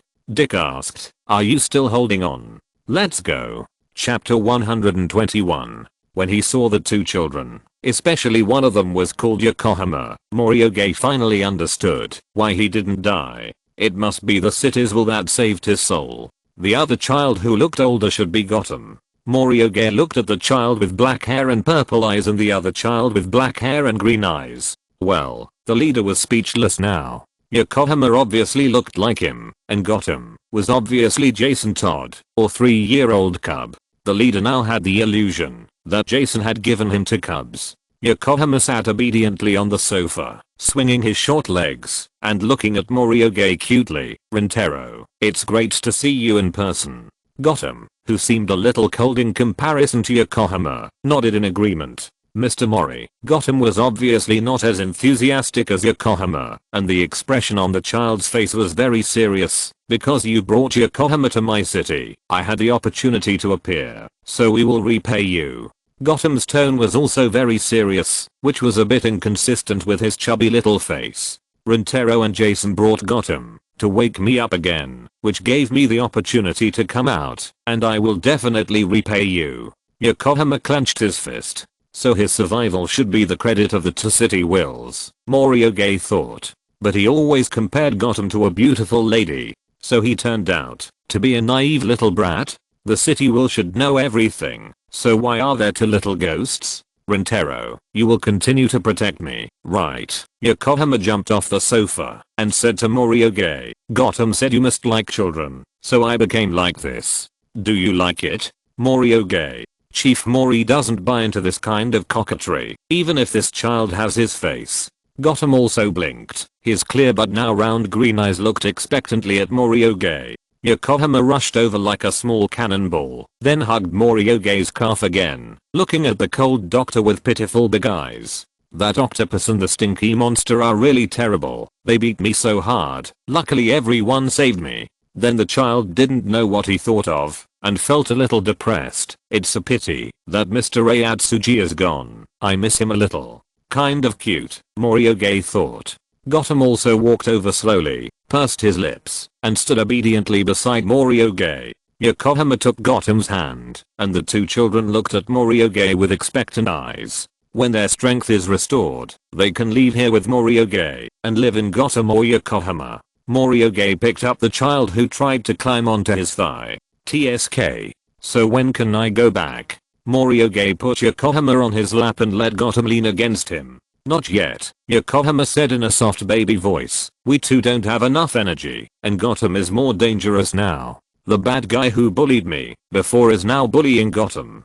Gotham still had a cold face, his back was straight, and he sat next to Morioge with a proud attitude. It's just that his legs are a little short and can't touch the ground. Morioge looked at the familiar face and showed a helpless smile. "Then when can it be done?" Morioge asked. The two children looked at each other. Yokohama lowered his head in frustration, and Gotham turned his head away from Morioge's expression. "We don't know either.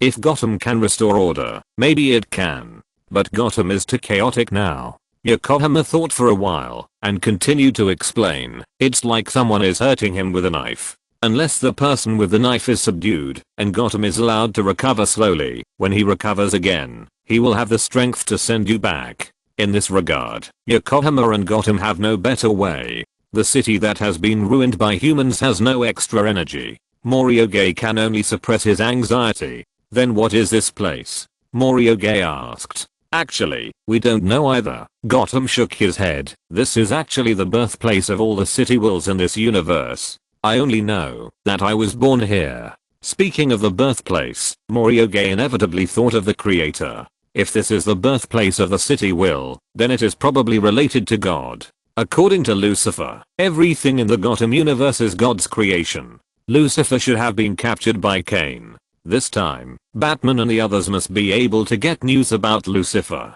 If Lucifer is there, maybe he can find me. I don't know what Jason's situation is. If he is really dead, then there is no point in worrying about Jason. So Mori was not in a hurry at first.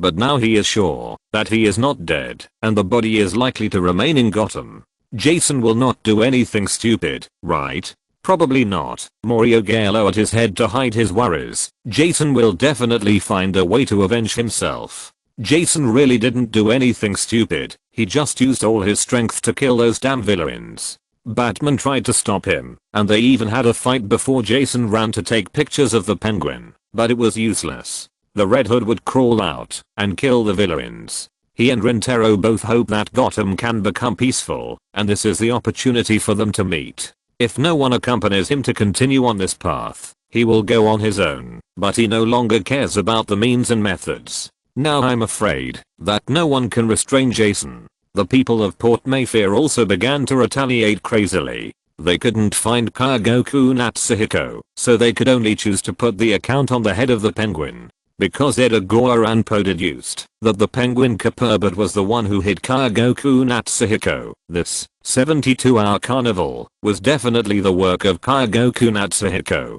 So the people of Port Mafia and the Armed Detective Agency also appeared at the door of the mayor's office. Leaders Amy Miao, Edgar Fichu, Odasaku Shushu, Korgi Nakaya, Akutagor Yusunasuke, met. Mr. Daze. The Angora giant rabbit is as big as 3 liters Zay. TSK, you guys got there first. Nakahara Chuwa followed behind and said irritably, hey Akutagor, you should be quicker too. Don't look like you're about to switch to the Armed Detective Agency. Leader Zay turned around uncomfortably, avoiding Rabbit's fiery gaze. He was not used to Akutagor being so enthusiastic towards him. Who told a certain black little dog to move too slowly? Leader Meow shook his head. Chihuahua is really too disobedient. If you had followed my plan, you would have arrived long ago. The Armed Detective Agency and the Port Mafia had already started to cooperate to jointly maintain Gotham's law and order. The pets that killed Gotham indiscriminately had obviously achieved excellent results. Some of the people who were bloodthirsty were imprisoned in the newly repaired Blackgate prison, and most of the villains who took advantage of the chaos were either killed by the Port Mafia's fighting faction or imprisoned in Arkham by the Armed Detective Agency's fighting faction. Daze Osamu and Batman upgraded Arkham's security system in just one night, at least to ensure that these guys who were imprisoned could not come out to cause trouble for the time being. Although some of them did irreversible things under the influence of magic, the things have been done, and I believe that they will be condemned by their conscience day and night in the future.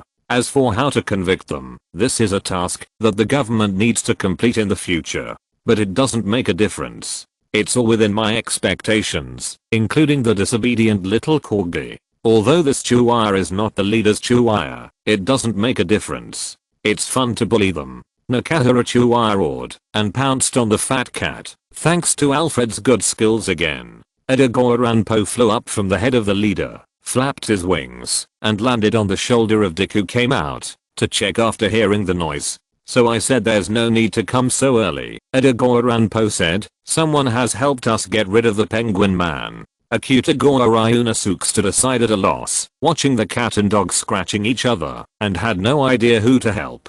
Odasaku Shushu also ran over and tugged at Jason's trouser legs. After getting that memory, Odasaku of course thought of his former good friend, but it was too sad to lose someone he loved so much, and Odasaku knew that he had no way to persuade him. Jason lowered his head.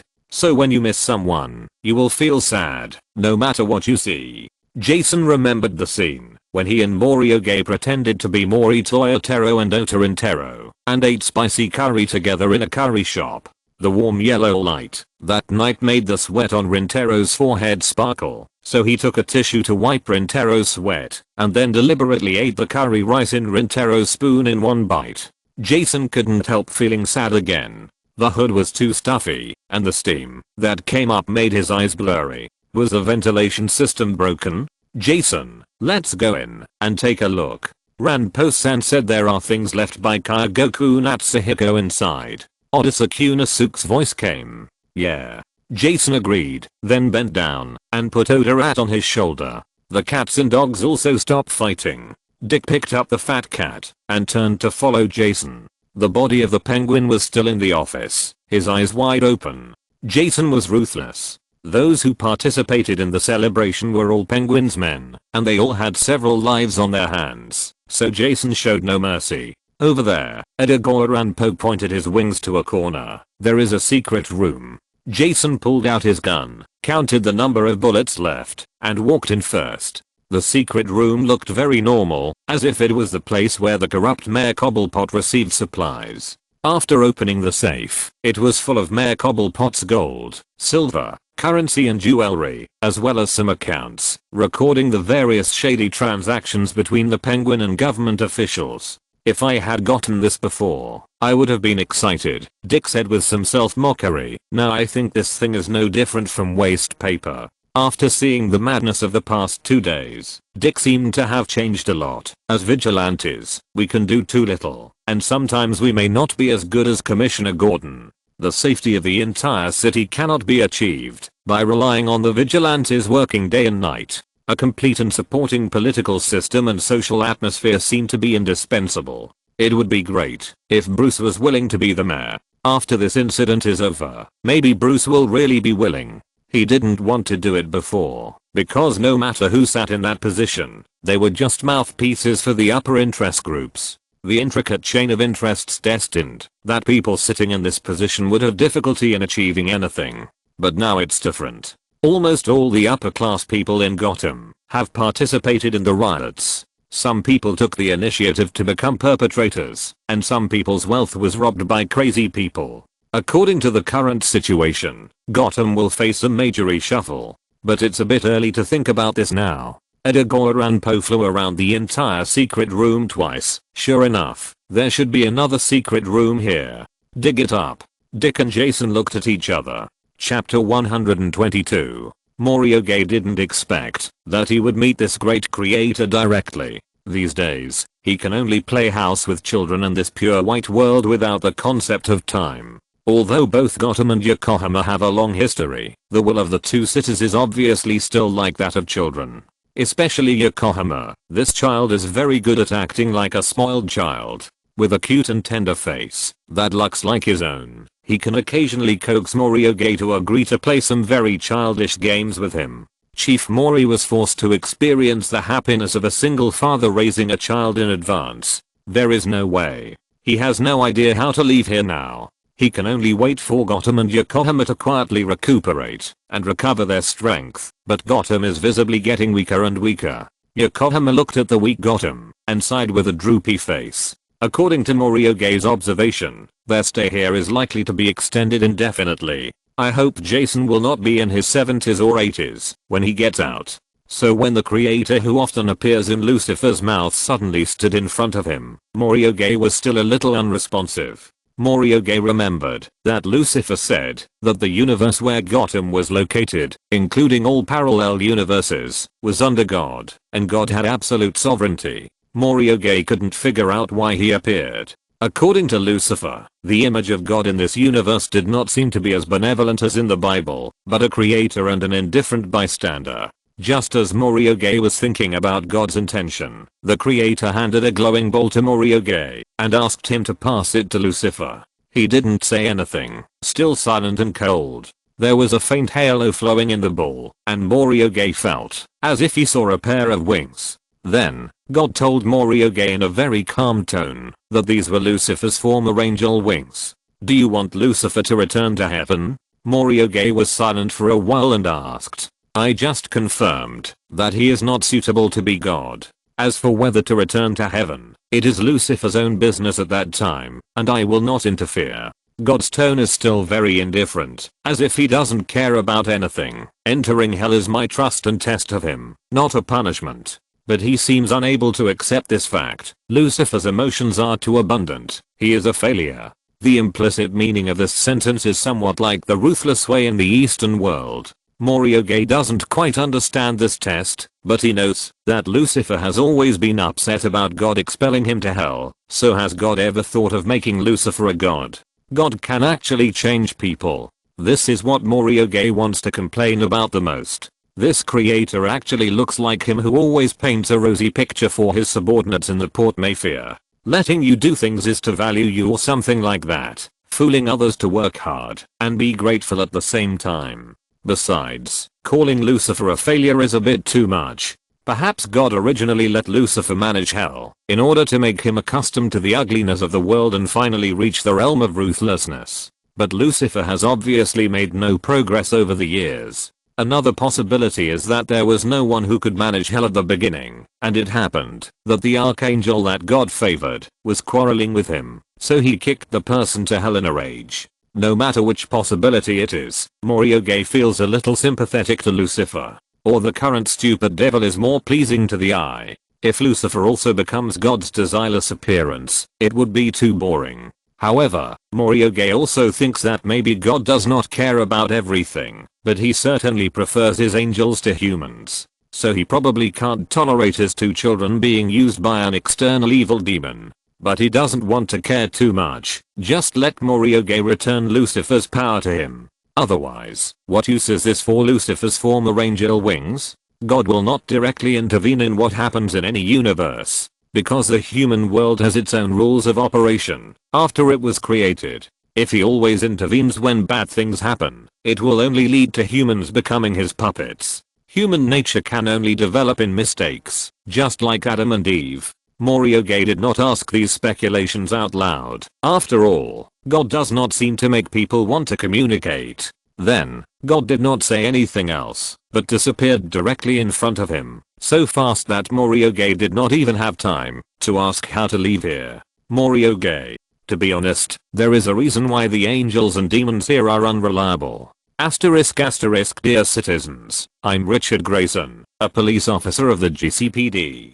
Dick put on the clothes of a GCPD police officer and stood in front of the camera, looking tired and comforting all Gotham citizens. His face appeared on the TVs of Gotham citizens and on the huge display screens on the streets. Citizens who are safe for the time being, please do not go out and do not open the door when you hear any sound.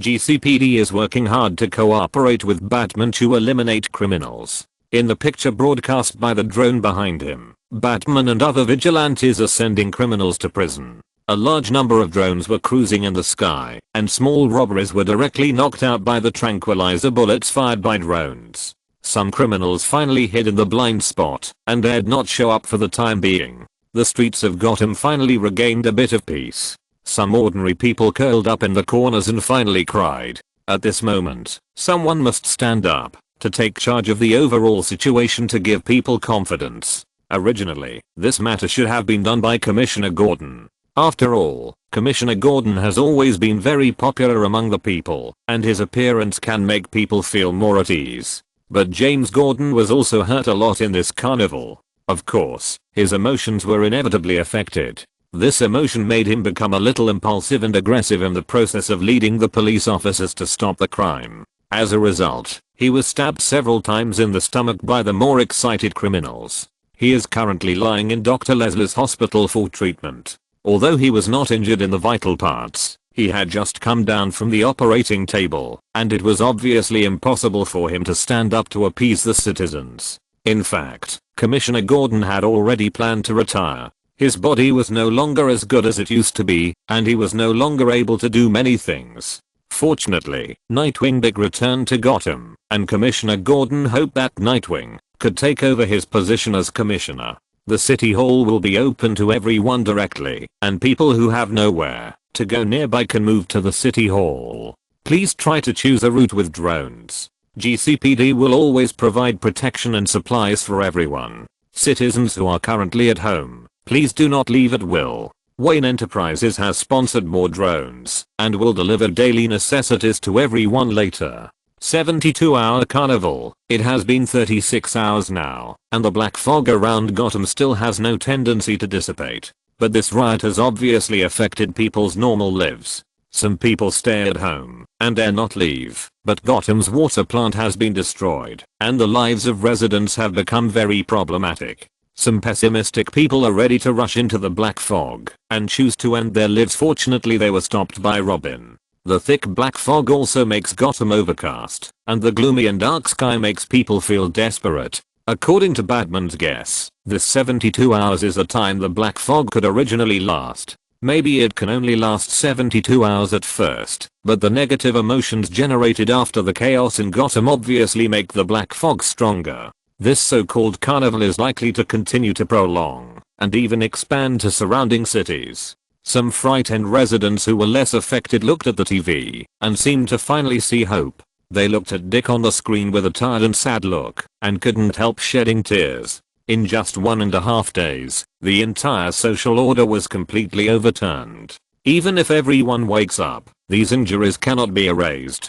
Fortunately, all members of the Bat family were mobilized, and the chaos in Gotham was almost calmed down within a day. The Wayne Group responded very quickly, and the supplies distributed contained inhaled tranquilizers, which played a big role in every family. Some people had no choice but to tie up their crazy family members and friends, and some people tried to restrain their inner anxiety. Tranquilizers are like timely rain, which can calm people's emotions well in the short term, although it cannot work for a long time. Not everyone is willing to succumb to their instincts and become a monster who only knows how to vent. Although violence can still be seen on the streets of Gotham, more people choose to restrain themselves. Although Lucifer's power cannot be underestimated, most people are actually full of love and hope in their hearts, and they do not desire to kill. The Bat-like vigilantes were like bright lights in the dark night of Gotham. Dick was busy helping the homeless or lonely people in the city hall. Although the sadness and anxiety on everyone's face could not be wiped off, everyone was trying to restrain themselves. Soft music sounded in the hall, soothing people's tortured nerves. Dick's patience obviously comforted the citizens greatly, and the people in the shelter of the city hall gradually calmed down from their panic. At the same time, Jason was guarding the mayor's office with the people of Yokohama. According to the joint reasoning of the world's first detective and the world's greatest detective, Lucifer's wings are very likely still hidden in Gotham. All the biblical stories tell people that the wings of angels and demons are very important. They are the symbol of their identity. According to Bruce's records, wings are almost equivalent to their second life. And Lucifer, this guy, impulsively cut off his wings just because of rebellion. Calling him stupid is a light word. I'm afraid that Kaigoku Natsuhiko used Lucifer's wings as a medium to steal his power continuously. This statement has now been verified by Lucifer himself. The fake wings released by the auction house at the beginning made them mistakenly believe that this matter had nothing to do with Lucifer's wings, and the wings were just a smoker screen released by someone.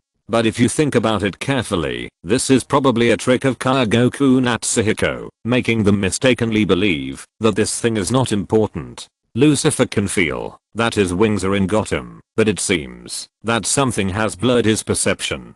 But it is not completely clueless, since the source of everything is in Gotham, and the Penguin is Kaigoku Natsuhiko's helper. Starting with the Penguin is obviously a good choice. However, Daze Osamu and Edgar Allan Poe both believe that the Penguin is just a puppet. According to Kaigoku Natsuhiko's cautiousness, he would not let the Penguin, a temporary collaborator, know his plan. The Penguin is very likely to be unaware of all this, so where is the most likely place to hide Lucifer's wings? The City Hall building. This is the inference made by Edgar Allan Poe and Batman at the same time. If you're listening to this novel on a channel other than Fanfic World, it means they downloaded and uploaded it without effort. We cordially invite you to visit our channel, Mundo Fanfic Novelos. There you'll find the original version of this story, and you can explore many other novels of various genres. We're waiting for you to immerse yourself in a world of incredible novels.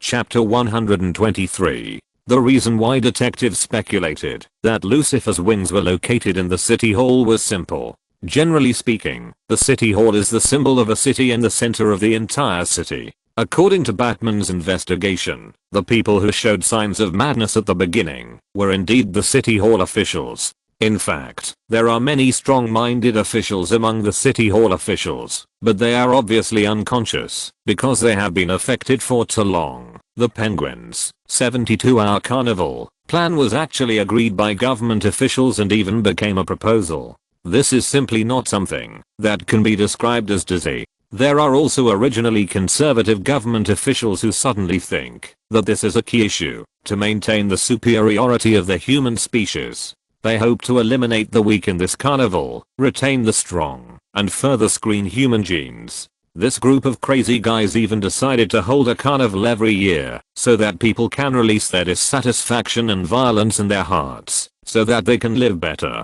From the information Bruce found, this group of people is obviously crazy. As a government agency, this place is strictly managed and not easy to invade. It is the most watched place and a place that normal villains don't like to easily set foot in. After all, compared with chemical plants, water plants, and banks, the security level here is higher and the cost effectiveness is lower. I'm afraid this is also Kaigoku Natsuhiko's idea. He did not develop believers among ordinary people like last time, but started directly from Gotham politicians. This is actually less likely to be discovered by Batman. After all, Gotham officials have always been annoying, and becoming more annoying will not arouse too much suspicion. Edgar Allan Poe found another more secret room in the secret room of Penguin's office, which obviously verified everyone's guess that Kaigoku Natsuhiko really did something in Gotham City government. This secret room is completely sealed. If it weren't for the famous detective asking to start digging from here, no one would find it. Red Hood dug up layers of soil and dug almost 20 inches before finally digging the metal door of the secret room. At the moment the secret room was opened, Kaigoku Natsuhiko opened his eyes in the black fog. He had never expected that the secret room he had carefully built would be discovered so quickly. This was almost impossible. Didn't the chaos in Gotham trap these people? Who saw his plan? The secret room in the mayor's office was indeed very important to Kaigoku Natsuhiko. He set up a magic circle to disperse Lucifer's power throughout Gotham and make people crazy. Didn't these vigilantes get dragged down by the crazy citizens? Kaigoku Natsuhiko also considered the possibility of the small animals in Yokohama getting involved. But there was one thing that Kaigoku Natsuhiko probably didn't expect. Edgar Allan Poe, the leaders A and Lovecraft from another world, were actually brought back to Gotham by Mori. Fat Chew was too inconspicuous, and Edgar Allan Poe had not been in Gotham for too long. Will's ordinary person detective agency obviously did not attract Kaigoku Natsuhiko's attention. Kaigoku Natsuhiko's eyes were always on Mori. When he found that this world had lost Mori's trace, he immediately realized that this was the best time to act. In fact, his plan was not yet perfect. There are too many mysterious powers in this world. After giving up the stupid Assassin's League, Kaigoku Natsuhiko set his sights on the power from hell. At that time, he had learned about Lucifer through a demon from hell. The demon with wings, cut off, sounded tailor-made for him. So he took advantage of Lucifer's departure from Los Angeles and used his supernatural power, falling with objects, to create a scene of the arrival of the evil god, bewitched Lucifer's psychiatrist Linda, and controlled Lucifer's loyal subordinate Metz through Linda, and finally stole Lucifer's hidden wings. Lucifer, this guy, almost never took the initiative to check his demon wings because he was too tired of his demon wings. Kaigoku Natsuhiko tried several times and finally determined that Lucifer would not notice his tricks soon, so he began to lay out his plans boldly. At the beginning, he replaced a staff member of the Gotham City government and lurked in the Gotham City government building. The advantage of being a demon and the faith he had gained before made it easy for him to gain the trust of certain officials. Therefore, the secret room in the mayor's office was built early. He set up a magic circle in it and stole the demonic power of the Lord of Hell bit by bit through the wings of Lucifer, and then transformed it into a bewitching power, spreading it to every corner of Gotham. This was not enough. His small shrine was a mysterious ritual from a legend. This mysterious ritual gave him power and also concealed his breath. He attached his power to the small shrine, combined with the power of Lucifer, and finally made the whole Gotham crazy. Of course, this has a price. If the shrine is damaged, he will also feel pain. But the necessary risk is worth it. Gotham's madness will create more darkness and evil, which will become his nourishment and strengthen his ability. The black fog will also be nourished and gradually expand its scope. When more people fall into madness, more evil will be produced. Evil nourishes evil, and the black fog will eventually spread to the whole world. The whole world will fall into carnival. Kyogoku Natsuhiko thought this was a good plan. It was much better than using only Lovecraft's power when he was in Yokohama. When he used Lovecraft, he just made people fall into fear and then go crazy. Not like now, directly arousing the evil in people's hearts, and then humans would kill each other. Yokohama's plan was still too simple and crude, and Gotham's plan was just right. He tempted people to gradually follow their instincts, starting from a little irrational decision, to inexplicable suspicion and attack on superheroes, and finally developing to attack everyone around them, instinctively feeling happy in violence. Kyogoku Natsuhiko thought this was in line with his aesthetics. He did succeed for the most part. Most people did not notice their own changes, but sincerely regarded the decision of violence as their own choice. Conflicts broke out between superheroes and humans, and contradictions continued to emerge. It's a pity that his 72-hour carnival. If the preparation time was longer, perhaps people would be more crazy. It seems that he still underestimated Batman and his helpers. Kyogoku Natsuhiko was a little regretful. If it didn't work this time, I don't know if there will be such a suitable opportunity next time. So who discovered his plan? Obviously his old opponent Atsushi Yukato had died in Yokohama. Was it Batman? Batman also rushed to the city hall when Jason pried open the door of the underground secret room, replacing Dick, who had gone to appease the citizens. Jason's great cast blade easily destroyed the door of the secret room. Be careful, Bruce warned. The two walked carefully along the stairs to the basement. The small animals followed closely behind. The gloomy environment was very similar to the secret room in the toy factory. The same small shrine was placed at the end, and the smell of rot filled the air. However, unlike last time, Lucifer's wings were floating above the small shrine, and visible black mist floated out of the wings and slowly floated into the small shrine. Disgusting. It's really disgusting. Edgar Allan Poe flapped his wings and hid himself in Jason's hood. It doesn't look dangerous. Daze thought. Kyogoku Natsuhiko chose to build his shrine here, probably because his ritual could not be easily interrupted or moved. There is really no danger. Edgar Allan Poe poked his head out of Jason's hood. It's just some rotten internal organs and magic rituals. I'm afraid that the previous easy success has made Kyogoku Natsuhiko even more arrogant, Daze said. It seems that in his eyes, there are no smart people in the world except Atsushi Yukato. Sure enough, Ranpo-sama is the world's #1 detective. Jason ignored the noise of the little animals, and the great cast blade in his hand suddenly hit the small shrine, and the weird statue rolled out of it. Bruce quickly pulled Jason back. You should have told me before you did it. Bruce was really angry now because he felt that Jason was actively seeking death, from fighting the Penguin and his men alone to now attacking a magic side object without any defense. Jason glanced at Bruce. You go up first. Leave this to me. Bruce stood there, wanting to punch Jason, but he didn't do it in the end. Daze looked at Jason and sighed. Edgar Allan Poe and Nakahara Chuaya also did not speak. Akutagawa Ryunosuke looked up at Jason. Drive Mori would not want to see you like this. Bruce said, he loves you very much. If you love him too, live a happier life. He wants that. Jason smiled sarcastically. Yes, he would like to see a happy Red Hood.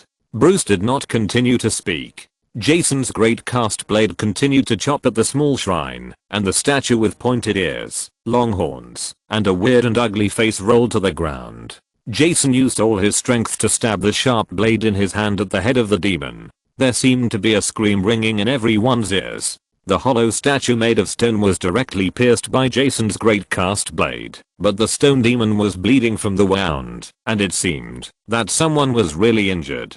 Kyogoku Natsuhiko's eyes turned red, and he was rushing to the city government with all his strength. I guess Kyogoku Natsuhiko is not feeling well either, Daze said. Knowing that he is not feeling well makes me feel much better. In that case, will he show up? Nakahara Chuaya suspended the statue on the ground in the air, controlling gravity to empty the rotten internal organs inside, and the bloody object floated in the air. Has the miserable brain capacity of the little slug finally started to think about the problem? Daze meowed at Nakahara Chuaya. Congratulations, you got it right.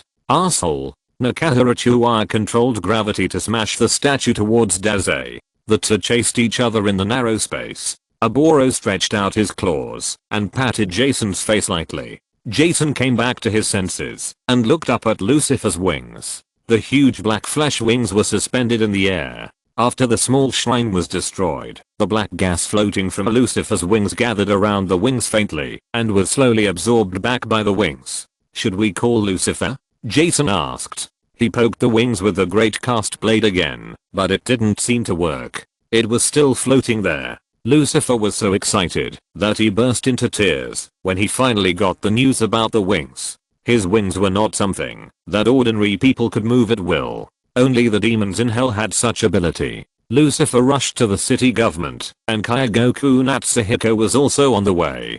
Just as people from all walks of life were heading to the city government, the body that was originally placed in the Batcave disappeared strangely. The cold liquid nitrogen coffin became empty. Red Robin, who received the alarm, watched the surveillance of the Batcave countless times, but did not see any clues. Chapter 124. Lucifer saw Mori before he saw his wings. The gradually improving security in Gotham obviously made the city will feel much better, and Gotham gradually recovered some strength. But the three of them still couldn't get out of that space. Mori was really anxious now. He didn't know how much time had passed in the outside world. What if he spent one day here, which was equivalent to decades outside? Would Jason die of old age guarding his body? Fortunately, Gotham and Yokohama were both reliable and good children. The two children thought about it and decided to send Mori back first. Although they were both very weak, after Gotham's situation got better, the combined strength of the two of them was barely enough to send Mori away. When the two cities become more peaceful, you will have a chance to come out and play, right? Mori asked at last. He liked the two city wills very much. Little Yokohama looked at Mori with tears in his eyes. Yes, so you must work hard to make Gotham and Yokohama more peaceful. That way we can get out earlier. The child wiped a tear on Gotham's sleeve reluctantly. Gotham, who was covered with tears, became more rational. Although I have recovered a little, Gotham's situation is still not very good.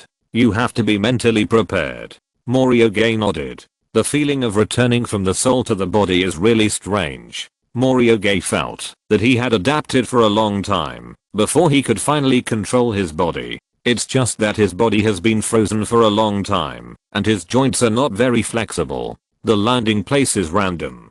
Fortunately, he didn't return directly to his body. Mori didn't want to experience liquid nitrogen himself. At this time, the small ball given by God in his arms suddenly became slightly hot, and even hotter and hotter. Mori frowned. This small ball contains Lucifer's wings. If it starts to heat up, does it mean Lucifer is sitting in the car and Alfred takes him to the city hall? Now he is too weak to walk, and his body is so heavy that it is very difficult to even raise his arms. Mori watched the familiar car pass in front of him, and at that moment the bull was so excited that it seemed to fly out. Mori narrowed his eyes and summoned Alice. Lucifer, who was groggy in the car, was so scared when he saw Alice appear that he wanted to crawl out of hell again. Of course he knew Alice. This was Rentero's ability. Alfred, who was also surprised, stepped on the brakes. Fortunately, the streets of Gotham were empty now, otherwise there would be a series of rear-end collisions. Alfred looked at Alice in shock. Is it Mr. Mori? The old butler's voice was a little trembling. The agent's vigilance told him to doubt the trap in front of him, but he hoped in his heart that this was true. Lucifer hugged Alice and almost cried. Rentero, that's great. At the same time, Red Robin's voice came from Alfred's headphones. 1 penny, the doctor's body is gone. Alfred looked at Morioge, who appeared on the corner of the street through the rearview mirror, and slowly exhaled. No matter what it is, I hope Master Jason gets what he wants. Although Gotham has suffered a heavy blow, there are still open-air cafes on the street, where you can sit down and rest. Alfred and Lucifer carefully observed Morioge. Although his face was pale, his complexion seemed to be gradually recovering. The clothes on his body were exactly the ones the doctor wore when he was lying in the Batcave. Alfred even looked down at Morioge's shadow. But he had a shadow, not a ghost. Alfred breathed a sigh of relief. Lucifer looked at Morioge more excitedly. Although he had no power, he was still much more sensitive to the soul than ordinary people. Lucifer was very sure that the Lintaro in front of him was the real person. When Morioge took out the wings given by God, Lucifer felt even more excited. But then he calmed down again. He used to not understand why God wanted to expel him, and now he also couldn't understand why God gave him the angel wings. His father God always seemed to be confused by what he did. When he sympathized with the suffering humans, his father God was indifferent. When he rebelled and resisted, the creator didn't even frown. What is the purpose of giving him the angel's wings now? Lucifer really couldn't figure it out. His demon wings were at the city hall not far away, and now he had his former angel wings in his hands. So should he be a demon or turn back into an angel? Just be yourself. Morioge said, angel and demon are not your definitions, Lucifer. Lucifer was a little stunned. But now is not the time to discuss this issue, Morioge continued. He had already heard Alfred's brief description of the current situation. Jason and the others must be waiting for Kaigoku Natsuhiko to come to the city hall.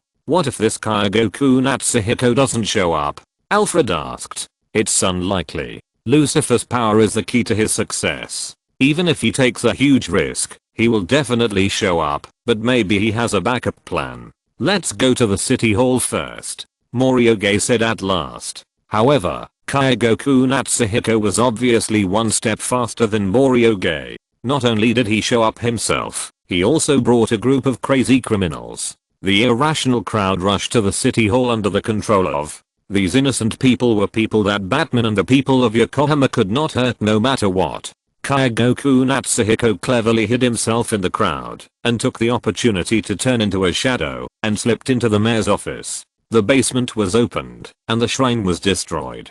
Fortunately, Lucifer's wings were still suspended in the air.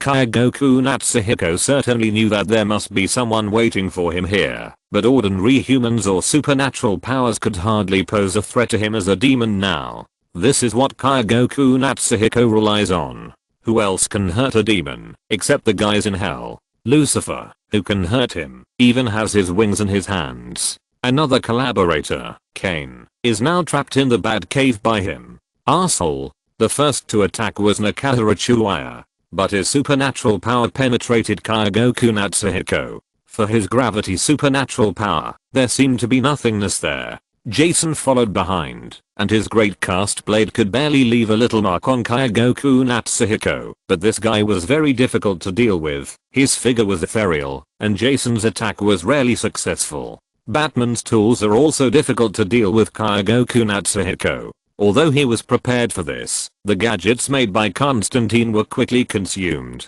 Physical attacks were completely useless against this guy who looked like both a demon and a ghost. Kaigoku Natsuhiko's hand finally touched Lucifer's wings, and he began to devour the energy of the Lord of Hell frantically. A huge black fog appeared around Kaigoku Natsuhiko. The poisonous gas corroded a small piece of skin the moment it touched Jason's arm, and even burned Jason's subcutaneous tissue and muscles. Jason hurriedly retreated. The range of the black fog was getting wider and wider, and the entire secret room was almost filled. Get out quickly. Batman grabbed Jason, who still wanted to stay inside, and duel with Kaigoku Natsuhiko, and tried to drag him out of the secret room. The black fog continued to surge wildly, carrying a fishy smell, and closely chased the few people. It seemed that Kaigoku Natsuhiko was ready to go all out. Kaigoku Natsuhiko also slowly walked out of the secret room, and the devil's black wings appeared on his back at this time. The crazy smile on the white-haired man's face and the wings behind him made him look closer to the image of a devil. He is a demon now.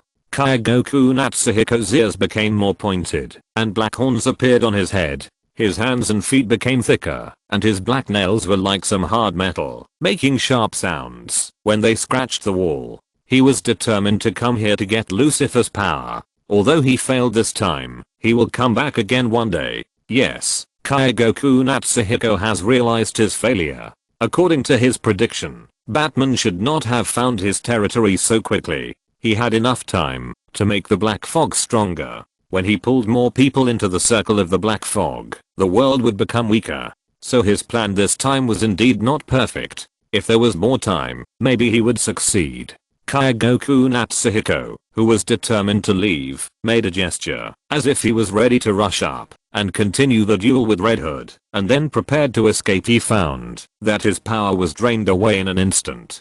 Kaigoku Natsuhiko looked at Lucifer and Morioge, who suddenly appeared in disbelief. You guys, what should I say? Lucifer, who had recovered his strength, touched his chin and said, I was actually tricked by such a little devil. This really makes me angry. Lucifer's eyes slowly turned red, and huge white wings slowly appeared behind him, but strangely, the devil's sharp horns on his forehead did not disappear. Next, please enjoy it. Lucifer waved his hand, and a black vortex appeared at Kaigoku Natsuhiko's feet. The painful howling of the devils in hell continued to come. A huge iron chain climbed up from the depths of hell, and entangled Kaigoku Natsuhiko's ankles without saying anything. For Lucifer, no demon is his opponent.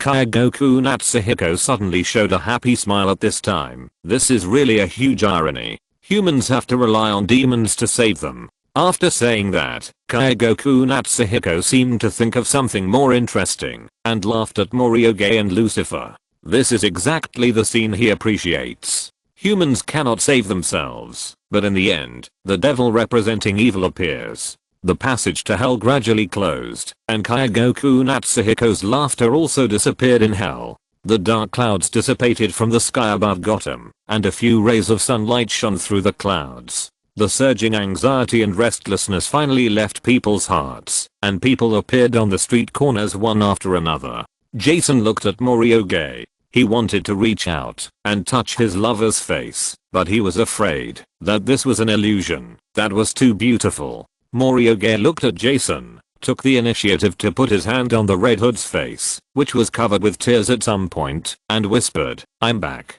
Well, Jason choked in his throat. Welcome back, Rintaro. A loud rumbling sound came from the city hall, and the building that symbolized an era finally disappeared before the dawn of a new era. The sound was like a salute, like a bell. Morioge closed his eyes and let Jason's bloody kiss fall on his eyes, face, and finally on his lips. Damn, you cried. Oh, I just took a picture. Nonsense, I didn't cry.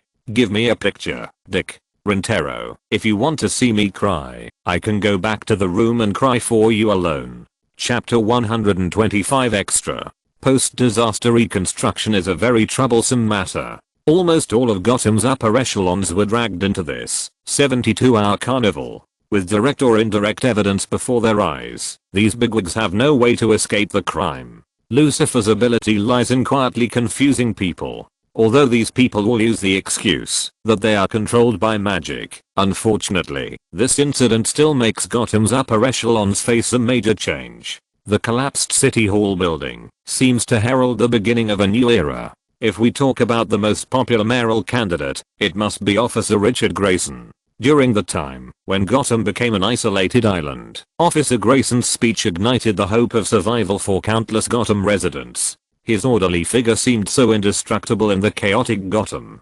People say that Officer Grayson is the light of justice in Gotham, and the most popular butt in Gotham, and the most reassuring man besides the Bat Team. There is no other. Officer Richard even needs to sign the Officer Grayson Series Peripheral Authorization License. Now, in Gotham's superhero peripheral stores, the sales of Officer Grayson's posters and models are almost the same as Nightwing's. In this regard, Dick Nightwing Grayson's idea is, he agreed to the authorization of the peripherals because he didn't want to continue eating cereal. Before the chaos in Gotham, he worked hard to buy a small apartment with the salary he had saved for many years. However, his warm and sweet home came to an end in this disaster, and he just didn't have time to buy home insurance. The homeless officer Grayson humiliated to move back into Wayne Manor, and humiliated to enjoy Alfred's favorite cookies. However, none of this affected Dick's decision to accept the funding of the Wayne Group and participate in the Gotham mayoral election. After hesitating for 3 days,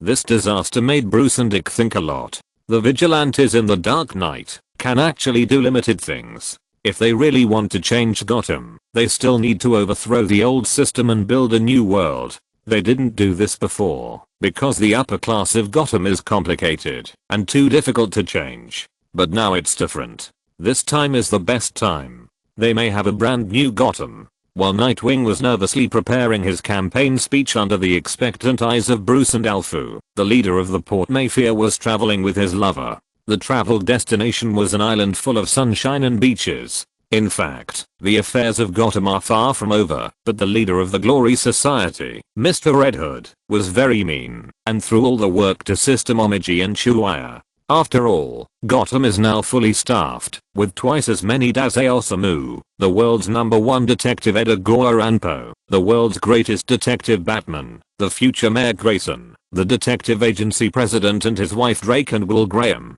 Even the president is in charge of the detective agency, and he has hired Koala Rango and Monkey Kunikida as secretaries. If this Lanoop can't handle a Gotham, where the scum of the upper class are almost wiped out, then this world is really hopeless. What's more, there is Lucifer who can make all those who are brought to court speak the truth. So Jason took his lover and sneaked out of Gotham on a sunny night. Mori did not refuse. Now Gotham was restoring order in an orderly manner, and there was no need for him to show up. Of course, Jason Todd wrote 2 letters with a conscience, one for Hangai and the other for Afu. The scheming Red Hood picked 2 big heads who indulged him very much and earnestly expressed his good wishes that he and his lover had finally reunited and never wanted to be separated again. He believed that Hangai and Afu would help him punish all opposing voices. A good vacation is indeed a pleasure for the body and mind. Even the workaholic Mori was made lazy by the sea breeze.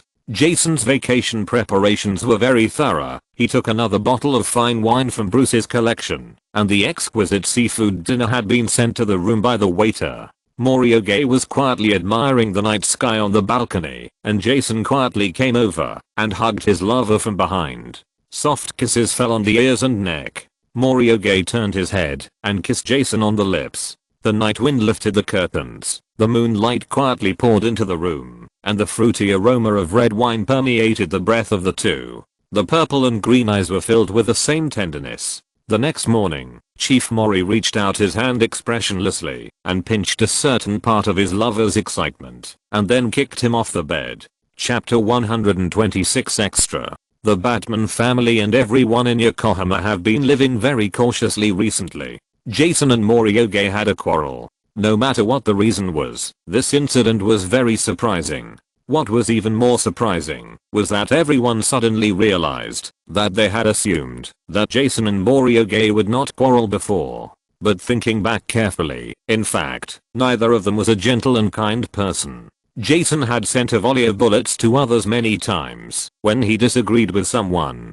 Although Mori looked like a gentle and mature man, he was actually stubborn and arrogant in his bones. Not to mention that both of them had their own obsessions and career ambitions. Thinking about it this way, it suddenly felt incredible that these two people could finally go through the ups and downs and come together. The most amazing thing is that they have been together for so long without quarreling, not once, until last month. I don't know what happened when Jason and Mori were on vacation. Anyway, the two have been in a cold war for a month after they came back.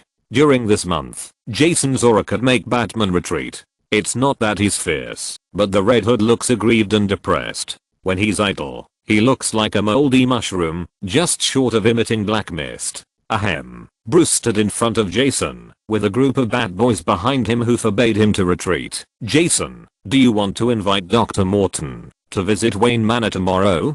Jason raised his head and glanced at Batman dimly, his green eyes almost oozing poison. Bruce resisted the urge to retreat. Dick shook his head behind him in disappointment. Too bad, Bruce, you can't talk again. Bruce tried not to look away. Jason's resentful eyes stared at Bruce. Bruce relaxed his tense muscles and tried to give Jason an innocent expression of Bruce's baby. Jason looked at the row of big children behind Bruce and Alfred, who was looking at him with concern, and his eyes became more melancholy. Bruce continued to look at Jason. Jason continued to look back in silence. Finally, Alfred couldn't stand Batman's tongue being taken away by a cat, so he cleared his throat and asked again, "Master Jason, we have red wine steak that Mr. Mori likes tonight. Master Bruce really hopes to invite Mr. Mori to be our guest, and of course, so do I." Jason didn't say anything, but sighed to himself. Dick and Tim shook off their goosebumps. The sadness of the tough guy was really a bit irritating. Finally, Damian asked impatiently, "Why, the leader of the Port Mafia is finally tired of playing and is ready to abandon you? I have to say, this is really good news, Damian." Bruce gave Damian a warning look. Batman comforted himself that it was not that bad. Jason and Dr. Mori had experienced so many worlds, and their relationship had always been good. Neither of them was the kind of person who would play around casually, so they shouldn't have broken up. So what was the reason? The reason was actually very simple, that Mr. Red Hood felt that he was being ignored by his lover, and he just had a little temper. But the sad thing is that Chief Mori, who has been extremely busy during this period, deliberately, has not noticed his lover's displeasure at all. Morioge told Jason about his plan, because the worlds of Yokohama and Gotham have finally merged recently, and many new problems have arisen, so he has no time to be affectionate for the time being. Not only the people in Yokohama and Morioge, but also the people in the Justice League and Batman are actually very busy. First of all, everyone found that the names of many writers in their memories suddenly changed. For example, the literary giant Dazai Osamu, who wrote No Longer Human, suddenly became Tsushima Shuji, and Natsume Sasaki suddenly became Natsume Kinosuke. And some writers and works have completely disappeared, such as Morioge, who wrote Mayhem and Bubble Book, and Oda Tsunosuke, who wrote Kumi Yorazuaya, Shisui and Horse Racing. This seems to be a correction made after the world merges. People who can be distinguished have completely become two people in the impression of the world, and people who cannot be distinguished are blurred and eliminated. It must be said that this made Dazai Osamu very regretful. He originally wanted to take the book to Oda Tsunosuke to show off. However, his Oda Tsunosuke has also started writing novels. I believe that it won't be long before Dazai Osamu will have a book signed by Oda Tsunosuke in the true sense. After the fusion of the world, Chief Mori will of course return to Port Mafia to continue to be his leader, and the small animals have finally turned back into humans. The leaders of the world in the book, Oda Tsunosuke, President Fukazawa and others, have also returned to their original world. There are still countless problems that need to be solved by them. The sudden emergence of world consciousness, the changed timeline, the extra memories in the mind. In short, Chief Mori, who returned from vacation, was so busy that he had no time to spend time with Jason. In fact, there is another secret reason. That is, during the vacation, Chief Mori was a little overwhelmed by Jason, who was really gifted in some aspects. In addition, he always thought that he should be the strong one, but the result was. So, the strong Chief Mori decided to devote himself to work first, and forget this fact. That made him a little depressed. Jason, who was suddenly treated coldly, tried to hook up with his lover several times, but was always rejected by his lover with the excuse of being busy with work. The things about the Glory Society gradually became more and more, and the final result was that the two looked like they had a quarrel. The depressed Jason could only stay in Gotham to release his evil spirit and occasionally relieve his longing for his lover in Yokohama through video. Just when Jason finally finished his work for the day and was dragged into Wayne Manor by Dick in the name of relaxing, two children suddenly appeared in the Batcave. The older one looked like Jason, and the younger one was a complete replica of Morioge. The Bat Cubs widened their eyes in horror, and their eyes wandered back and forth between the two children's faces. Dahan, for the children. Dick, who seemed to have figured something out, picked up the smaller Morioge and said to Jason in a condemning tone, "The children need a complete family." Chapter 127 Extra. Tim and Will's encounter was not so beautiful. The shabby little church, the powerful woman and the hostage Red Robin rescued by Agent Graham, a terrible scene and a mysterious first meeting. But Tim, wrapped in a blanket and playing the victim, was immediately attracted by Will Graham, who was lost in thought. He didn't know how to describe this feeling. Anyway, his first reaction at that time was to tidy up his image and then get to know his savior. At that time, Red Robin didn't realize what this meant. Maybe fate does matter between people. Anyway, Tim got to know this excellent FBI under the pretext of thanking his savior. In fact, at the beginning, Tim didn't realize his feelings. He was just very curious about this unique FBI, and Will's detective level was no less than his. In addition to the other party's magical talent, Tim only felt that this was a very powerful colleague, and he felt a sense of mutual appreciation.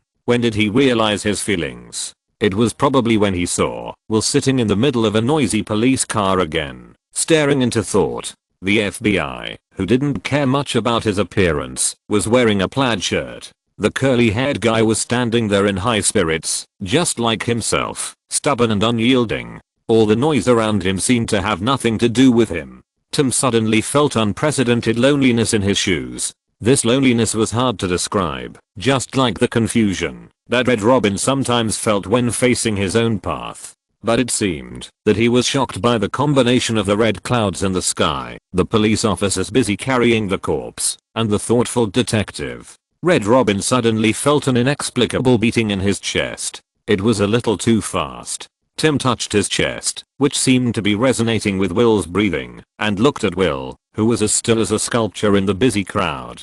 Suddenly, he was overwhelmed by an impulse. When Tim wanted to get closer to someone, he could do it very well. With a very high IQ, a gentle and polite personality, and considerate behavior, even Ching-er, who exuded a social phobia, quickly fell in love with him and regarded Tim as a confidant. Then he found that they all liked detective novels, geisha coffee, their favorite writers were Agatha Christie, and they all liked Red Robin. Yes, Red Robin. Because in Will Graham's opinion, Gotham's Red Robin is undoubtedly the superhero most similar to Batman. They are both good at finding answers from clues, good at inferring the overall situation from the smallest details, and finding the real murderer through reasoning. They all hope to witness fairness and justice. Violence can sometimes solve many problems in Gotham, but it cannot solve all problems. Detectives can let evidence speak, and let corpses speak. Fairness and justice are hidden in objective facts. This is Tim Drake's original intention to become Red Robin, and it is also Will Graham's original intention to become the FBI. Chapter 128 Extra. So what does it feel like to have a child? Mori looked at Jason, who was changing the clothes of the younger one in the room, and sighed imperceptibly. Raising two children, especially these two children, are not human children in the traditional sense. There are too many things to worry about. The older one doesn't need him to worry too much. Gotham is already a mature child and doesn't need him and Jason to take care of him hand in hand. But the younger one is not enough. Although Yokohama knows a lot of theoretical knowledge, he knows nothing about common sense. This silly child has Morioge's shrewd face, but he is actually a foolish, naive person. Yesterday was the fourth time he was scared to tears by Daze, who jumped into the river. But this also caused Jason to favor the younger one more. Morioge obviously prefers the older one.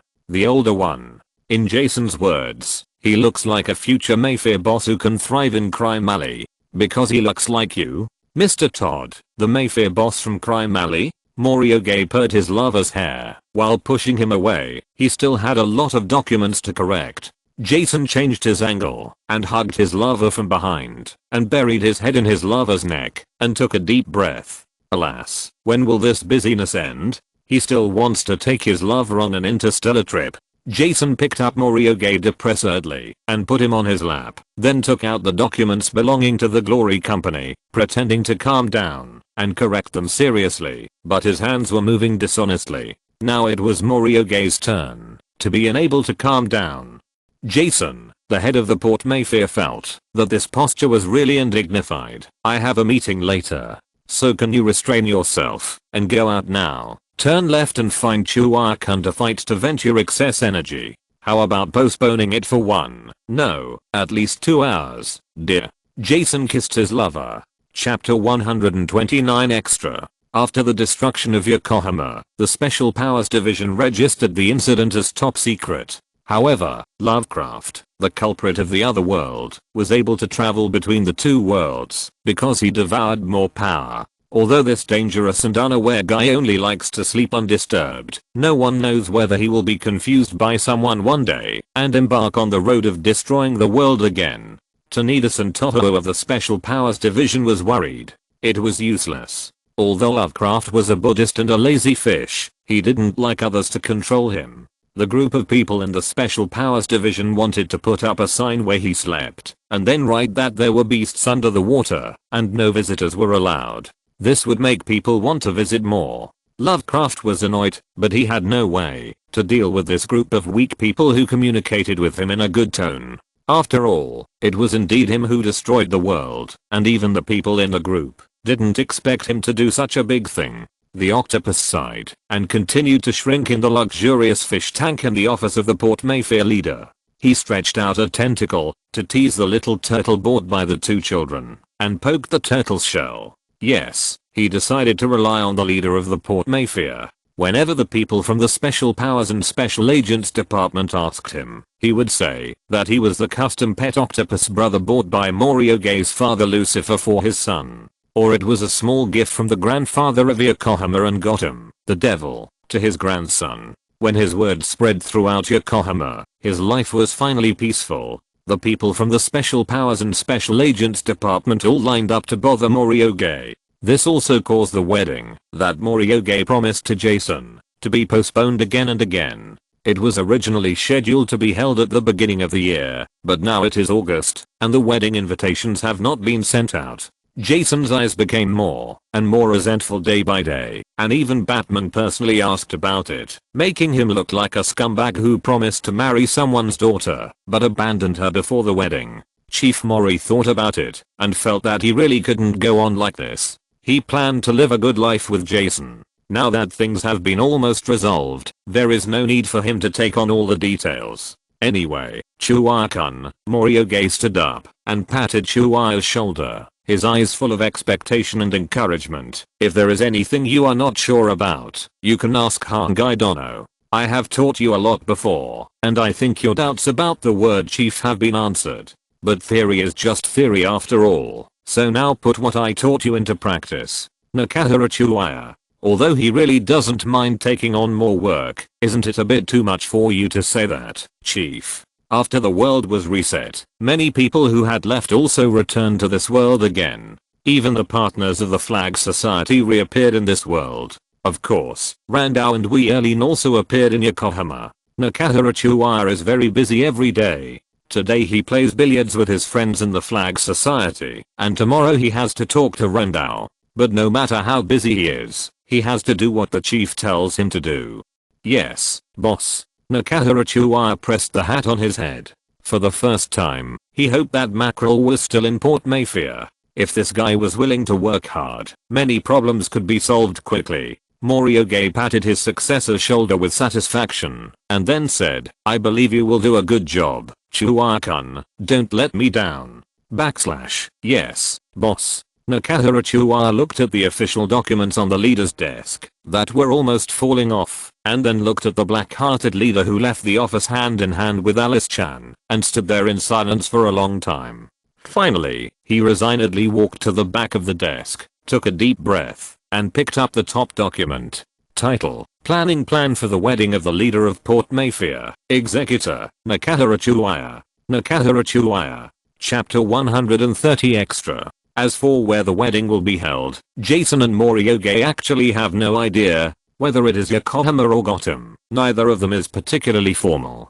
Jason only wants Mori to be happy, and Dr. Mori, who is very thoughtful, actually only wants Jason to be happy. So the two of them tacitly handed this complicated matter to their subordinates. Jason took Mori on vacation, and while on vacation, he remotely guided the progress of the wedding. Although the Port Mafia and the Glory Society are a bit far apart, it does not prevent them from achieving space jumps through Lovecraft and Lucifer. The two parties are not worried at all, but the people in the family are busy about it. For the Bat family, Jason is currently the only one in the family who has completed the whole process of knowing each other, getting acquainted, falling in love, getting married. It seems that the two will stay together for the rest of their lives in the future. This is really a happy event that has not appeared in Wayne Manor for decades. Alfred looked at Batman, the oldest and most disobedient child in the family, and Dick, the disobedient child of the same lineage, with a look of regret, and then his kind eyes fell on Tim.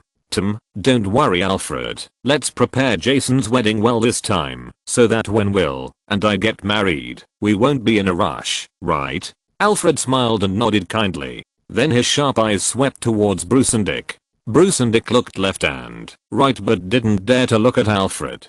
Dick pretended that Alfred was not looking at him, turned his head, and reached out to touch the fur of the youngest brother in the family. Damien pushed Dick's paw away. Don't look at me, I'm still early. The doorbell rang at this time. I think Mr. Nakahara is here, Alfred said with a smile, and then drove the children and the family back to the living room. We need to discuss the process and details of the wedding later, Master Bruce. Alfred looked at his master, who should still be very reliable on key matters, with a suggestive look. I will participate seriously, Alfu. Bruce touched his nose. Jason's wedding. This is really touching. Bruce's heart was suddenly full of expectations. The young Robin, whom he felt the most sorry for, has now gotten rid of his influence and is walking more and more steadily on the path he has chosen. It is indeed a good thing worth celebrating. When Nakahara Chuaya appeared in Wayne Manor with documents and computers, what he saw was the Wayne family children sitting in a row and an old butler whose aura crushed all the people present.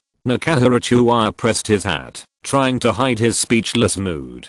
Fortunately, both families attached great importance to this wedding and were not short of money. Everyone agreed to hold one in Gotham and then one in Yokohama. The hardest planner of this wedding was actually Clark, a young reporter from Metropolis. He volunteered to participate in the wedding arrangements. As for the reason, he wanted to say that he had a good impression of a gentleman in Yokohama and wanted to meet him. Of course, it was not Mr. Mori.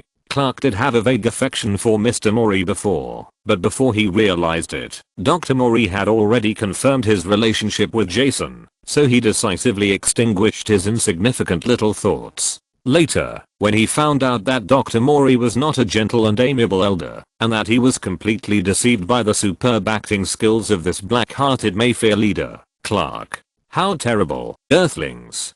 But when he saw another boy who could fly in the air, was equally powerful and agile, and had a pair of cobalt blue eyes, Clark felt shamefully moved. When he happened to pass by Yokohama that day, he saw Nakahara Chuaya using a cool and handsome posture to teach a gangster who bullied the old man a lesson. The boy asked the old man's destination in a not so gentle tone, and then escorted him home. Finally, when the old man was about to thank him, he ran away impatiently. After watching the whole process, Clark felt that he and Mr. Nakahara should have a lot in common. But it's too early to say this now. At present, his love progress is still 0%, and he hasn't even got Nakahara Chuaya's contact information. Nakahara Chuaya, who has no idea that he has been targeted, is putting on the dresses for the two young masters with a headache. The wedding is about to start, but Yokohama and Gotham are fighting and making their dresses dirty. Little Yokohama looks aggrieved, and little Gotham looks upset.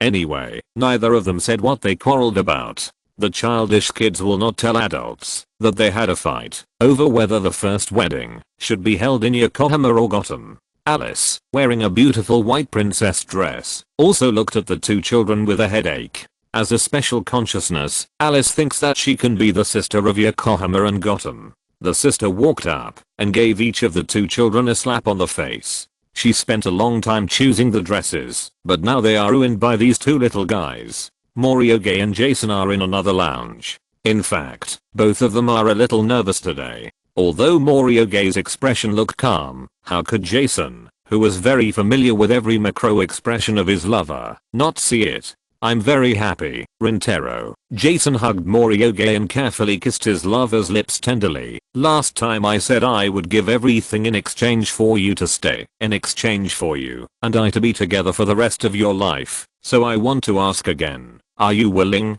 Morioge often couldn't stand Jason's sweet words. Although he was very happy in his heart, he was not very good at showing it. The head of the Port Mafia looked at Jason and raised one eyebrow. It depends on your performance in the future. Jason smiled, his eyes full of tenderness and happiness. Outside the huge French window was the lawn that would be used for today's wedding activities. The sun was shining brightly, and the figures of the two kissing were elongated by the sun, turning into shadows cast on the ground. Then the shadows on the floor shook violently twice. Daze, I'll kill you. Hey fuck, who replaced Lord Nakahara's drink with wine? I don't think it's a good time to fight now. Clark Kent's slightly nervous voice came. Jason and Dr. Mori will be angry. The last tail of the reporter disappeared in another huge rumble. Asshole. Today is the leader's wedding. It's, damn it. Little slug. Level calm down, boys. Wonder Woman's voice was also very helpless. A black sonic boom channel suddenly appeared above the wedding scene, and Shazam, Green Lantern, Aquaman, Flash and others suddenly appeared. On the other side, the world barrier was opened, and Daze Osamu, wearing a black leader suit, suddenly appeared with Oda Sakunasuke, followed by members of the armed detective agency in Port Mafia from another world, plus Asakaga Chiango. Lucifer suddenly remembered something, and disappeared for 3 seconds. When he returned to the wedding scene, he was holding a blue-eyed little boy dressed in the last century. The little boy who was struggling unhappily was followed by the head of the family who came after him, Bruce with a slicked back hair and his personal butler, as well as 2 bat boys from the 19th century. Lucifer, who was always looking for trouble, threw the 8-eyed eye-catching octopus boy who was forced to wear a white skirt at the drunken Chuan Nakahara. Lovecraft rolled his eyes 8 times in the air and then stretched out his tentacles. Anyway, Morioge and Jason in the lounge decided to leave for their honeymoon in space right away. Jason thought about it and decided that they should hold a wedding for only the two of them on an alien planet where no one could find them, so as to prevent these restless bastards from always disturbing him and Rentaro. Morioge opened a secret passage. This way, Jason. End of this chapter. Thank you very much for reaching the end. Don't forget to like. Looking for more exclusive content and immediate access? Subscribe to our Patreon. Remember, every like, subscription, or donation encourages us to continue. Thanks to everyone. See you in the next video.